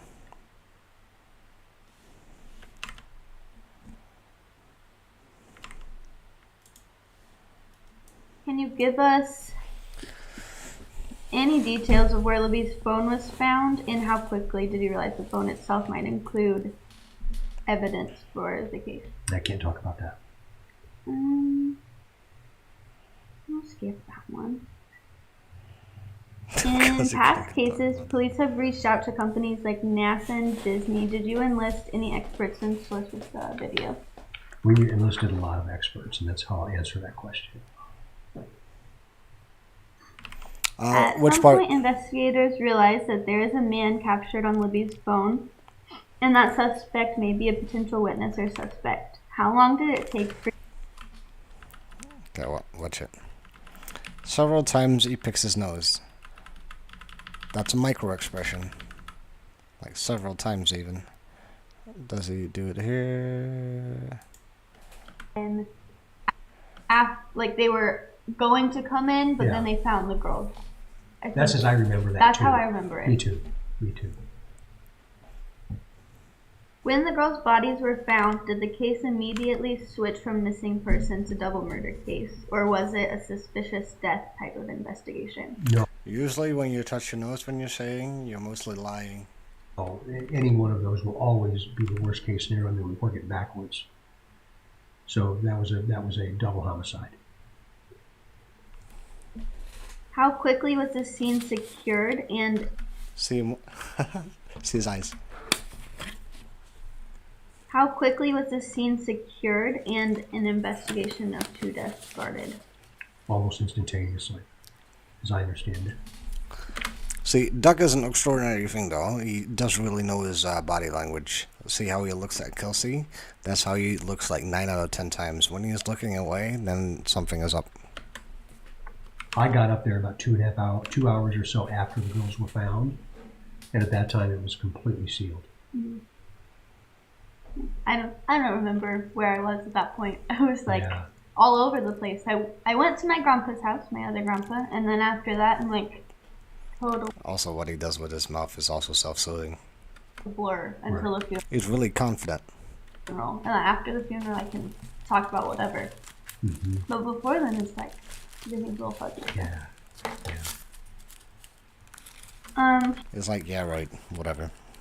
Can you confirm that the girls were laying side by side? I can't talk about that. Was a coroner or medical examiner brought to the scene? If so, who was that person? They were brought to the scene. I don't remember the names, but they were there. Were they our Carroll County? He would have been. Yeah, I know who they are. I'll tell them. Can you... There we go again. Yeah, I know who they are. I'll tell them. Can you verify that both of the girls' times of death are around the same time? No. I can't answer that. I gotcha. How does a murder investigation start out for investigators? Well, as I said just a few minutes ago, they start out as the worst case scenario and move them backwards. Once the investigation begins, things slow down. But I think most people would recognize and remember the first. I'm keep doing this, guys, just to illustrate it. Start out for investigators. Well, as I said just a few minutes ago, they start out as the worst case scenario and move them backwards. Once the investigation begins, things slow down. But I think most people would recognize and remember the first 48 hours. There's all kinds of TV shows and movies and things like that about that first 48 hours, and it's real. The first 48 hours is very important, but not just to make an arrest, but to gather the physical evidence that's there. Because let me show you guys the video.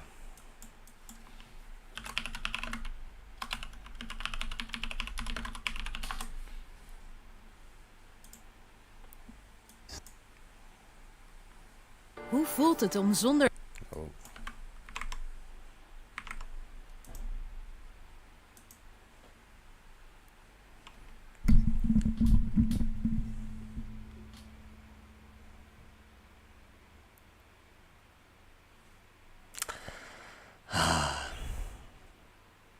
This guy actually did a podcast on Delphi as well. We spend an inordinate amount of time studying each other's faces. As babies, we can recognize that big smile that we see of that caring mother looking down on us and so forth. But we're confronted with many variants of that. Just take a look at these. All examples of smiles. Some come to us, they're very genuine, some are a little reserved, some are a little nervous. They're all smiles. But what are they communicating? My name's Joe Navarro, and for 25 years I was a spy catcher for the FBI. You may be familiar with my previous video. I talked about body language. There's just no Pinocchio effect. And people who prattle that and say, well, we can detect deception because the person touches their nose or covers their mouth. That's just sheer nonsense. And today, we're going to focus on the face. When it comes to nonverbals, the face is key. There's so much information and feelings that we receive from the face that for us, the face takes primacy. So one of the ways to look at the face is to think of it in two areas, comfort and discomfort, because really that's how the brain reacts to the world. So let's start with psychological comfort.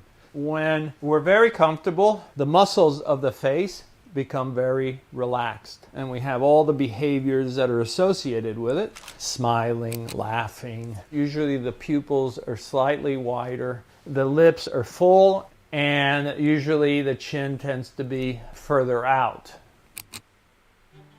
The very second that there's psychological discomfort, usually it begins to register in several areas. Now for some people, we'll see it in the forehead and here between the eyes, where there'll be furrowing of the forehead or squinting.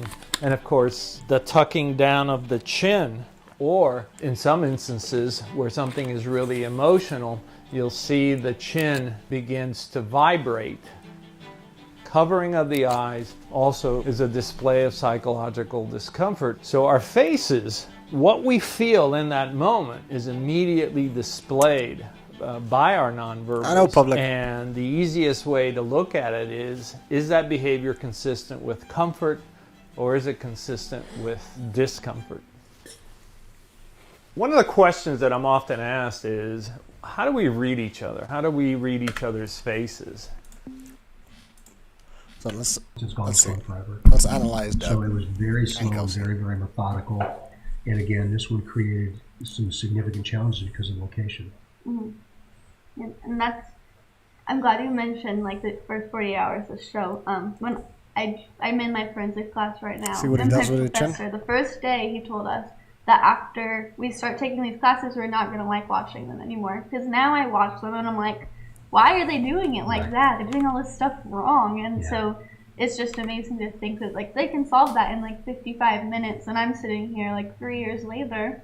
Like that's how it really works. Well, the problem with that is people think that in 43 minutes, it's not the case. Sometimes it is, but we have this unreasonable expectation that science is the be-all, end-all to everything, and it's not. Mm-hmm. Yeah, definitely. There's definitely a lot more to it. Yes. I've already set this off, but... So police scanner audio during the search revealed that the girls' undergarments or clothes were found during the search. Can you comment on that, or whether or not they were found related to the murders? I can't.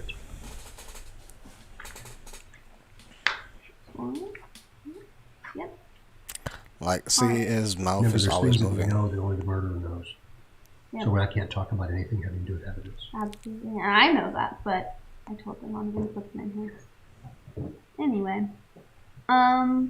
Police didn't announce to the public right away that the girls were murdered, but how soon did investigators determine that the girls were murdered?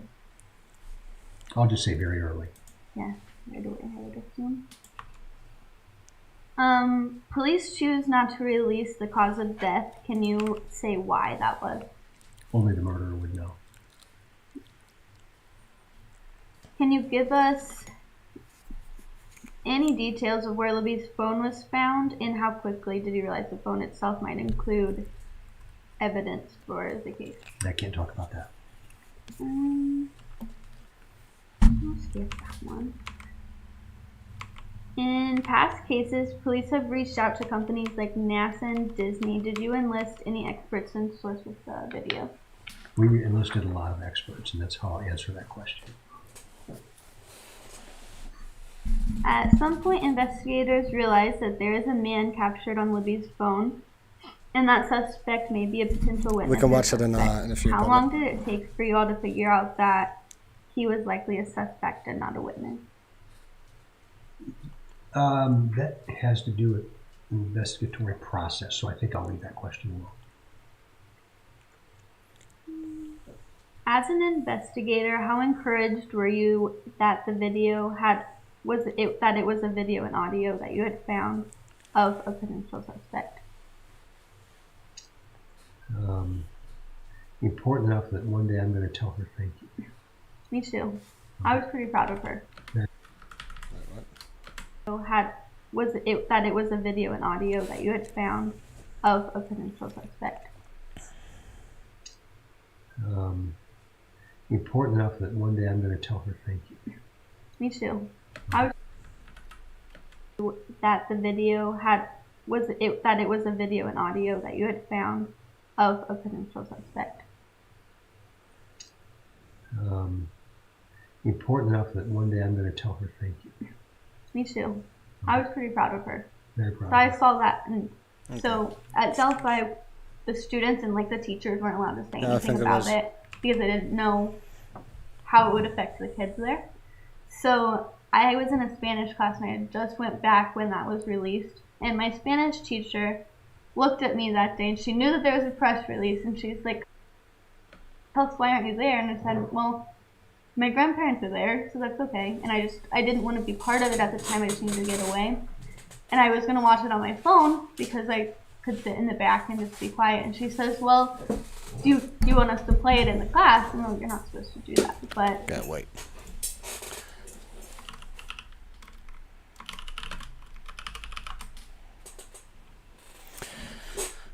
This is interesting.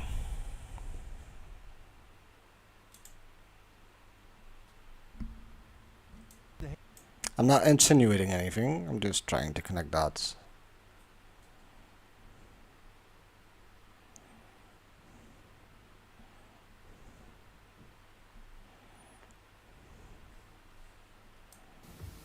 We need you. Doesn't matter what you look like. Oh, it's 2015 now.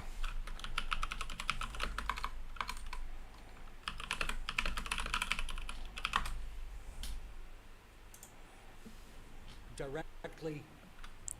Okay, hold on. And I was going to watch it on my phone. Directly to the killer, who may be in this room.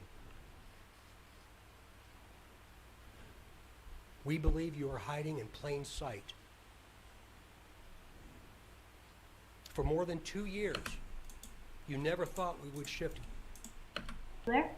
So I was in a Spanish class and I had just went back when that was released. And my Spanish teacher looked at me that day and she knew that there was a press release and she's like, Kels, why aren't you there? And I said, well, my grandparents are there, so that's okay. And I didn't want to be part of it at the time. I just needed to get away.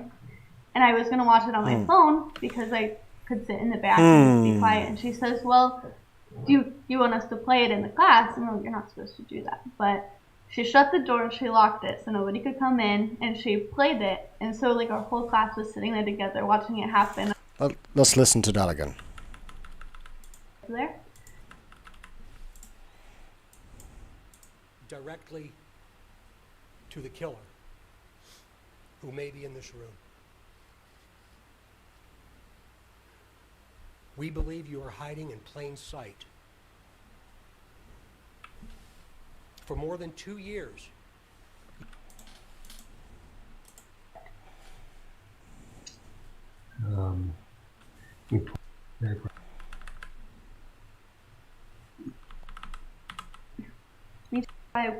The students and like the teachers weren't allowed to say anything about it because they didn't know how it would affect the kids there.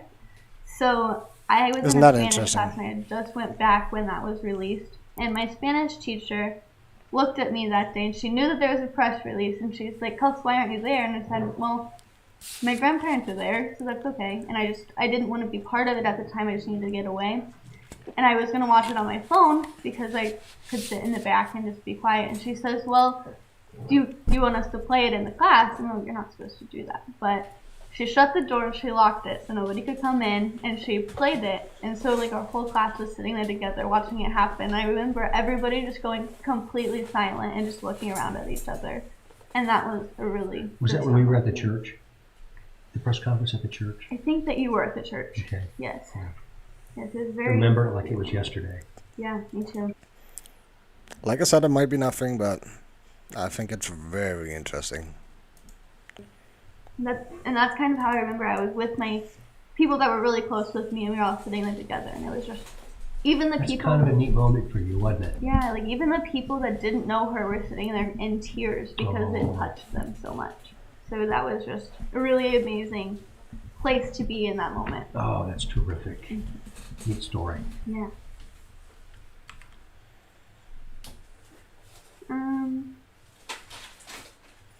No.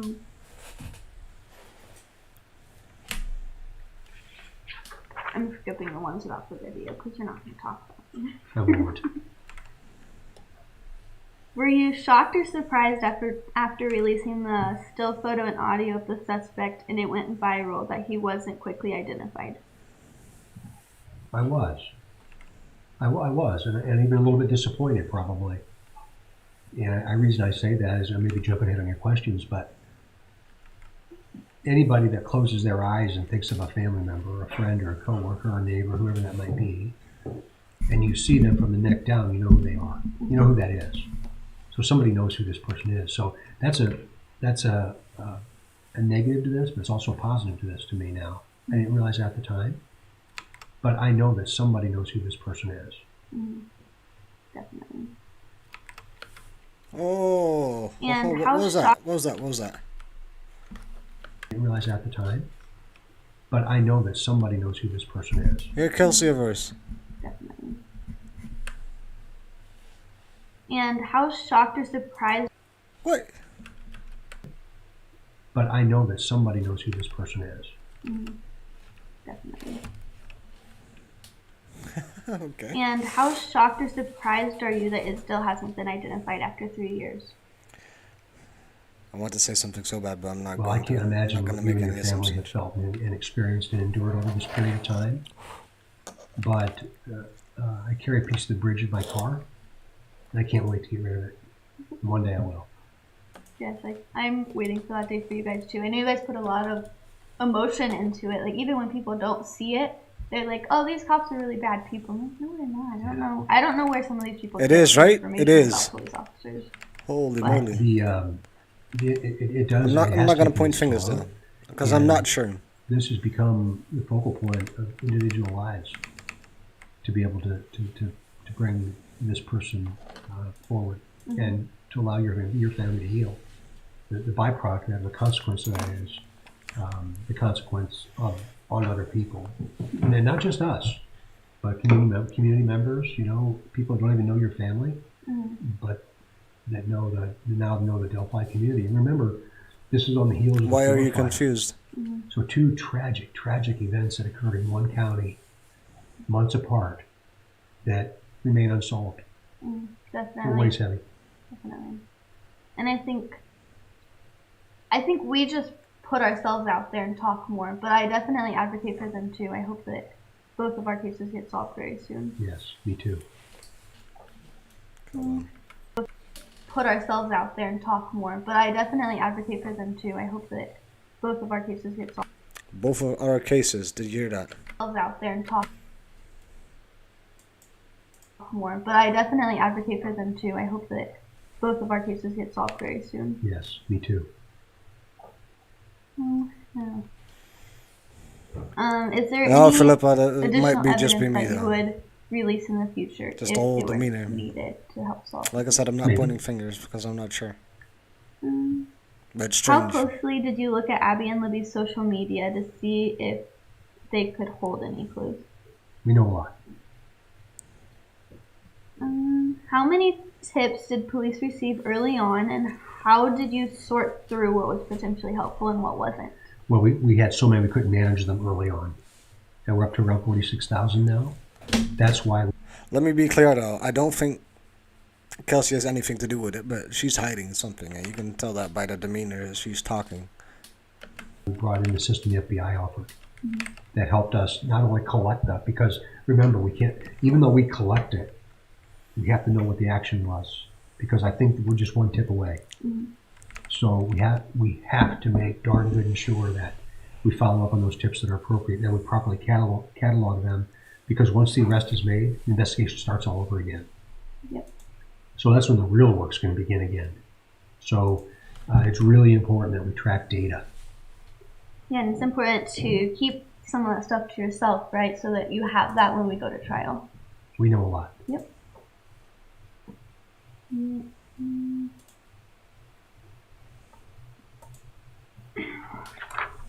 me see this question.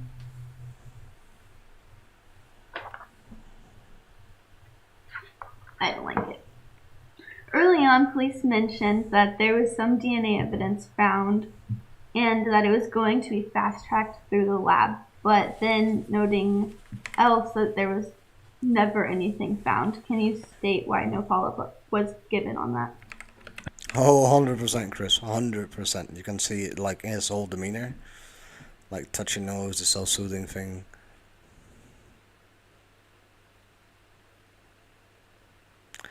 DMG, honestly, do you think that she speaks in double plural? Both of our cases.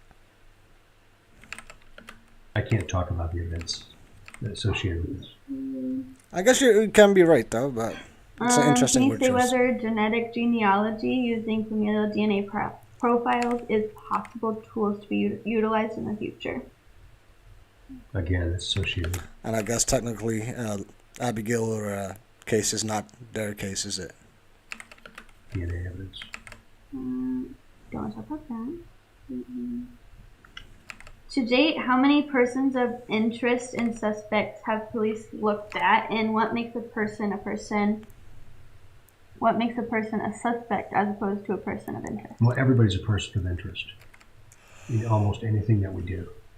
And I can't speak specifically to this with the number of people that there are, but again, we work these from the worst case scenario and then backwards. So that number would be a lot, but that would be up to the detectives, not me. Promotiemateriaal nodig. Nope.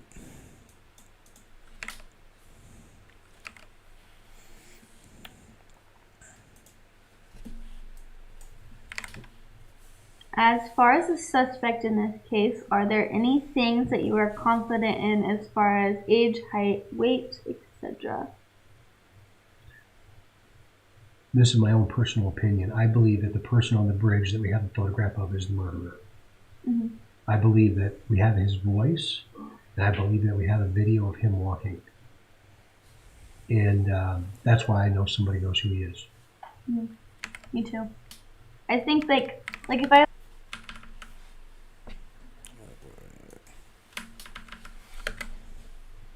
This is my own personal opinion. I believe that the person on the bridge that we have a photograph of is the murderer. Mm-hmm. I believe that we have his voice, and I believe that we have a video of him walking. And that's why I know somebody knows who he is. Mm-hmm. Me too. I think like if I looked at that and it was my grandpa, I would be able to tell you that's my grandpa right there. Absolutely. And that's because I see him all the What's time. going on, so Chris? Right. When people are like, why can't they release more of the video? I'm like, well, if that was my best friend, I would know who he is from that. Oh, so much I don't fun. think that they need to release more. So they ask me that a lot. They're like, is Yeah. there more that they can release? I'm like, well, I don't know.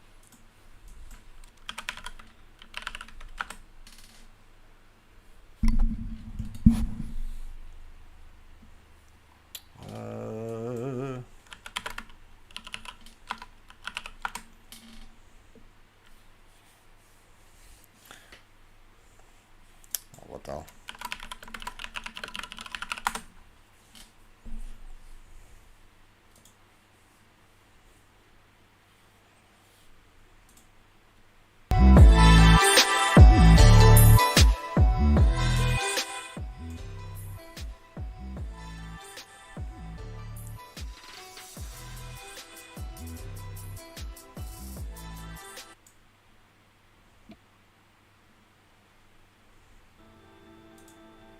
Got not to watch it.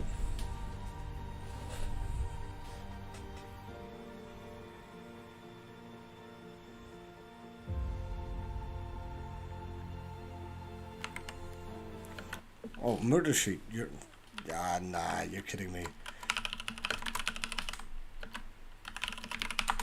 Nah, you're kidding me, right? You're honestly kidding me right now.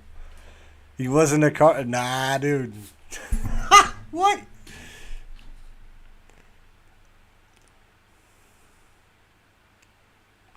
Which episode was it? Which episode? I fucking knew this. I predicted this. I predicted that Murder Sheet was gonna do this.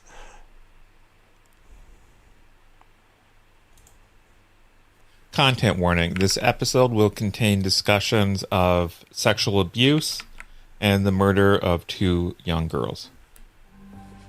So today on the murder sheet, we're going to be going off script. I'm sure for most people following the Delphi murders case, you're aware that there's been some recent developments, and we're going to talk about that and some of the reporting that we've done so far around those developments. And we're going to be speaking off the cuff and hopefully getting you some good information about, what is potentially going on and perhaps some things that may not be going on.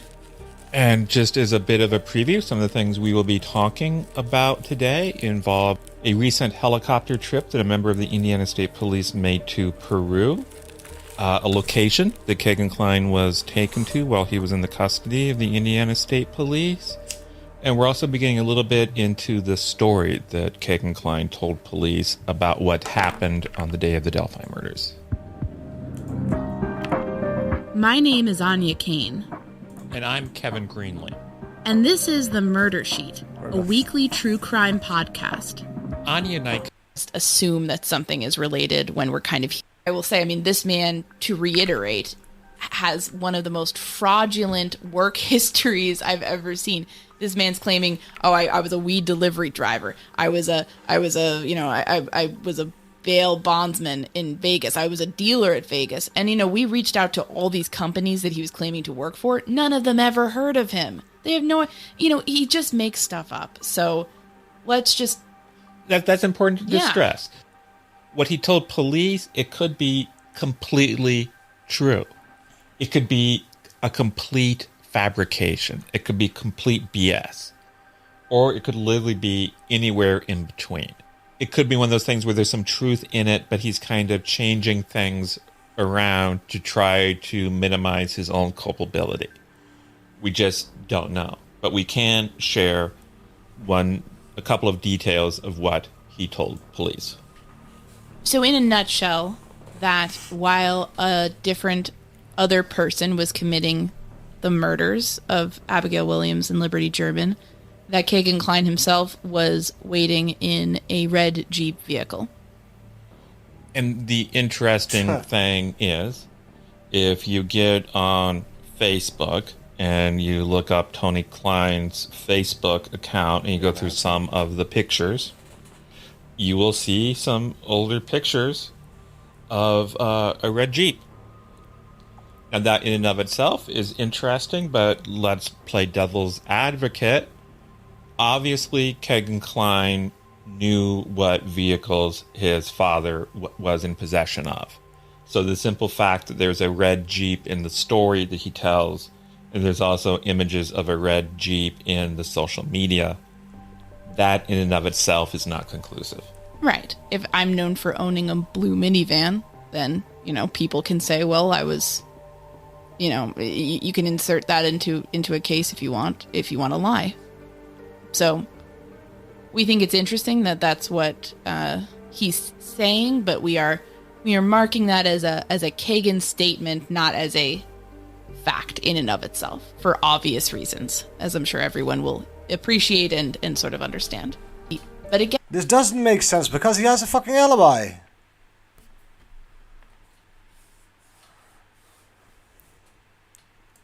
that's to maybe some of what has been going on and what may be driving some of the activity in this case right now. Yeah, and it gets to a problem that law enforcement has, which is Kagan Klein's a liar. Whatever he tells you, you can't believe unless you're able to verify it. So if Kagan Klein says John Doe committed the murders... Yeah, he has an alibi. They both have an alibi. Not enough. You need to find some sort of... Wait. Fuck that. See, here we go with this crap again. Murder Sheet is the only one that fucking gets transcripts, get fucking FBI search warrants. They get apparently everything. But just because they're a bunch of lawyers, come the fuck on. Just the same with the shit on the Wabash River.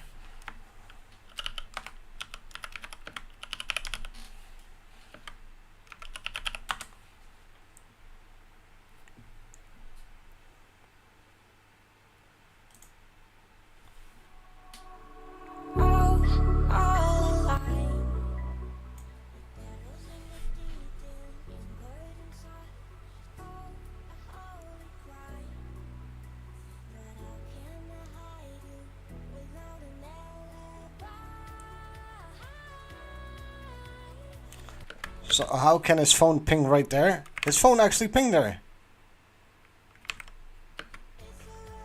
Well, he said his dad was with him. And do we honestly fucking believe, guys? Do we honestly fucking believe, after 5 years, that if with 100% certainty they know that Tony Klein did this, that they wouldn't have arrested him?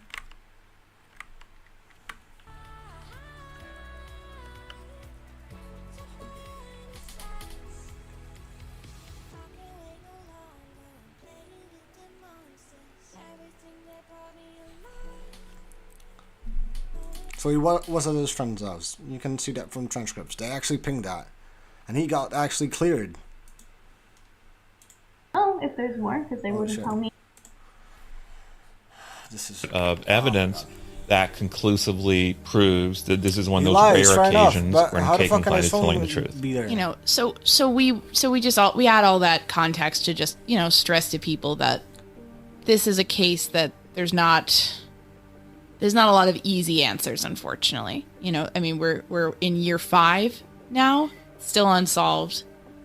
We want to report to you about what's going on and give you as clear a glimpse behind the scenes as possible. But at the end of the day, that only gets us so far. We can get you what's being said and sort of what is going on to a certain extent. She was here, she said. You know, so I think at 5 she would have get off at work. there's So no that's why I'm easy still online, narrative here. There's just to no wait for her. easy putting it all together for Probably you not in a that, nice but- little bow right now, because it has not Just in been case, you never adjudicated know. yet. So there's going to be a bunch of missing pieces no matter what. You know, no matter how much we dig. That is the truth about this case.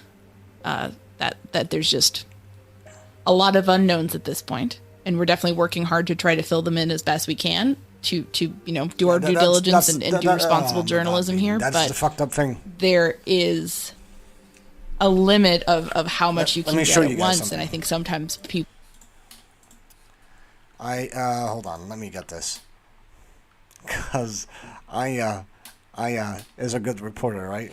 I mean, just watch your facial expression and what I'm about to show you guys. I found it fucking hilarious. I think Murder Sheet is a good podcast, but they're lying out of their fucking teeth. I just refuse to believe that one podcast that does a fucking that does murders about fucking restaurant murders suddenly comes in and everything is being blown up.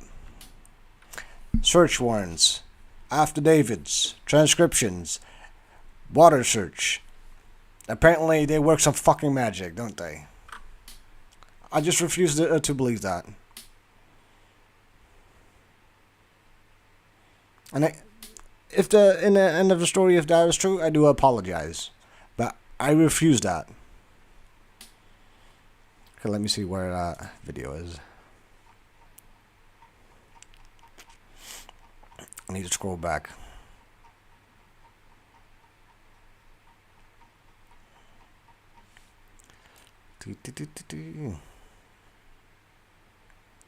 Yeah, that.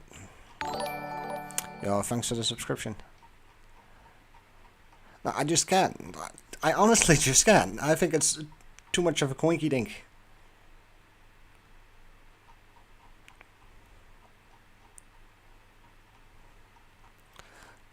Almost there, almost there.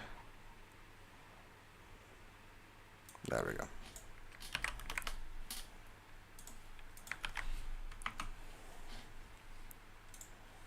Still with us, Burger shits. podcaster.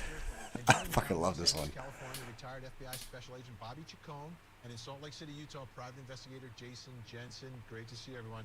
Are they calling the person in that video the killer, a suspect, a person of interest? How has law enforcement labeled this person, or have they not labeled this person?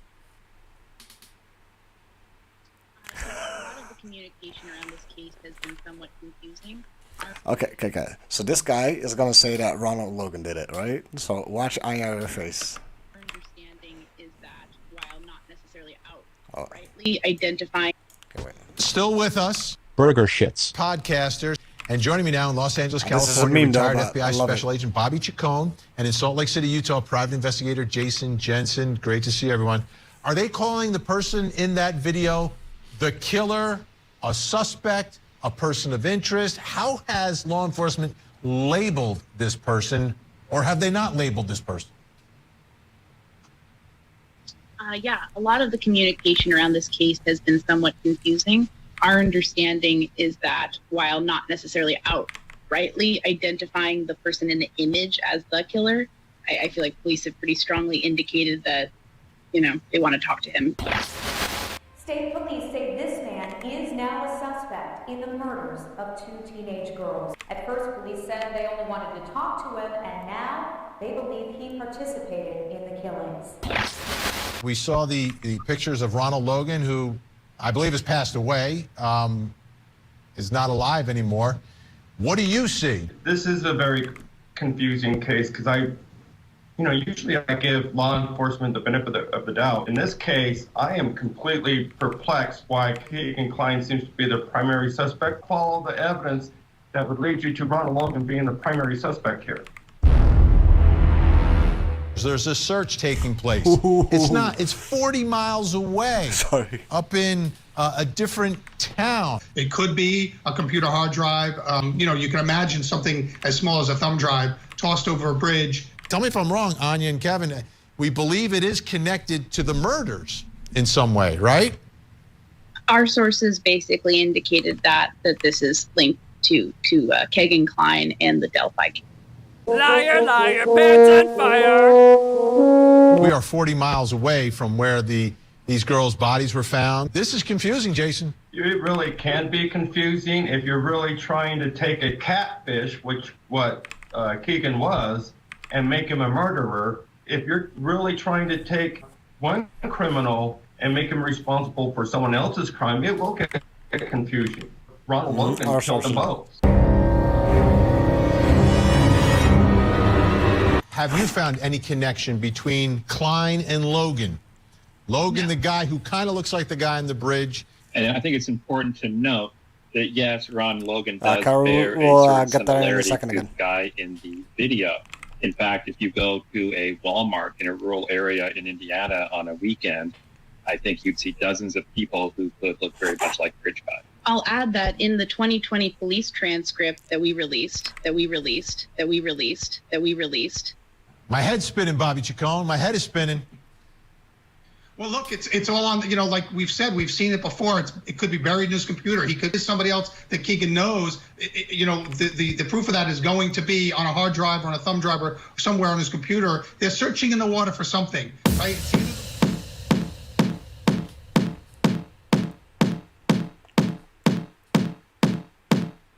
Somebody else that Keegan knows. The proof of that is on a hard drive or on a thumb drive or somewhere on his computer.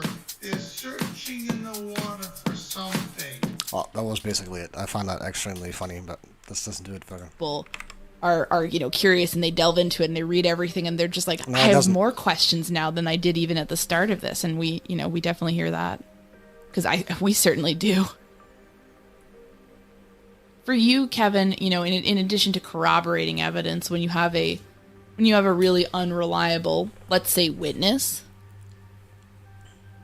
what else can be done to, it's almost like having a shaky table, right? You don't want to rest too much weight on it because it just, collapses. So you need something else, basically.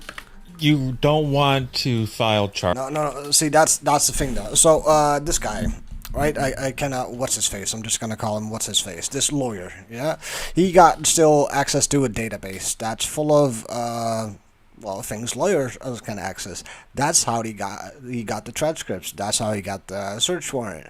And what does he do? He does not put on his own name. He puts on the fucking name of the podcast he is making. That does not make any sense whatsoever. For all we know, it could be faked. Come the fuck on. I did a lot of FOIA requests, right? It was always under my own name. Why the fuck would I write the name on the podcast?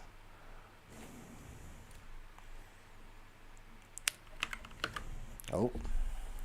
Charges. You don't want to make an arrest until you are completely confident that you can prove every element of the charge against the person. How the fuck did they get this information? If you base something entirely on something Keegan Klein says and maybe some circumstantial evidence, and you go into court and the person is acquitted, and then subsequently you come across more information that proves that this person is definitely guilty, it's too late. You've lost your one and only chance. That's a really far reach, probably. And I can tell you that in my judgment, from talking to people behind the scenes, the people involved in this investigation care deeply about it and are totally committed to getting justice for Abby and Libby. And obviously you and I and everyone listening to this, and I think even the investigators themselves, would be thrilled if arrests were made, last year or 2 years ago or even tomorrow. I honestly, but they're all very well aware that if they move too fast, then they might mess things up, and they don't want to mess things up at the end of the day. And this is such a high-profile case. I mean, this is a case that has gotten international attention. People around the world are watching and are wondering what's happening.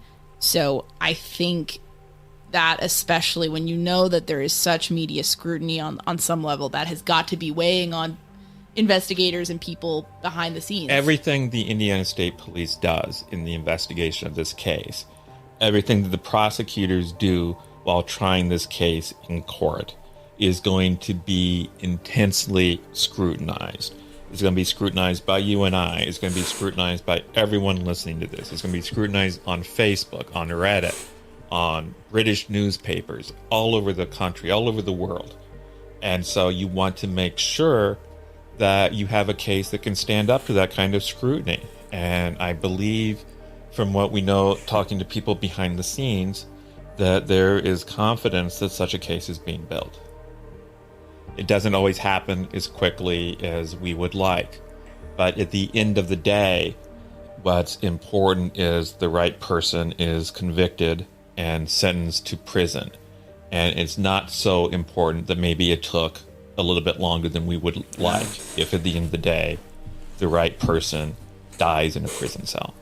Yeah. It's not him, guys. It's 100% not him. I think so many people are rightfully very much like, accountability is needed right now. It's not him. But I think we also understand the flip side of it as this needs to be shored up. But I think the balance of that, and this is where press come in, and this is where we have tried to come in, is that when a case is taking this long, coverage should be illuminating why and trying to get to the bottom of like what is going on to inform the public, because otherwise you just get, frankly, in my view, what becomes an information vacuum where it's just sort of a mess. It's a circus. The loudest voices who are screaming and flinging accusations at people who don't deserve it rise to the top, and it's better when actual facts are being presented about here is what is going on. But yeah, this is nothing more than speculation. We believe in accountability. We've tried hard to hold the investigators accountable, and we want to share as much stuff with you as we can. But we will be candid. There's stuff we have learned that we feel it would be irresponsible for us to share because we want justice too, and we don't want to do anything to compromise that. Yes, there are certain things that we hope to share in the future, and that we can kind of hopefully get into at a later date. For the most part, it's a calculus that we have to do whenever we get new information about, okay, how can we responsibly present this? How can we corroborate and verify this information? How can we go about putting it out there in a responsible way? And if we feel that the information we have falls apart on any of those measures, then it's something that we either don't report on because we don't trust it, or it's something that we do trust. Wait. This morning, new insights into the Delphi investigation. The state's top law enforcer believes the case could be solved within 3 years or much sooner. Monday will mark 5 years since the bodies of Abby Williams and Libby German were found near the old Monon High Bridge on Valentine's Day 2017. Now, since that moment, police have received thousands of tips involving the case. Despite a cell phone video and sketch, this case remains unsolved. State Police Superintendent Dirk Carter, he sat down with me yesterday afternoon and for the first time expressed a possible timeline of when he believes this case could likely come to an end. I believe that while I'm the superintendent of the state police, we'll identify this individual. That's within 2 years, sir. 3. 3 years. 3 years. 2 years and 11 months. Didn't want to push you out. Yeah. So you think within 3 years something will develop? It could be today. It could be today. It could be tomorrow. But I can say that we're continuing to move in a very positive direction. I was asked earlier, what would you say to Abby and Libby if you saw them today? And I would just simply say, I'm sorry, but I hope you're proud of us for what we've tried to do. And I believe that one day I'll be able to do that. Now, the last major development in this ongoing case came back this past December, as you may recall. State police asked people to use Snapchat and Instagram to provide information about a young man using a fake account on social media to lure young girls.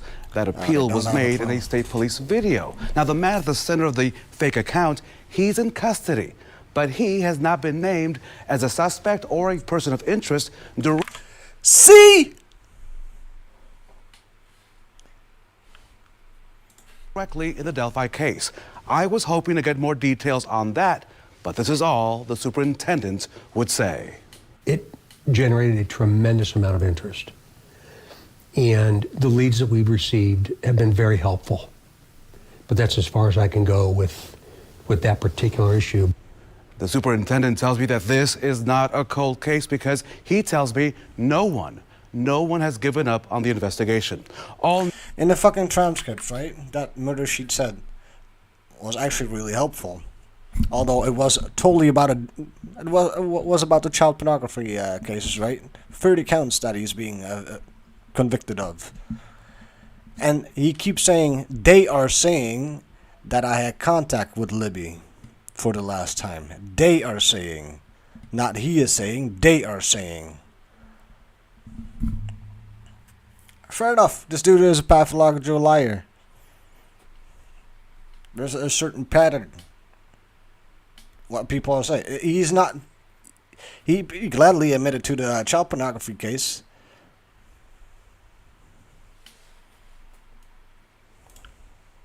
We don't report on because we feel it could substantially set the case back, potentially. Right back. As long as we're talking about information that we're sharing and information that we may not be sharing, I've certainly noticed that there's been a lot of talk where people in social media or people with their own podcasts have been sharing ideas about this potential suspect or that potential suspect and trying to make circumstantial cases arguing that those individuals are actually the guilty parties. And I certainly understand that it can be interesting to speculate about such things, and it could be even a rewarding mental exercise. But that's not really what we're interested in doing. No, we're interested in doing investigative journalism specifically on the investigation. And we sort of assume that you people don't really care that much about what we personally think about who may or may not have done it. We think that what you care about is, what do the investigators think? What do the people who are making the decisions about who to arrest or when to arrest, what are they thinking? Who are their suspects? And that's what we've focused our attention on. So if some people are talking about this suspect or that suspect, and we're not talking about it on our program, is because we're not hearing those names from investigators. Yeah, and if that changes, then we change our tune because we're hearing something different then, and we have something new to report. Okay, there's a pivot. There's a new direction, so to speak. And you know, we're just kind of mostly tied into what's going on. What are we hearing from people on the ground? What are we hearing from people with information about some of those leads? And so, as far as people who came up as suspects early on, that's something that's interesting to Kevin and I because that is a historical fact of the investigation. We think it's interesting to know if the FBI in March of 2017 thought that Ron Logan might have been involved. That's interesting to know that that's what they were thinking in 2017. Yes, but we don't necessarily think that informs what is going on right now in September of 2020. These people are so fucking predictable, guys. So predictable. Too, which, when you think about it, is quite a long time later with nothing. So I just think that's important for people to remember, and we're certainly not knocking anybody for thinking differently or having different opinions or saying, hey, you know, I'd like to kind of go through the possibilities, but it's just, that's not what we're doing, because that's not journalism. That's at best very informed speculation. Yeah, that isn't indeed a well-formed speculation. Then why the fuck are you doing a well-formed speculation? And one thing we're interested, as we say, we're very interested in the investigation, and it seems, at least from the outside, that one of the big things going on in the investigation right now is the ongoing search of the Wabash River. Can you speak about that, Anya? As far as we understand it, the search began on or around August 18th and is currently today, which is September 21st, 2022, ongoing. So this is a very long search. We're over a month in now. And this is involving the Indiana State Police dive. What are they searching for? Nemo? Team. And as we reported when we visited there in August, we saw 12 people, on their hands and knees, kind of wading around very shallow water in Peru, in the Wabash. Appeared to be holding things like poles, shovels, perhaps metal detectors. We reported all that out then. But this has gone on longer than we certainly thought it was going to. We just want to stress how monumental an effort this has been, from the outside at least, because this involves, I imagine, putting the dive team up in a hotel, Actually, we've heard that. Mm-hmm. We've been given even the name of the hotel they're staring at. Which we're not going to repeat Obviously. here. But it's a situation where, they seem to be very focused in certain areas from what we can tell. I can tell you I don't have any experience in terms of any sort of diving or evidentiary recovery, but I imagine that if objects are in a river for a long time, they become, warped or rusted or whatnot. So there may be a situation where they have to kind of, and maybe afterwards, piece through everything they found to kind of identify it and see, okay, maybe this is just junk or maybe this is relevant. I imagine that would be part of a process here. The only background I have that's anything akin to this is I did an archaeology dig one summer, and that you had to kind of pick basically anything that could be relevant. You had to bag it, tag it, and the experts would go through later and kind of, analyze it essentially. So I wonder if there's a similar process. This is one area where we would love some help from our audience, because we imagine that some of you either are or know people with experience in dive teams, evidentiary recovery, water searches, things like that.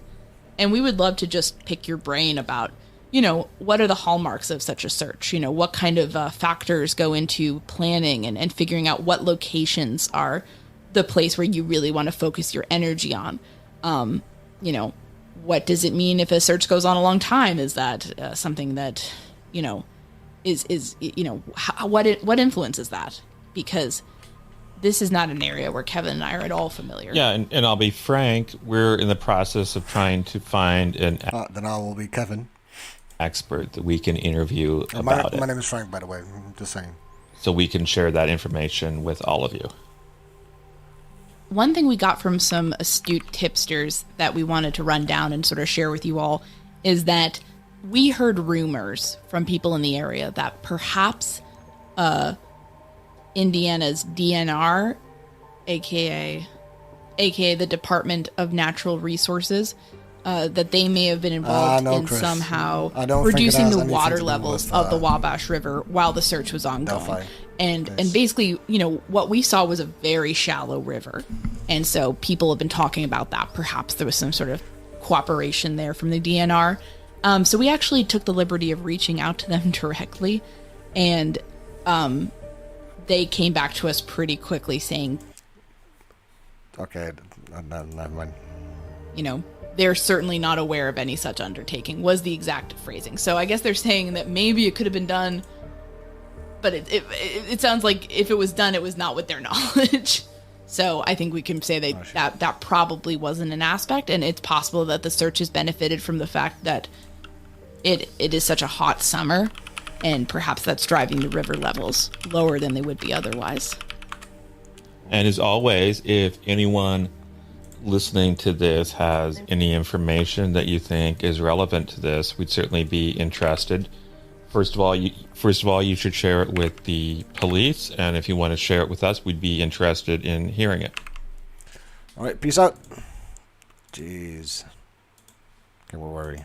They wouldn't tell me, but if there was, I would tell them not to release it. Right. So, right. Yeah, I make sure to tell them that a lot. I'm not sure if they banked it. Do you think personally, or is it the position of investigators overall that the suspect is likely from the area? That would be speculative. My own personal opinion, probably at least some familiarity with the Delphi area. But that's just me. I think that you have to know the Delphi area to go across that bridge. Well, that's why I say that. Mm-hmm. If you haven't walked across the bridge, you don't understand, right? Yeah, like that bridge But is scary. It is scary. Mm-hmm. There hasn't been a train on that track since I think 1929. Yeah. And those railroad ties are rotted. Mm-hmm. Yeah, that bridge scares me. So Yeah. for somebody to be able to cross it, just like watching that short video, just watching him cross it in that little bit, you're like, he's moving well enough that he has to know the bridge. He's done that before. Yeah. That's what I think too. So that's just me though too.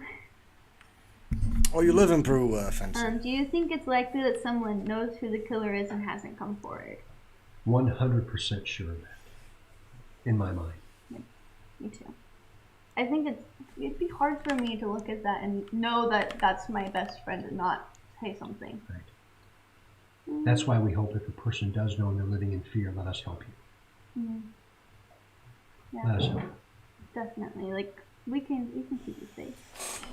Oh, that's so hard. Has there been a profile of the killer created? If so, is there any information you can share? I can't. Oh, it's been 39 to 42.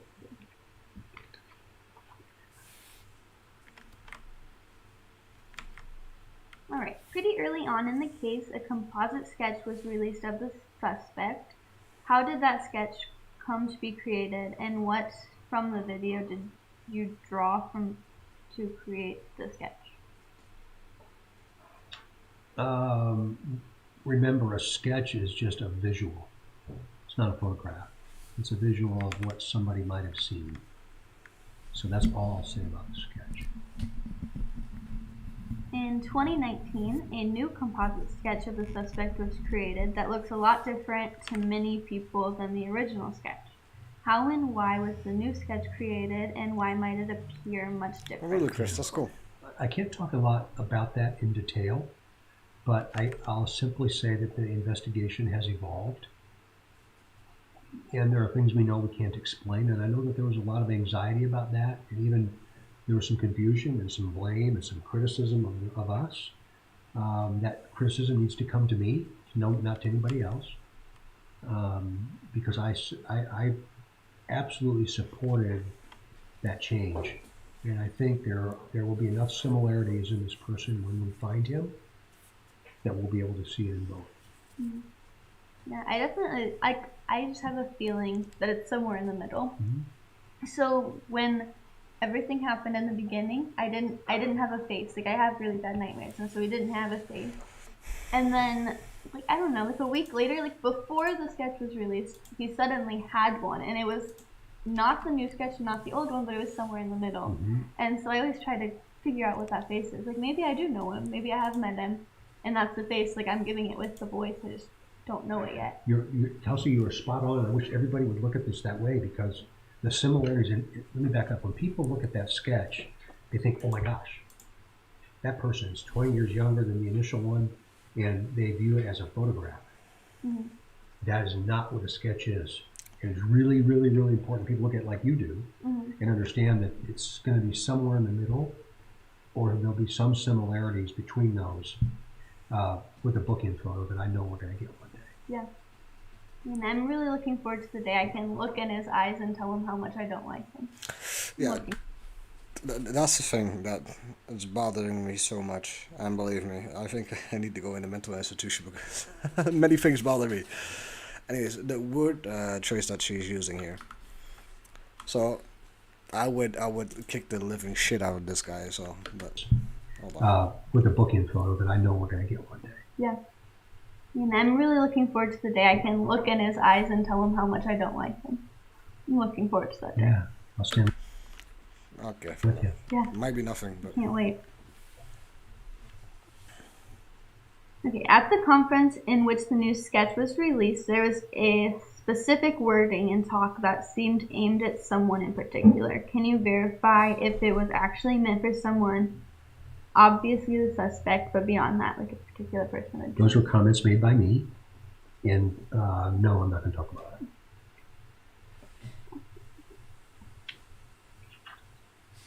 I'm assuming they were comments made by me, if that's what you're referencing. It was, yeah, I think it was the Being in the way room? you word things. Okay, Yep. yeah. Another thing, I don't know if you can talk about it now, but there's the shack was used in it. Was that on purpose? It was. Okay. Have you seen the shack? I have. I watched it twice. You know what I mean then. hmm Yeah. So I think one of the big rumors going on around, I guess, is that they died in the shack, or like there has to be some other meaning other than faith to it, which is something that we're trying to kind of get rid of that rumor. What? Trying to kind of that they died in the shack, or like there has to be some other meaning other than faith to it, which is something that we're trying to kind of get rid of that rumor.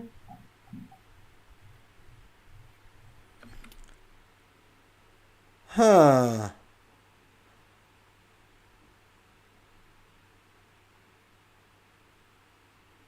Okay. Are you guys noticing that? Or am I the only one? Meaning other than faith to it, which is something that we're trying to kind of. See, there we go. That's the signature. That's the signature. Or the way they were staged. No. They were staged satanically, 100%. I kind of figured it out, but I never actually watched this full episode. But listen to this. Those were comments made by me, and no, I'm not going to talk about it. No, he's not shredding an inch when he's saying that. I'm assuming they were comments made by me, if that's what you're referencing. It was, yeah, I think it was the Being in the way room? you word things. Okay, Yep. yeah. Another thing, I don't know if you can talk about it now, but there's Listen. the shack was used in it. Was that on purpose? It was. Okay. Have you seen the shack? I have. I watched it twice. You know what I mean then. hmm Yeah. So I think one of the big rumors going on around, I guess, is that they died in the shack, or like there has to be some other meaning other than faith to it, which is something that we're trying to kind of get rid of. She corrects herself. Other than faith to it, which is something that we're trying to kind of get rid of that rumor. I didn't hear of that rumor, and I know a lot of rumors.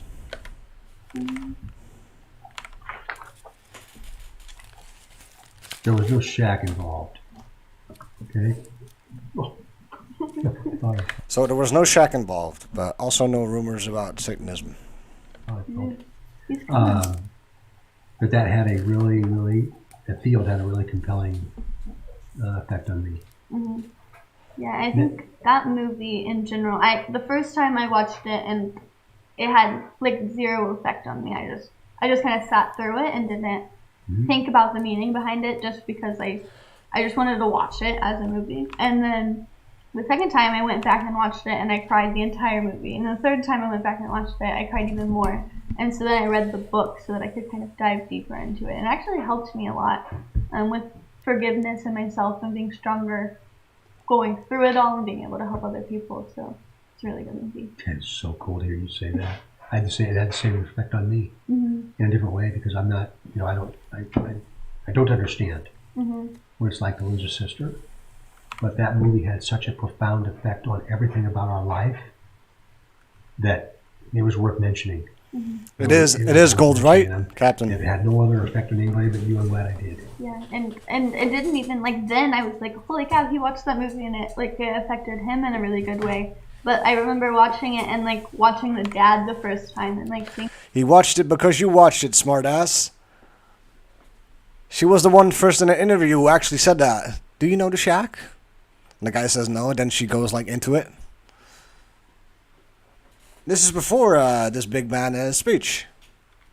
How he was feeling, and I'm like, oh, that's how my grandparents are feeling right now. Yeah. And then watching it again and watching the siblings kind of go through what they were going through, I'm like, man, that's what I'm struggling with right now.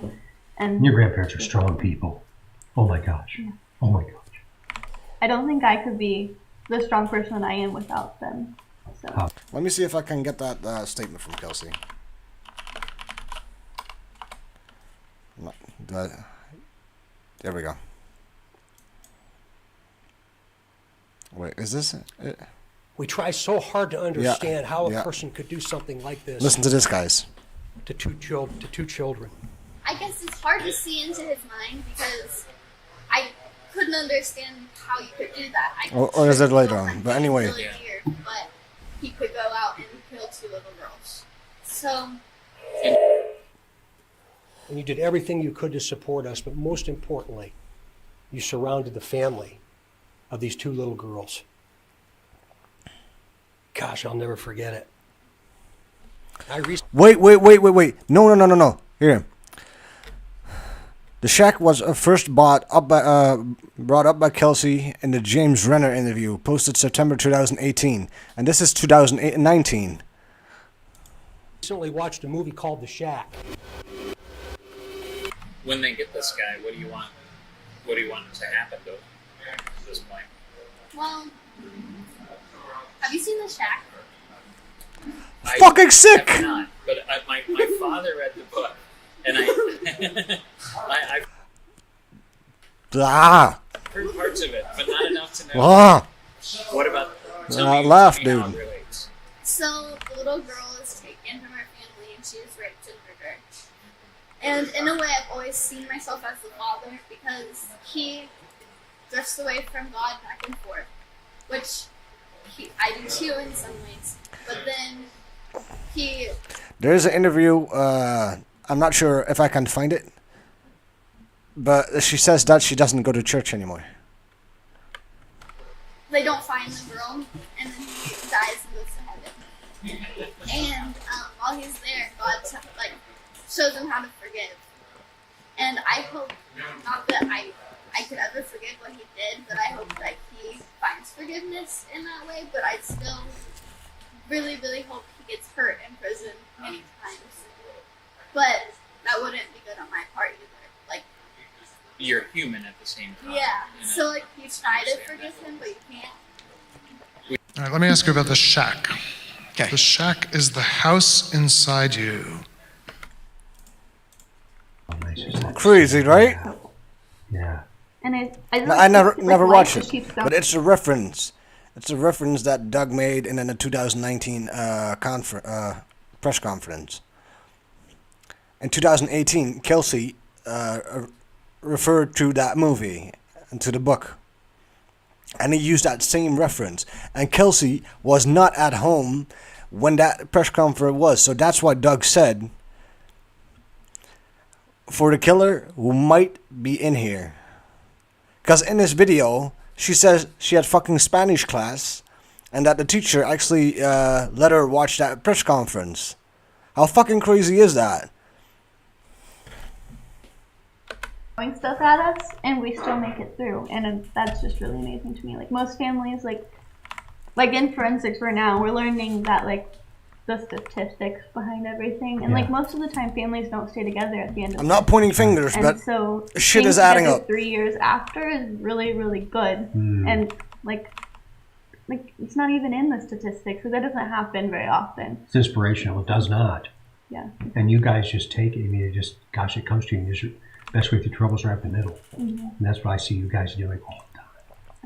We definitely hold each other together. As soon as we have a thought like we don't want to be here anymore, we don't want to go through this anymore, we just keep pushing through it, and we push through it together. And I think that's what helps us a lot. And other families, if you don't see that, and then like if you just do it this way, but you can't like force that on them. Sometimes I'm just like, you're doing it wrong. Yeah.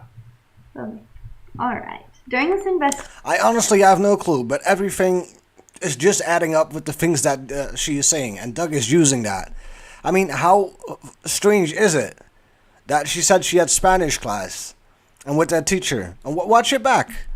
I've put everything in chronological order. At least I try to. But it's so weird. investigation, the murders of Lyric Cook and Elizabeth Collins. See, the thing is, I honestly believe this. Kelsey was the one who had contact with the Anthony Schatz account. Because you can read that from the Barbara McDonald transcripts. And also that interview. And that was before Anthony Schatz was released. I think Kelsey was the one who sent news to Anthony Schatz. And maybe, or maybe not, was she the one who said to her sisters, you need to go to Monon High Bridge and check for that creep?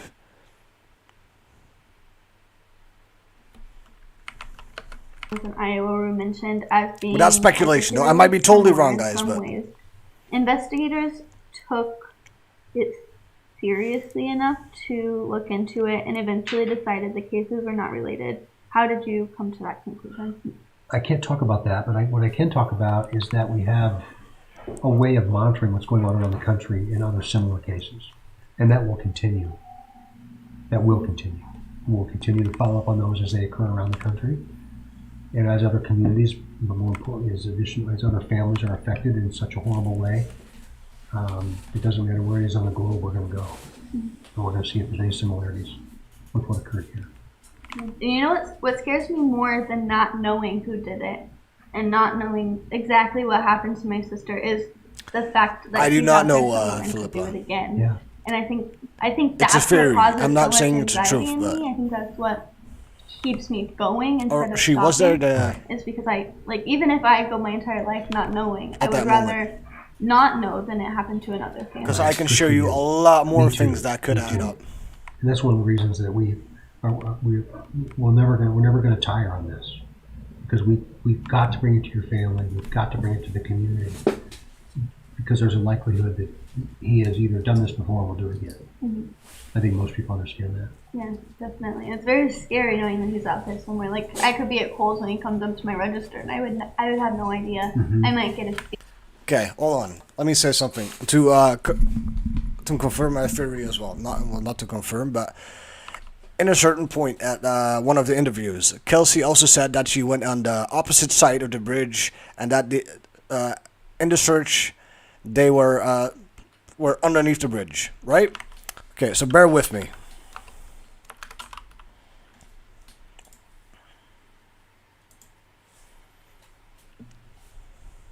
And this is after the girl is found. This is what I'm about to...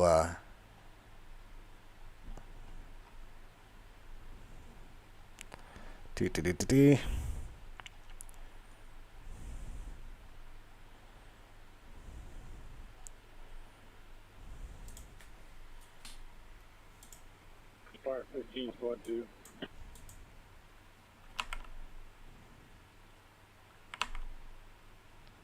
Send it. I found an item of interest under the railroad bridge. Copy that. Go ahead and describe it to me.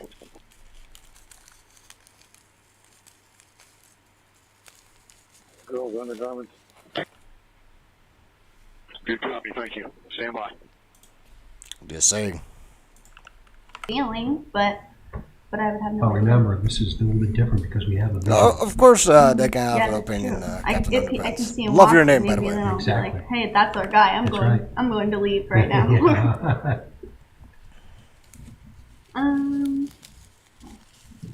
This is very long. So there have been a number of suspects and persons of interest. Those are real words that I should have used. that you have looked into and publicly admitted that you looked into in many cases. These are people brought forward by tipsters in the public. Did any of these men seem promising, and how much of a letdown was it when you were able to rule them out? I'll say in this entire investigation, almost 3 years now, that there have been a lot of highs and lows. Because we're people too. And there's just been lots of highs and lows. I think there will continue to be. But that doesn't mean we slow down or stop. Just because there are some lows. Like you just said, what do you guys do? Definitely, we stick together. Yeah, absolutely, and that's exactly what we're going to do. Yeah, definitely. Yeah. I think the first main person that we looked at, we were like really hopeful about this person, and we were like, oh man, there could. No, I'm just saying, with all the things that I just showed before, right? It kind of adds up. I'm not pointing fingers, but I just think it's extremely coincidental. And after that thing that I just told you guys about the recording, the police scanner that you hear about undergarments underneath the bridge, and she says that she was searching only with 2 underneath that same bridge where those undergarments were found, and then with all the compilations that I just showed you guys, I think it's weird.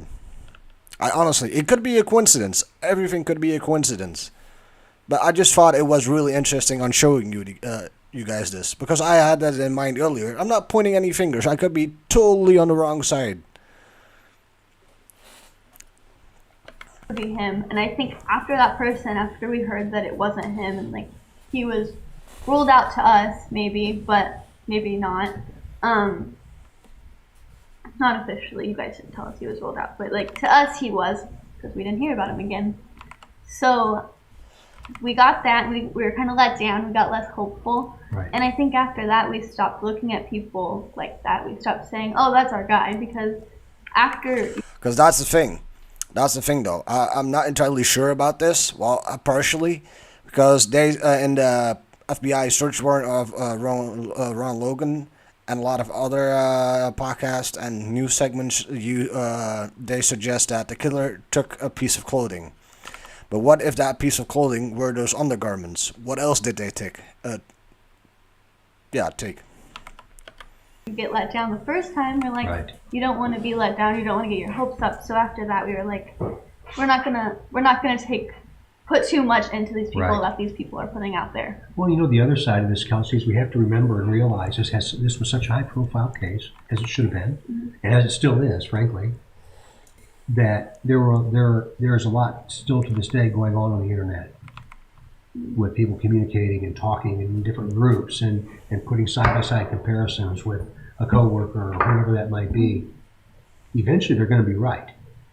Or eventually we're going to be right, or you're going to be right. I hope I'm right. But what if we're not right with a person? Mm-hmm. You know, and that's happened. That's happened. So there have been people that have had a really hard time continuing to do what they do, and they were nowhere near this area. Mm-hmm. And that's happened nationally. So while we believe that people are really, truly trying to help, that side-by-side comparison does not help. Definitely. Yeah. And I don't know if you keep up with my Twitter account, but I have no social media platform really? By design. Yes. I think Kim gets on there and Solcom, is that his Tony? name? Yeah, he gets on there and he likes my posts sometimes. So I know they're watching me, which is good because there's some people on there I'm like, they're really creepy. But there's this one guy, his name, he calls himself Dexter. And today I got a notification that he made an account with using my name. And so this guy will post these pictures of one person specifically right now. It was Chase at one point. It was another kid I go to school with. And he'll post them. And he harasses these people all the time. More as in the sense of... it's just those people, like I know these people are innocent. I was with Chase. And, Brandon goes to... Okay, write that down. She was with Chase. Who the fuck is Chase? That's the first time I'm hearing that name. School with me. He's the nicest kid I've ever met. And Aaron is the nicest kid I've ever met. Aaron? And so it's really crazy to know these people are like that. Well, it's easy to say what you want on social media and hide behind a screen, right? Mm-hmm. Yeah, it's dangerous. Yeah, he he came to CrimeCon, and I didn't know this until somebody sent me the picture. He was standing right behind me and took a picture and posted it on one of his pages. Like, Yeah. he's a very scary man, I think. Yeah. But that's he can do what he wants. Hopefully, those people aren't affected as much as I think they are, because I would feel terrible if they like got really depressed or really sad and like couldn't handle it just because this guy is doing that because of my sister. Right. Right.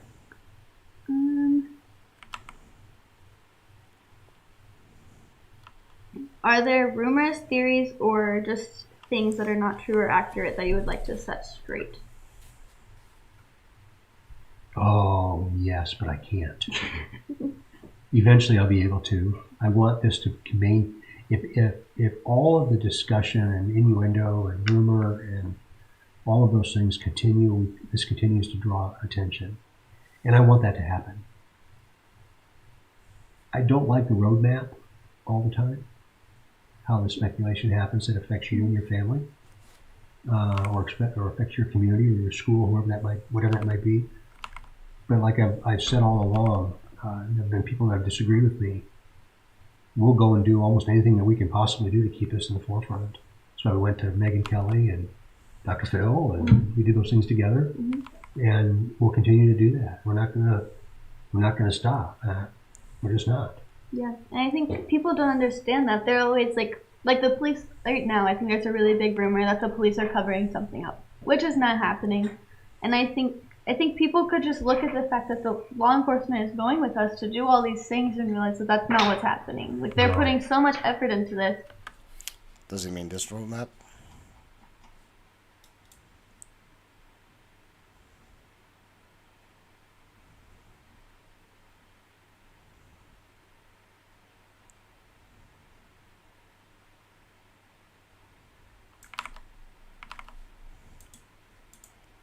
There's no way that they could be covering something up. I've had those conversations with people before, and I'll keep those are private conversations. I promise you on lives of two people that are most important to me in my lifetime, and that is my daughter and my wife. That's not happening. And while I'm here, there will be nothing of the like. And that's just a rumor, and that, today in today's world, again, it's easy to say something like that, but take a step back and think about what it would mean for that to actually occur. And it's just not. Yeah, and I think the reason people think it is because there's a couple cases specifically that I'm working on that I post a lot about, but there is a lot of police corruption, and I think there are in other places, but I definitely